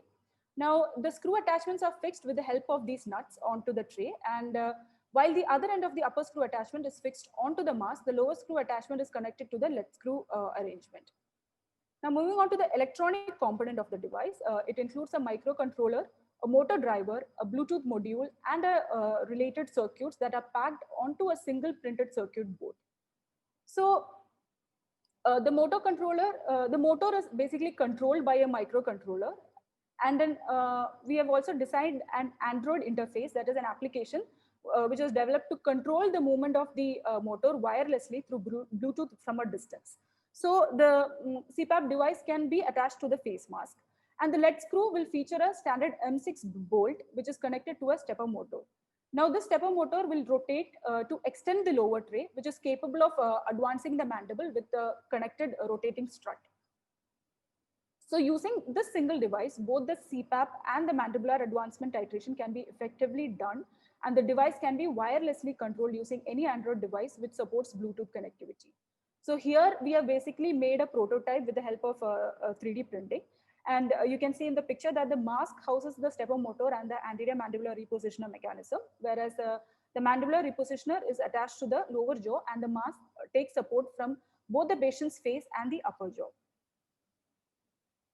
So the advantages of our device is that it facilitates the titration of a continuous positive airway pressure and the mandibular advancement titration for the anterior mandibular repositioner with the help of a single device. It reduces the overall diagnostic time and the inventory. Also, research studies can be conducted regarding combined treatment methodologies of the mandibular positioning device and the CPAP device. And also there is a scope for better standardization and uniform calibration while performing a sleep study. It also reduces the number of appointments, as it was mentioned earlier. It is less bulky and can be handled by anyone without much expertise. And another important advantage is that the precision of the mandibular advancement is something that has to be dealt with. And about even 0.5 millimeter of the precision can be made smoothly and precisely without distracting the patient much. So this is the proposed design that we have concluded with, and we are working on it. So in conclusion, this device can be used used worldwide in the sleep clinics of hospital for effective treatment of obstructive sleep apnea. Now, I would like to acknowledge my guide and the HOD of the department, Dr. Supriya Nambiar, for a valuable guidance and support. I also pay my deep sense of gratitude to Dr. K.V. Gangadharan for imparting his knowledge and expertise in this study. Also, my sincere thanks to Dr. Siddharth Shetty for his constant support and encouragement. The patent for the innovation was issued. Thank you all for your attention. Thank you. Thank you so much, Dr. Emmanuel, and heartiest congratulations for a very nice innovation. So I think the crux of it is, yes, it sort of combines a CPAP and mandibular advancement, which I think should be very beneficial to the patient. So heartiest congratulations once again. I now call upon if Dr. Janani is available for the first presenter. Dr. Janani Ravi, is she available?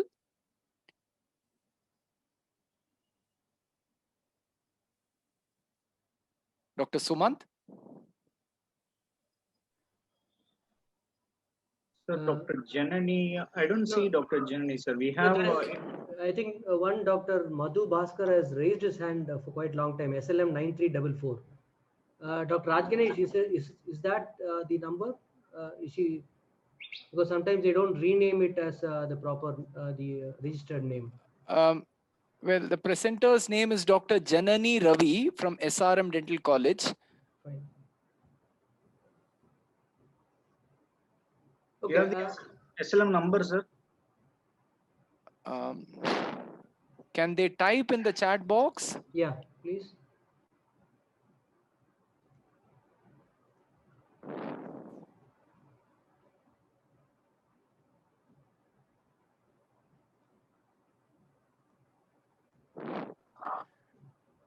Okay, I guess I'll move on to the next presentation. I would like to now invite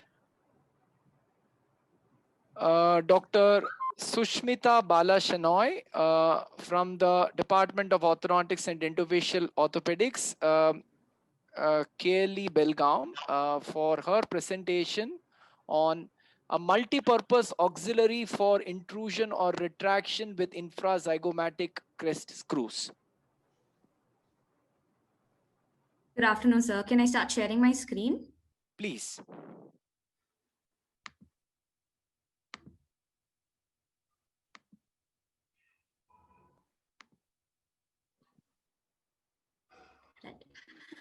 Good afternoon, respected teachers and dear delegates. I'm Sushmita Shenoy, a final year postgraduate student at the Department of Orthodontics and Dental Sciences in Belgaum. And today I'll be presenting my innovation titled A Multi-Purpose Auxiliary for the Intrusion or Retraction with Infrazygomatic Crest Screws, done under the guidance of Dr. K.M. Keluskar, Professor in the Department of Orthodontics. The article has no conflicts of interest and is self-funded. So the advent of these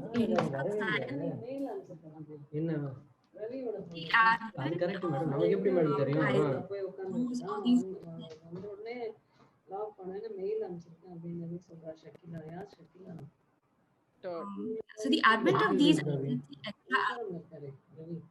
think there's some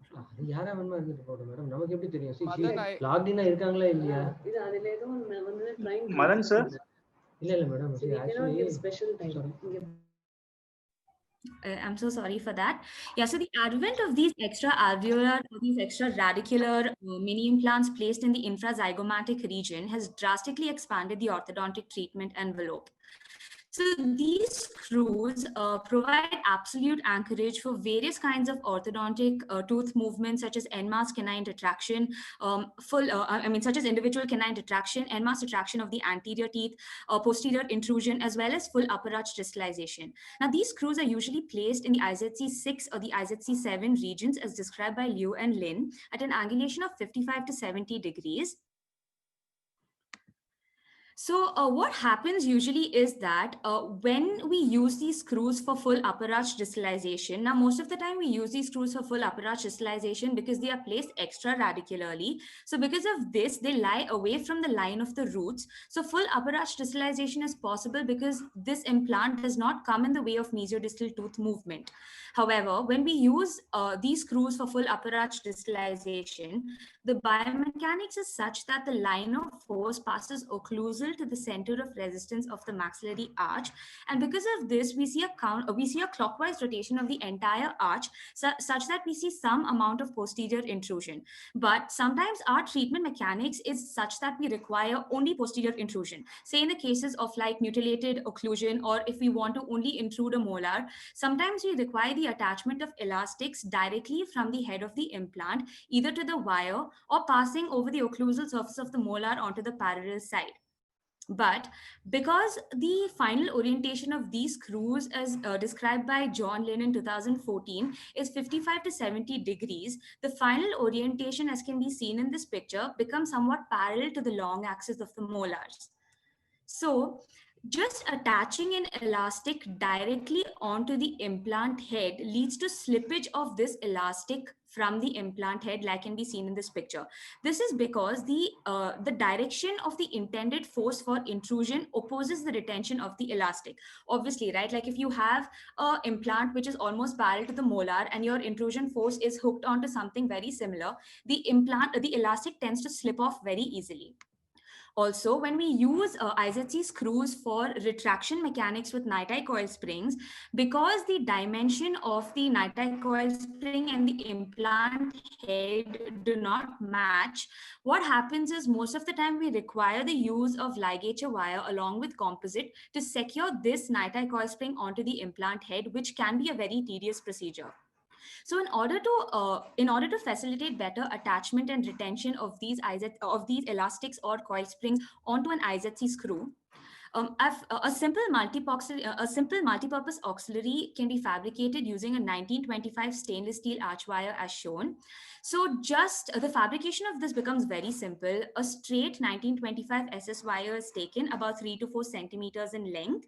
Then at one end, using either a bird beak plier or a universal plier, as can be seen in figure D2, a small hook facing gingivally approximately 1.5 mm is made, and the part of the wire that does not have the hook is inserted into the slot present on the head of the implant. Now, most of the wire coming out from the distal portion can be cut off, and a little of the excess wire is kept intact and is then cinched forward using a cinch back instrument to lock the auxiliary in place such that it does not rotate within the slot present in the implant head. So as can be seen in figure E, the hooked wires just pass through the slot which is present in the implant head, and whatever portion is coming out from the distal, most of the excess part is cut, and using a cinch back instrument, the remaining part is cinched forward such that it's locked. Now, using a wing guard plier to crimp the auxiliary, it can be properly secured. So intraorally, we just use a wing guard plier to completely secure and press this multi-purpose auxiliary onto the implant head. So the reason I came up with this innovation stemmed out of two things. Like I already mentioned earlier, the final orientation of these screws are usually 55 to 70 degrees, which is almost like somewhat parallel to the long axis of the molars. So the retention of elastics for posterior intrusion becomes difficult. And another reason, most of the zygomatic mini plates which are used for skeletal anchorage have one or more discrete hooks onto which NiTi coil springs or elastics can be attached very easily without the use of ligature wire or composite, and this makes the process of attachment of these elastics or coil springs very easy onto these hooks. So similarly, I thought for an IZC, if we had an auxiliary which could serve the same purpose, it would make the clinical practice a lot easier when we use these IZC screws. So figure H shows the attachment of elastics onto the multi-purpose auxiliary for posterior intrusion. So it can be directly just hooked onto the auxiliary. Many such hooks can be made and kept handy for use in clinical practice. Figure I shows how easily a NiTi coil spring can just be hooked onto the So in conclusion, having a multi-purpose auxiliary like this for an IZC screw benefits us in so many ways, because first of all, it's very easy to fabricate such an auxiliary. Like I mentioned, all that we need is just a straight 1925 stainless steel wire. Apart from that, it provides improved retention and attachment of elastomeric chains or NiTi coil springs. Simultaneous intrusion and retraction is possible. So the attachment of coil springs for retraction or elastics for intrusion can be both done together with proper retention, and the size is really small and it becomes inconspicuous because of its rounded surfaces and only 1.5 mm diameter. So placing it in the patient's mouth, the patient does not feel any sort of discomfort, and this way we can make the use of IZC screws a lot more efficient in our practice. So these are my references. This article has been accepted for publication in the Journal of Clinical Orthodontics in 2020, and a patent has been applied for. Thank you. Thank you so much, Dr. Shenoy. I think it's a wonderful way to make the infrazygomatic crest screw more versatile in its applications. And as you rightly said, it becomes more useful clinically to be, more conversant with this appliance. So thanks once again and heartiest congratulations on a great idea. So with this, I would think that Dr. Janani is held up in certain commitments, so she would be joining us a little later for the oral presentation. I would now move on to the slideshow of the rest of the submissions under the student life member category, like we did for the life member category. And here, again, just to reiterate, each of the submissions have been packaged into about 7 slides, which has been equal for all the participants. And each of the participant or each of the poster is given about 2.5 minutes, which means to say that automatically the slide advances after about 21 seconds. So as I did for the life member category poster presentation session, I would be just introducing the speaker and the institutional affiliation and mentioning about the title of the innovation, and then subsequently it moves forward as you would in a e-poster or in a physical poster. So we'd go to that section.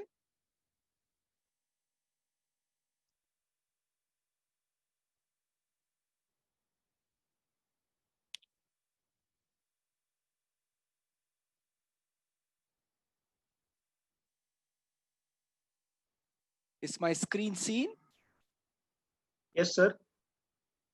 Okay.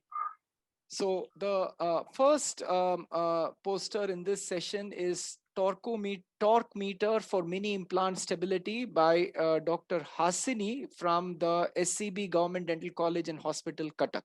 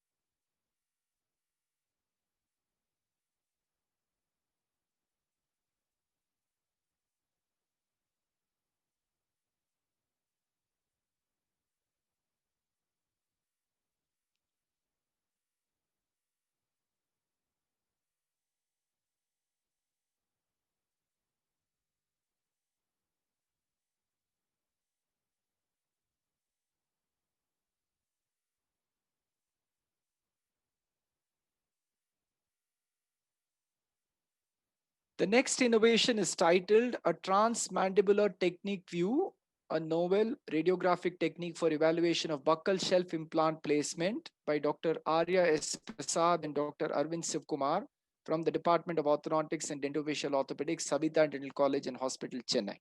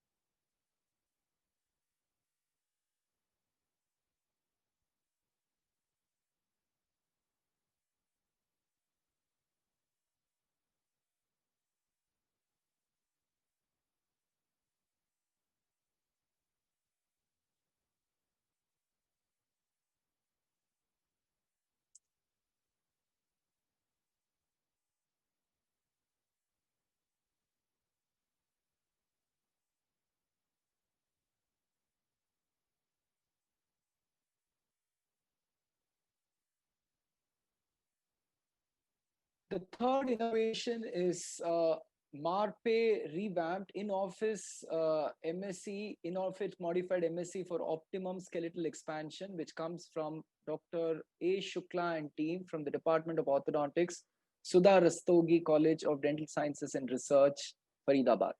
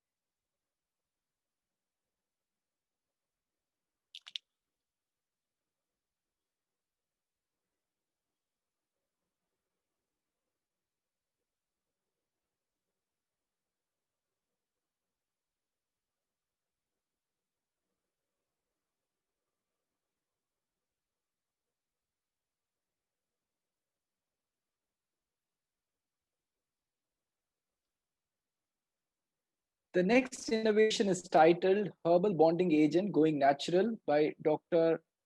Sanshavi Ponnamma and team from the Department of Orthodontics and Dentofacial Orthopedics, Coorg Institute of Dental Sciences, Virajpet.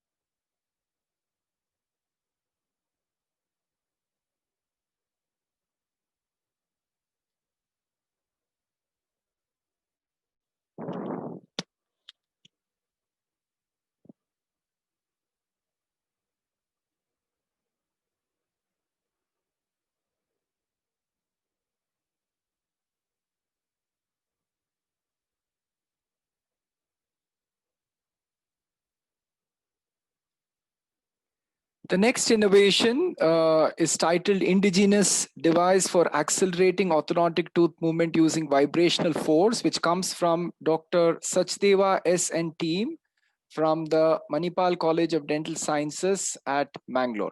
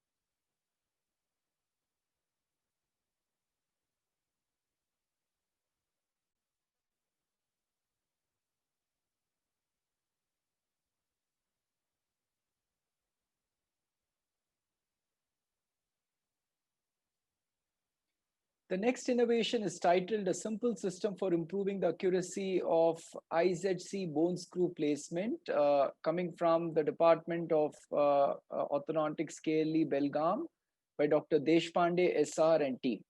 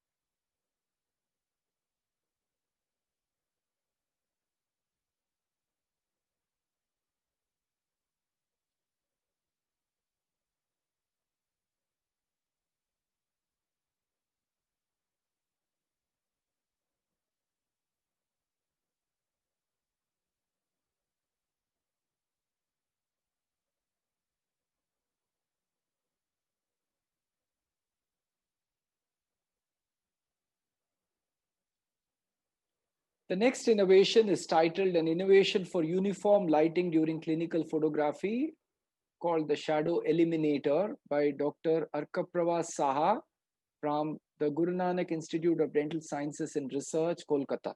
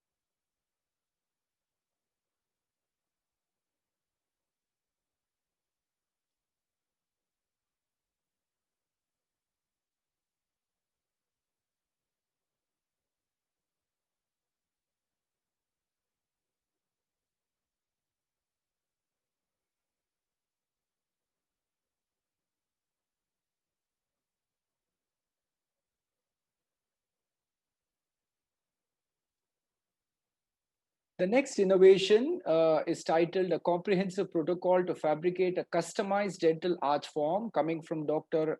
Aravind Sampath and Dr. Sangeeta Duraiswamy from the SRM Dental College, Ramapuram.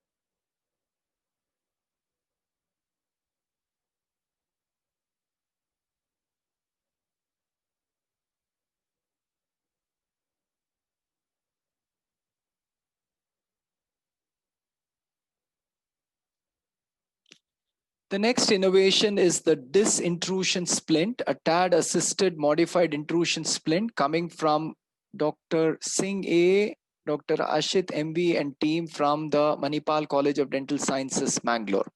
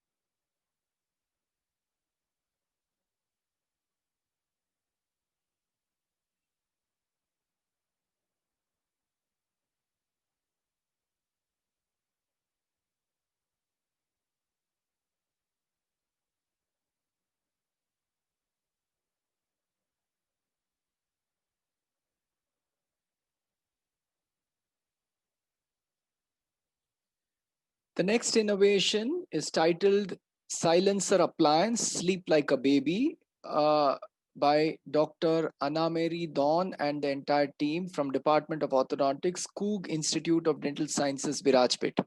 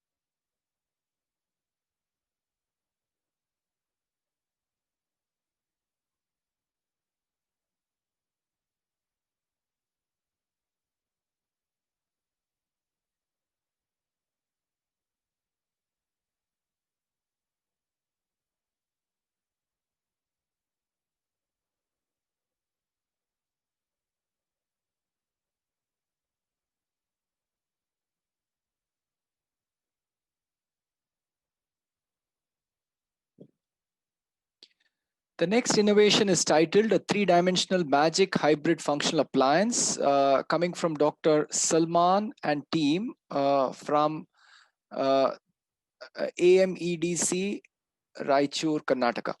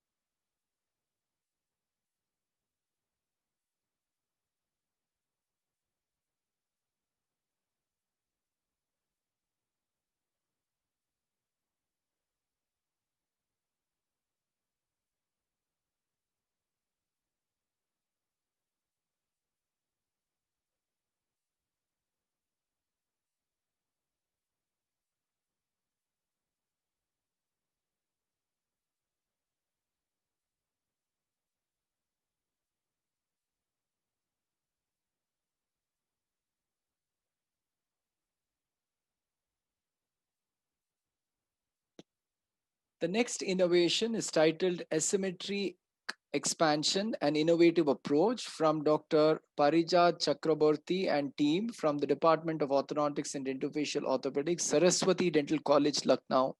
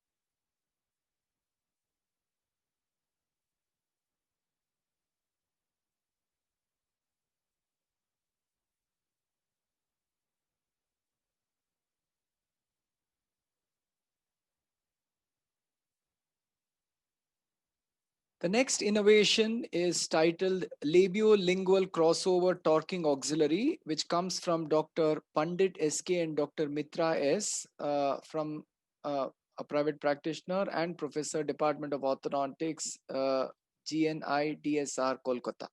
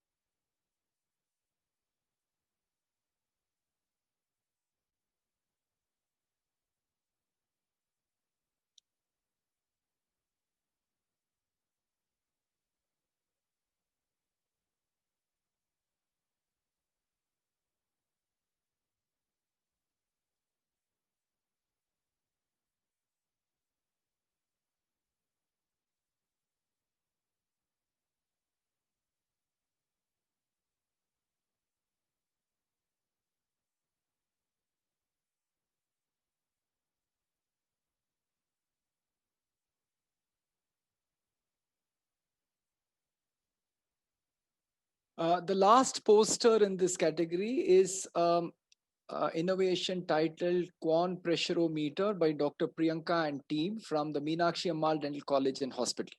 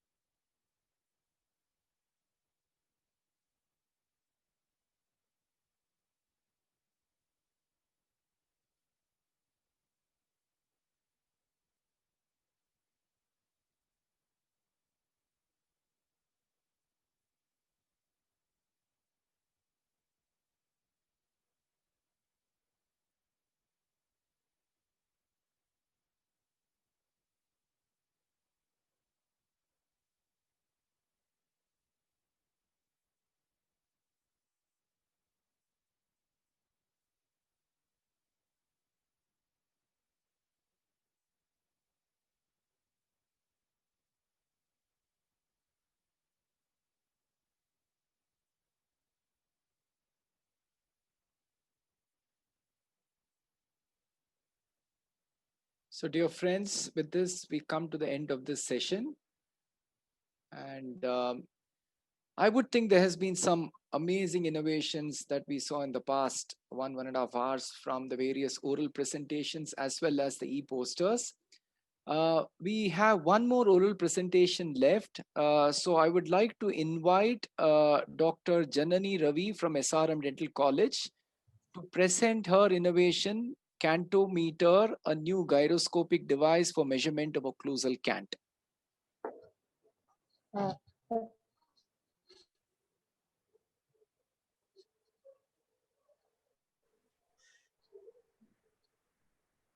Dr. Janani, are you available? Yes, sir, I'm available, sir. I'm unable to share my screen, sir. Dr. Sumant, can you please make her the co-host? Sir, she's co-host already, sir. Sir, I guess, Dr. Janani, you might have to leave and come back again as one of the other participants did. okay, sir.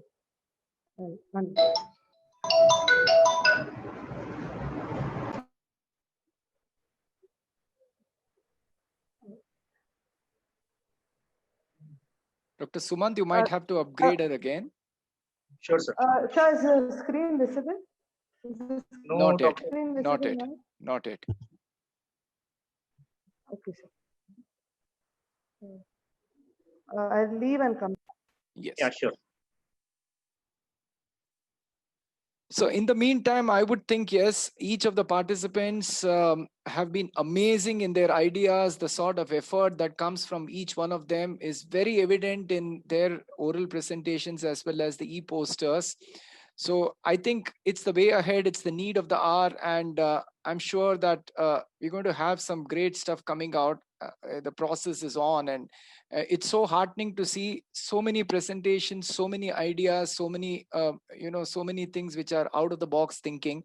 So heartiest congratulations to each one of them. I'm sure just as me, all the participants of this event really enjoyed the conclave.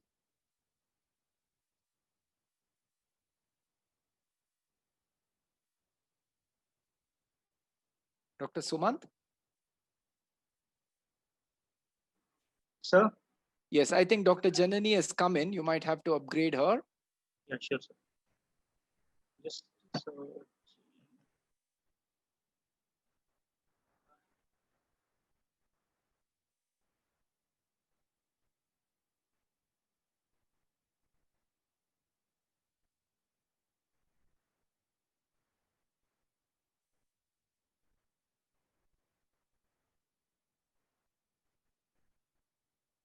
They have made you the host. I have a little problem in the network here.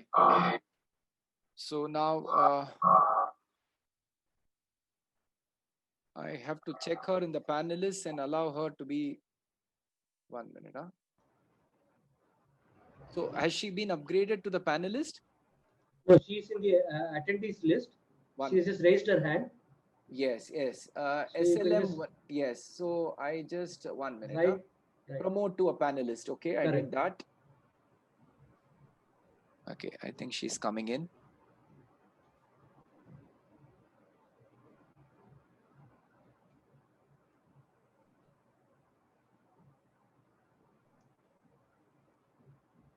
Dr. Janani, are you in?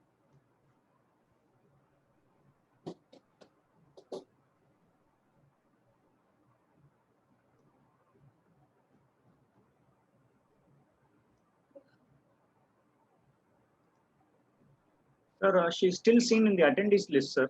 1 minute. Huh? I just promoted her as a panelist. 1 minute. What is the number? SLM 9817.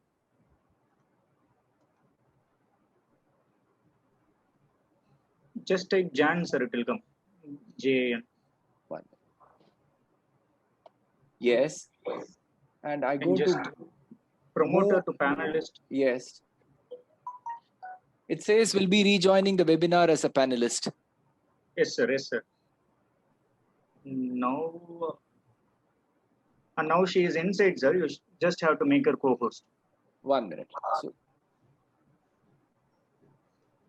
yes, 1 minute. So I'll make her a co-host. Yes, Dr. Janani, you are a co-host now. You may share the video, share your screen.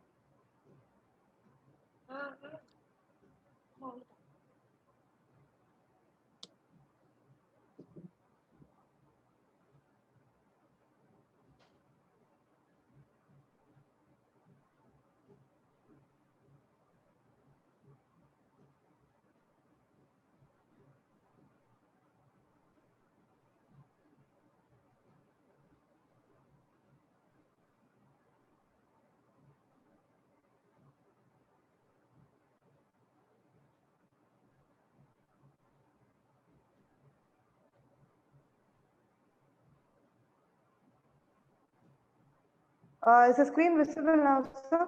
Yes, it is visible, but it sort of looks in your phone mode. The PowerPoint is not shut. Yeah, now we can see the PowerPoint, doctor. Fine. Yes. Yes.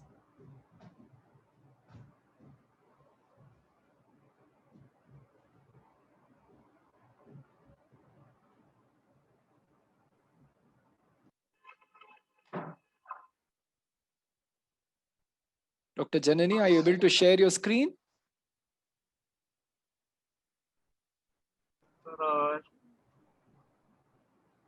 Is she there? No, sir, she is not in the panelist again. I think she's having some problem with the network, and she's stuck in between the interviews for a job. Okay. Because I can't see her in the attendee list also.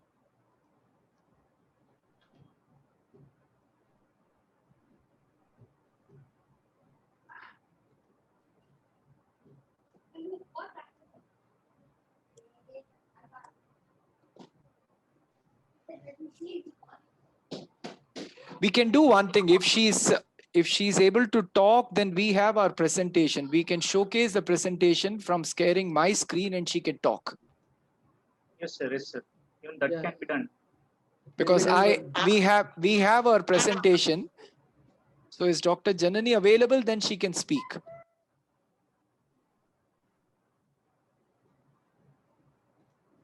I'll just try connecting her, sir. I'll let you know.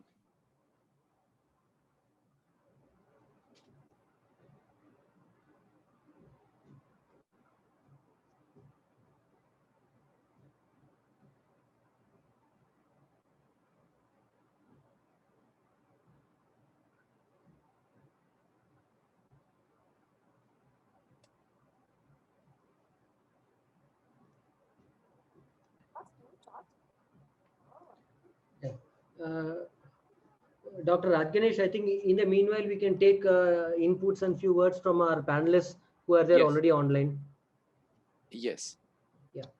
So maybe we can start requesting one by one to just give a few words, because we are almost nearing the end of the program. Dr. Jayesh is here. Yes. Yeah. Can you just unmute him and? Yes. I would request Dr. Jayesh Rahalkar sir to kindly say a few words about the program. Sir, I'm just unmuting you. 1 minute.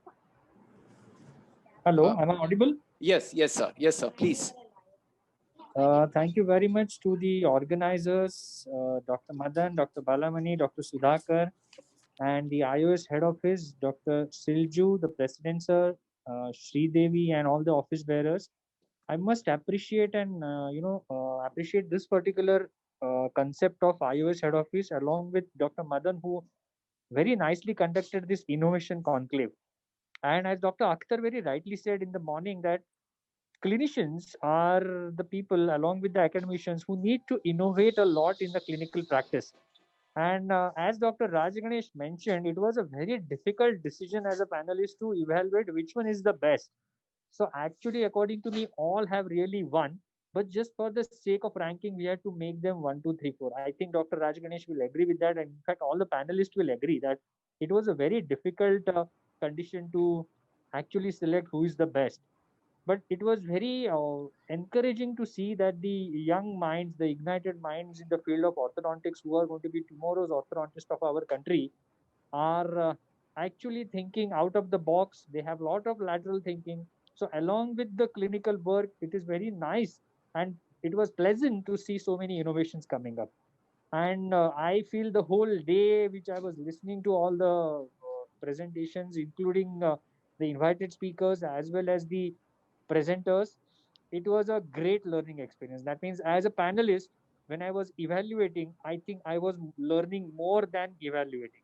Just because I'm a panelist, I had to give scores, but actually I learned a lot from all these innovations. So I congratulate the organizers for conducting this fantastic program, and looking forward for many more innovations coming from our field. And probably people will say, as Dr. Patni mentioned, that why Korean implants, why Indian implants and Indian bracket systems will be used world over. So wishing all the best to everyone, and it was a very well spent day in the whole innovation conclave. Thank you very much. Thank you so much, sir, for those wonderful words. So, as our Prime Minister puts it, Atmanirbhar, I think it's the way ahead, and we need to be innovating solutions for each of our problems from our own group, and I think it's the way forward. Thank you so much, sir. Yeah, Dr. Puneet. Very well said. Thank you very much.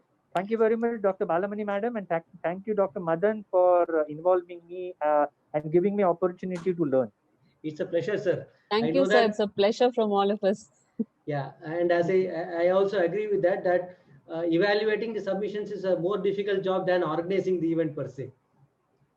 Agreed. Totally. Yes. Totally. Yeah, I now request Dr. Puneet to say a few words.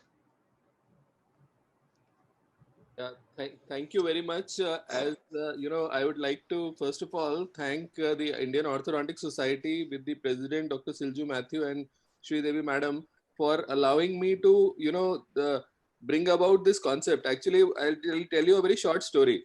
It's about my post-graduation. It's the year 1999, 21 years ago, when Madan and me are sitting together and we are discussing about, the mandibular canal. And at that time, there was no CBCT. So I'm telling him that, how will I know where the mandibular nerve goes from and how can we work on it? And this man stands and he says, okay, I'll come back with an idea tomorrow and we'll do that. And so what he did was he got those small spokes of a cycle wheel and he put them in a skull, and we were able to take with simple radiographs, able to trace how the path of the mandibular nerve changes from the buccal to the lingual and lingual to the buccal while crossing the mandibular second molar and the first molar. So, there was the first innovation and the spark I saw in this person, who is really one of the brainy orthodontists of the country. And with that, so while the topic of Atmanirbhar Bharat and Make in India and everything was coming up, Dr. Silju requested me to suggest some topics for his presidential year. And the first name which came to my mind was Madan to do the innovation conclave. And I must say that it was done wonderfully. It was superbly executed. And he is a man who always does whatever he does perfectly. So with this, I'd like to thank Dr. Balamani, Dr. Sudhakar, and the entire team. It can't happen with one person, but this was a great team effort. Also, the evaluators. It's very difficult. It's very, very difficult to evaluate any presentation like this. All of them seemed one above the other. And it is so heartwarming to see that in our country, there is so much talent. Actually, the problem is that we don't have funds for research. We have multiple lacunae. We have a lot of issues about research. However, still, our people are the most innovative. The word jugaad is known in India because we are able to look for a way out. We have lateral thinking and we can think out of the box. So I must say that, innovation is the future ahead. And my request to all the youngsters is please publish it. Please do not, just let it go. These are not small innovations. These are big changes which can make a lot of difference in orthodontics of tomorrow. So please publish it and also apply for relevant patents, because many companies are there to, take up your product and make orthodontics easier for the practitioners. So with these words, I'd like to thank all of you who participated in the event, all of you who have logged in and listened to this event. Thank you very much from the side of Indian Orthodontic Society and the Academic Council. Thank you all. Thank you, Dr. Puneet, for both those kind words and also for being in the evaluation panel. Dr. Rajganesh, may we now request the other panelists. Dr. Padmapriya is here. Yes. She can share her opinion on this. Yeah, I'm just starting my video. Yeah, thank you, Dr. Madan, Dr. Puneet, sir. I think, please don't call me as a panelist, but I've really learned a lot during, screening all these papers. So I was just discussing with my PGs, and I think it's a great opportunity for not only the students, and I think more than the physical conference, what I've observed is everyone is attentive and they're sticking to the screen and they're listening to everything. I think that is the best thing that happened during COVID. So all these online webinars and everything has opened another eye to all of us. So thanks a lot.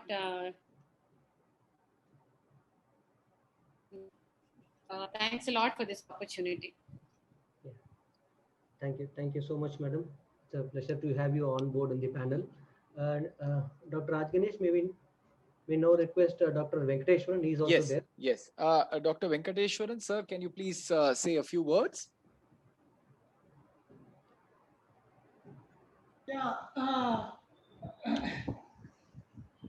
At the outset, I congratulate the entire organizing team. It is an excellent program, very, very, very eye-opener. And Dr. Madan, Dr. Balamani, and all the other organizing team members like Dr. Sudhakar, Dr. Sumant, everybody done an extremely good job and very good concept. First of all, such a concept, it has opened up for the first time to the best of my knowledge, and I think it should be taken forward to a very great extent. Second thing is, I thank iOS for giving the platform for such a big team and a big platform for this program. And also all the student and life members who have participated and opened up their imagination and innovative concepts and come forward to share all those things. And it is a real learning experience, like what Dr. Jayesh said. It is truly a learning experience rather than evaluating experience. And congratulate all the participants for this program and all the invited speakers.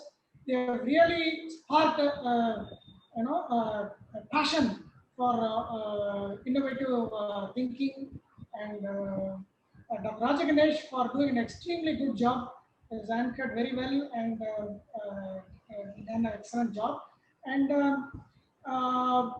what I feel is there is a lot of talent and knowledge in our students and members, but the problem is our society does not encourage and take forward all the innovative concepts and ideas, because both in academics as well as in practice as well as in in entrepreneurship and whatever field, there is very less scope for taking it forward. So because of that, the innovative ideas die down after a few years among the students and young life members. So what I honestly look forward is and appeal is to take it further forward and make it both in academic front as well as in the economic front and everything. As everybody says, like Prime Minister Ahmed program, it is another big step for stone forward in iOS. So I thank one and all for this program, who has been involved in this program, and thank the organizing committee for this opportunity. Thank you very much. Thank you, sir, for those encouraging words, and thank you also for being in the panel. It was really an honor having you in the event. Thank you. So now almost we are coming towards the end of the program. So Dr. Madan, Dr. Janani is back here. So if it is okay, we can ask her to do her. Definitely. I think no hard work should go what you can say, unsatisfied. Right, right. So I'd like to now invite Dr. Janani to please share her screen and start with her presentation.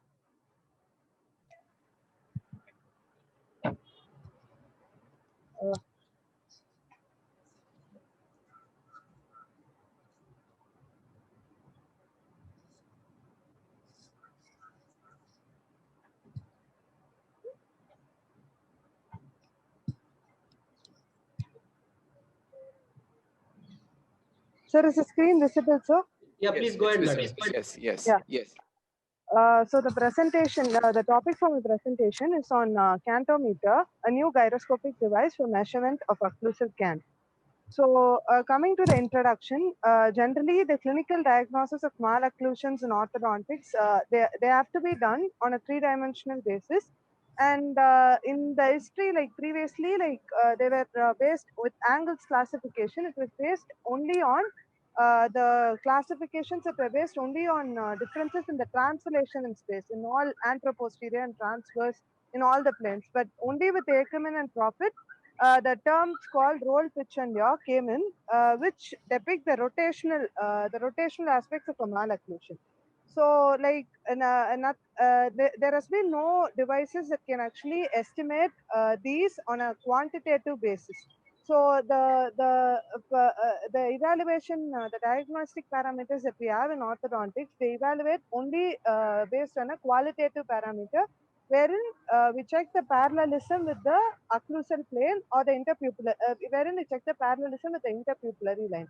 So this qualitative evaluation is subject to a lot of interindividual variability. So for which there's a need for a quantitative evaluation in order to diagnose the roll, pitch, and yaw in exact terms. So, so the cantometer, it's basically an ingenious, it's a simple chassis device. So it doesn't involve any radiographic exposure. So it basically, it is a clinical device that can measure the roll and pitch in degrees. So when the patient bites the bite plane, we can actually see the roll and pitch in degrees on the screen. So it quantifies the exact roll and pitch in degrees. So coming to the sensors that we have used in this device, it is called as a MPU 6050 sensor, which is a 3-axis gyroscope and a 3-axis accelerometer sensor. So these sensors are generally used in mobiles and automobiles, and they are generally used for depicting the relative spatial orientation of an object. So we have brought this sensor into the this innovation. We have incorporated into the design of this innovation. So it basically, this slide shows here, it consists of a bite fork. So at the handle of which the sensor is fitted, and this is connected to an Arduino board and an LED alphanumeric display unit. So what happens is when the so we have to standardize the patient's head also, because like the difference in the position of the head may vary the roll and pitch. So we standardize the position of the head using the Fox plane that we generally use for making the splints in oral and maxillofacial surgery. We have standardized the position using a Fox plane, and then we ask the patient to bite on the bite fork. So the bite fork is customized according to the patient's individual arch form. And we used a polyvinyl siloxane, like the putty consistency was used to register the bite, so that the patient doesn't change the bite every time they bite on the bite plane. So after the position of the head is standardized and the patient is made to bite on the bite plane, we can see the degree. We can see the degree of the pitch and roll on the display. So this device, if it can be used like on the clinical side, it would be a very useful clinical parameter, not only in the field of orthodontics. It can also be used by oral and maxillofacial surgeons to measure the 0-degree roll when they're going to do surgeries. So if it can be used as a simple chassis device without any radiographic exposure, so they can use it to check the 0-degree roll and pitch when they do orthognathic surgeries. And coming to the research aspect of this device, so we had used this device at the Department of Orthodontics, SRM Dental College, for a study wherein we compared the roll and pitch values between the horizontal and the vertical growers who had not undergone any previous orthodontic treatment. So what we concluded in this study, what we found out in this study was, we found out with the statistical significance that the pitch value is greater in a vertical growing in a patient with a vertical skeletal pattern. So coming to the patent details of the innovation, so the device has been filed for the Indian patency at the Patent Office Chennai, and the date of entry was 28 May 2020 with the patent application number of 2020-410-22426. So I'd like to acknowledge the department, my guide, Dr. Poonama ma'am, and Dr. Krishnaraj sir, and all my teachers at SRM Dental College, Ramapuram, for helping me out with this device. Thank you.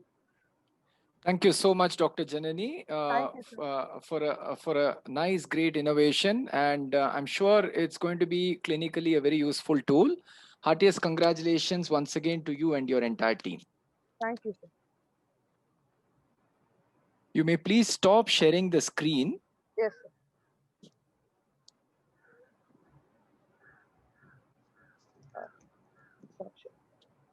Thank you, sir. Thank you. Thank you. Thank you. So, dear friends, I think that brings us to the end of this session. Thanks once again to Dr. Madan, Dr. Balamani, Dr. Sudhakar, and the entire organizing team, and the Indian Orthodontic Society for giving me this opportunity. I thoroughly enjoyed moderating the sessions, and heartiest congratulations to each one of them. And the participants who have sat through the entire day and listened to all these wonderful speakers and innovations. Thanks once again. Yeah, Dr. Rajganesh, thank you so much. Actually, I do not know whether it should come as a compliment or whether it should come as a confession. You have unloaded so much of burden from my shoulder and the shoulder of the organizing team. It's my pleasure always. Thank you. Yeah, and as I said, this is the most difficult part of the conclave because we're just trying it for the first time in the online platform. So coordinating all presentations and the way it is done today was really a challenge for us. And obviously there was no doubt that you're going to be the man who can stand up for the challenge. Right? Thank you so much, Dr. Rajganesh. And I seriously doubt even if we had done it from your chair, we would have been this elegant. Thank you so much. Thanks so much. It has been always your inputs and inputs from all the team members, I think, which has seen through us. So it's heartiest congratulations to the entire team and the Indian Orthodontic Society. Thank you. Yeah. So now there is a long list of thanks that is due. But before that, I'll just take a few seconds to personally thank three people in this. First is Dr. Silju Matthew, the president of the iOS, because when this program was initially chartered, Dr. Puneet had called me up and told him there is a thing coming up like that. Would you like to take it? Right? And unfortunately, it was scheduled at a time where I had some personal commitments and I couldn't really, was not confident I could make it. So I had just told him, is it really, there is no alternative to it? And he said, no, if you're doing, if somebody has to do it, you have to do it. Right, then I called up Dr. Silju and told the matter. I told him, sir, this is the issue. I can't take it right now. And he just replied in one sentence, Dr. Madan, I have full faith in you. You are an asset to iOS. So when you feel free to do it, but only you will do it. So I'm really grateful for the to Dr. Silju Matthew and Dr. Puneet for having reposed so much of faith in us. Right, that's the first one. And since the time this event started, I have been constantly troubling Dr. Sridevi for all the possible logistical help in this matter, and she's never found excuse not to do it. She's always been very helpful of it, and anything you call her at any point in time, she just replies promptly. And thank you, ma'am, for all the help that you have done. Of course, I should thank the organizing team. It is always a teamwork. It has never been so great a team to have. So thank you so much. Without them, it would not have been possible. And of course, the speakers and the panelists, right? So this is on a personal front. But of course, I would request Dr. Silju Matthew to give the closing remarks on the session. after which only the vote of thanks to be proposed by Dr. Sudhakar will follow. President sir, please.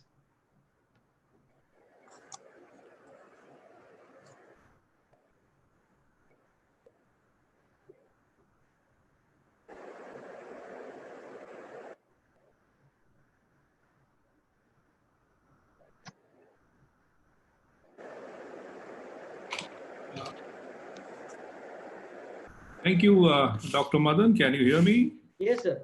Yes. Loud and clear. Thank you so much. I think this has been really a revolutionary concept. It was so beautifully presented by Dr. Madan and his team. I think this is a game changer, and this has brought in so much of new perspective to way the orthodontic field should look forward. And this is going to be a new addition to the event of the calendar of event of iOS going forward. So I think I have to congratulate first and foremost Dr. Madan for conceptualizing the whole thing. In fact, as he said that initially when he was expressing his reservations of conducting it, because I knew he's a man of ideas.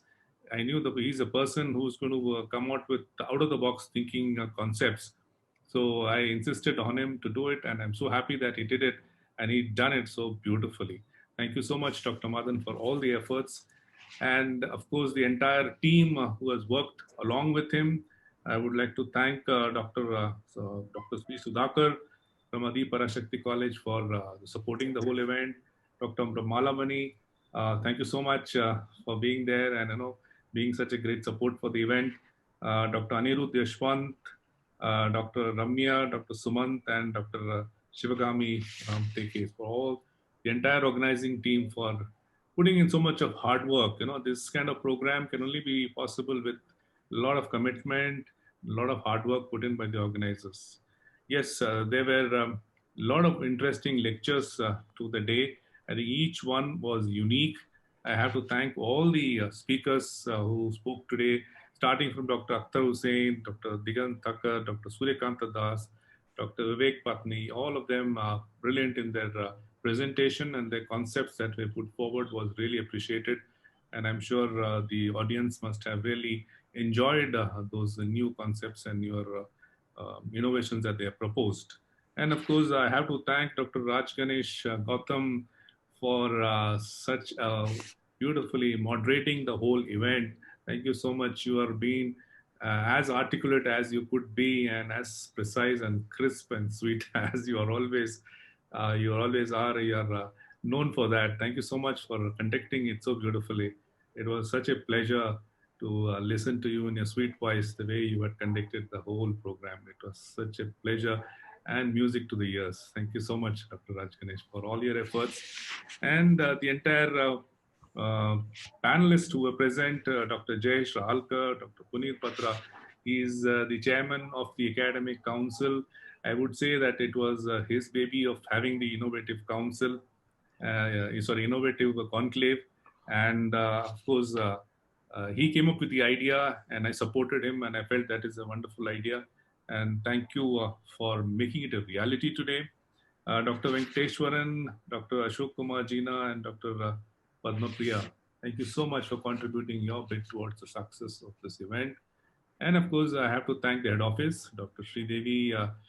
She has been behind the whole show, supporting and giving the technical support. So I thank Dr. Sridevi also. And finally, I think we should not forget the entire people who participated with their presentations, all the SM members and the LM members and SLM members who participated with their wonderful innovations. It was really nice to see. And I'm sure in future we will see much more than this, and we'll take it forward from here. And finally, we have to also appreciate the audience. They have been here right throughout the day, from morning till evening. It was a huge 200 plus odd audience, and I'm sure they would have learned, they would have been inspired by the kind of quality of content that was being presented, and they would go back and pester their teachers, to give them ideas to have certain innovative activities happening. So that's the whole idea. This is just a spark that has been lit. I hope it grows and becomes a bonfire going forward in the future. So thank you one and all for all your precious time that you have contributed, all your thoughts that you have given for the success of this event. The Indian Orthodontic Society would like to wish you on behalf of the entire head office and the EC, we would like to express our gratitude to each one of you who have contributed their bit towards the success of this event. Thank you so much. I hope to look forward to meeting you all probably next time in physical form in an innovative conclave. And thank you so much. Take care. And Thank you, sir. Yes. Thank you so much. Thank We you, just sir. have two. Thank We you, sir. just have two announcements to make. First of all, there's a link for the feedback form that has been put in the chat box. For those who have not copied it, it's okay. We'll be sending a mail to your registered email ID from Ortho in Gmail ID regarding the feedback. Please remember that there are 5 points that have been accredited by the DCA for this event. And for you to get that, you need to send the feedback form. Only those who submit the feedback form with all the details will be given that credit points. Not only that, they will also be given the certificate of participation. So please do send your feedback form. The last date is 3 days from now. So please submit it at the earliest one. And second thing, the certificates for all the participants, for all the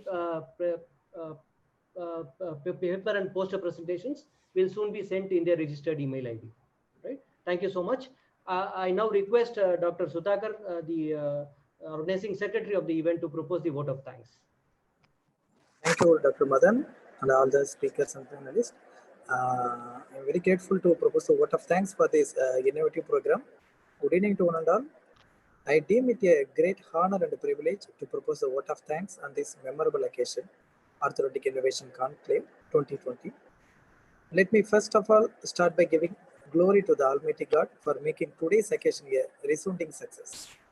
I would like to thank the Indian Orthodontic Society on behalf of the organizing team, especially our President Dr. Silju Matthew and our Secretary Madam, IOS organizing and the executive members for extending their support and the platform for this program. My heartfelt thanks and gratitude to all the speakers, especially Dr. Akhtar Hussain sir, Digant Thakkar, Dr. Suryakanta sir, and Vivek Patni, for accepting our invitation in their busy schedule and enlightening us with their vast knowledge in a brief moment of time. I owe my special gratitude to our panel members, Dr. Jayesh sir, Dr. Puneet Batra, Dr. Vendeshwaran sir, Dr. Ashok Kumar Jana, and Padmapriya madam, for accepting our invitation and spending their invaluable time evaluating the scientific presentations meticulously. On behalf of our organizing team, I feel grateful in thanking Dr. Raj Ganesh Gautam sir for chairing and moderating the paper and poster presentation sessions. It is an honor to thank Dr. Madan, our organizing chairman, who has given the innovative idea of organizing this innovative conclave, Professor Dr. Balamanimam, our scientific chairperson, our treasurers Dr. Anirudh, Dr. Shivangi, and our program coordinators Dr. Ramya and Dr. Suman for orchestrating the event successfully. My sincere gratitude is expressed to all the presenters, the respective heads of the department of various dental colleges who have supported and encouraged the presenters to participate and showcase their innovations in our Orthodontic Innovation Conclave 2020. Without spectators, no show has been a success. And it is my duty to thank each and every student and life members of the Indian Orthodontic Society who has expressed their enthusiasm and patience by listening to a virtual conclave in spite of the hiccups faced with the network and connection issues.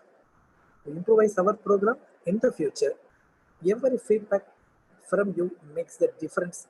Kindly fill in the feedback form by clicking on the link provided to make sure that the attendees receive the certificate.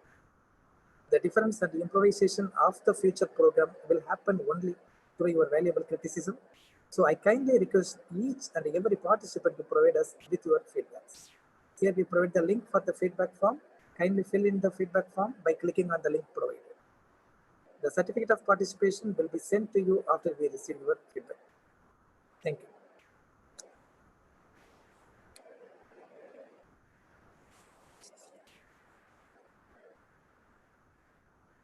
Madan sir, over to you.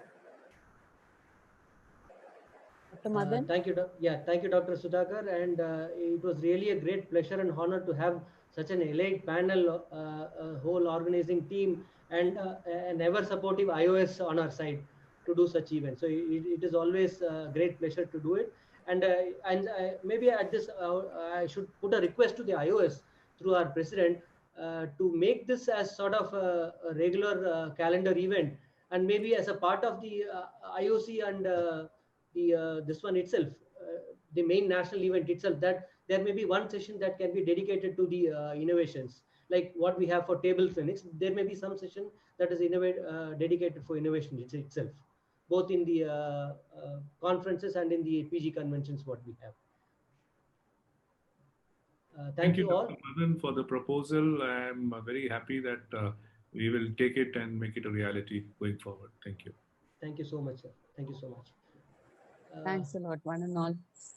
Thank you. Thank you so much. Thank you, and take care. Yeah.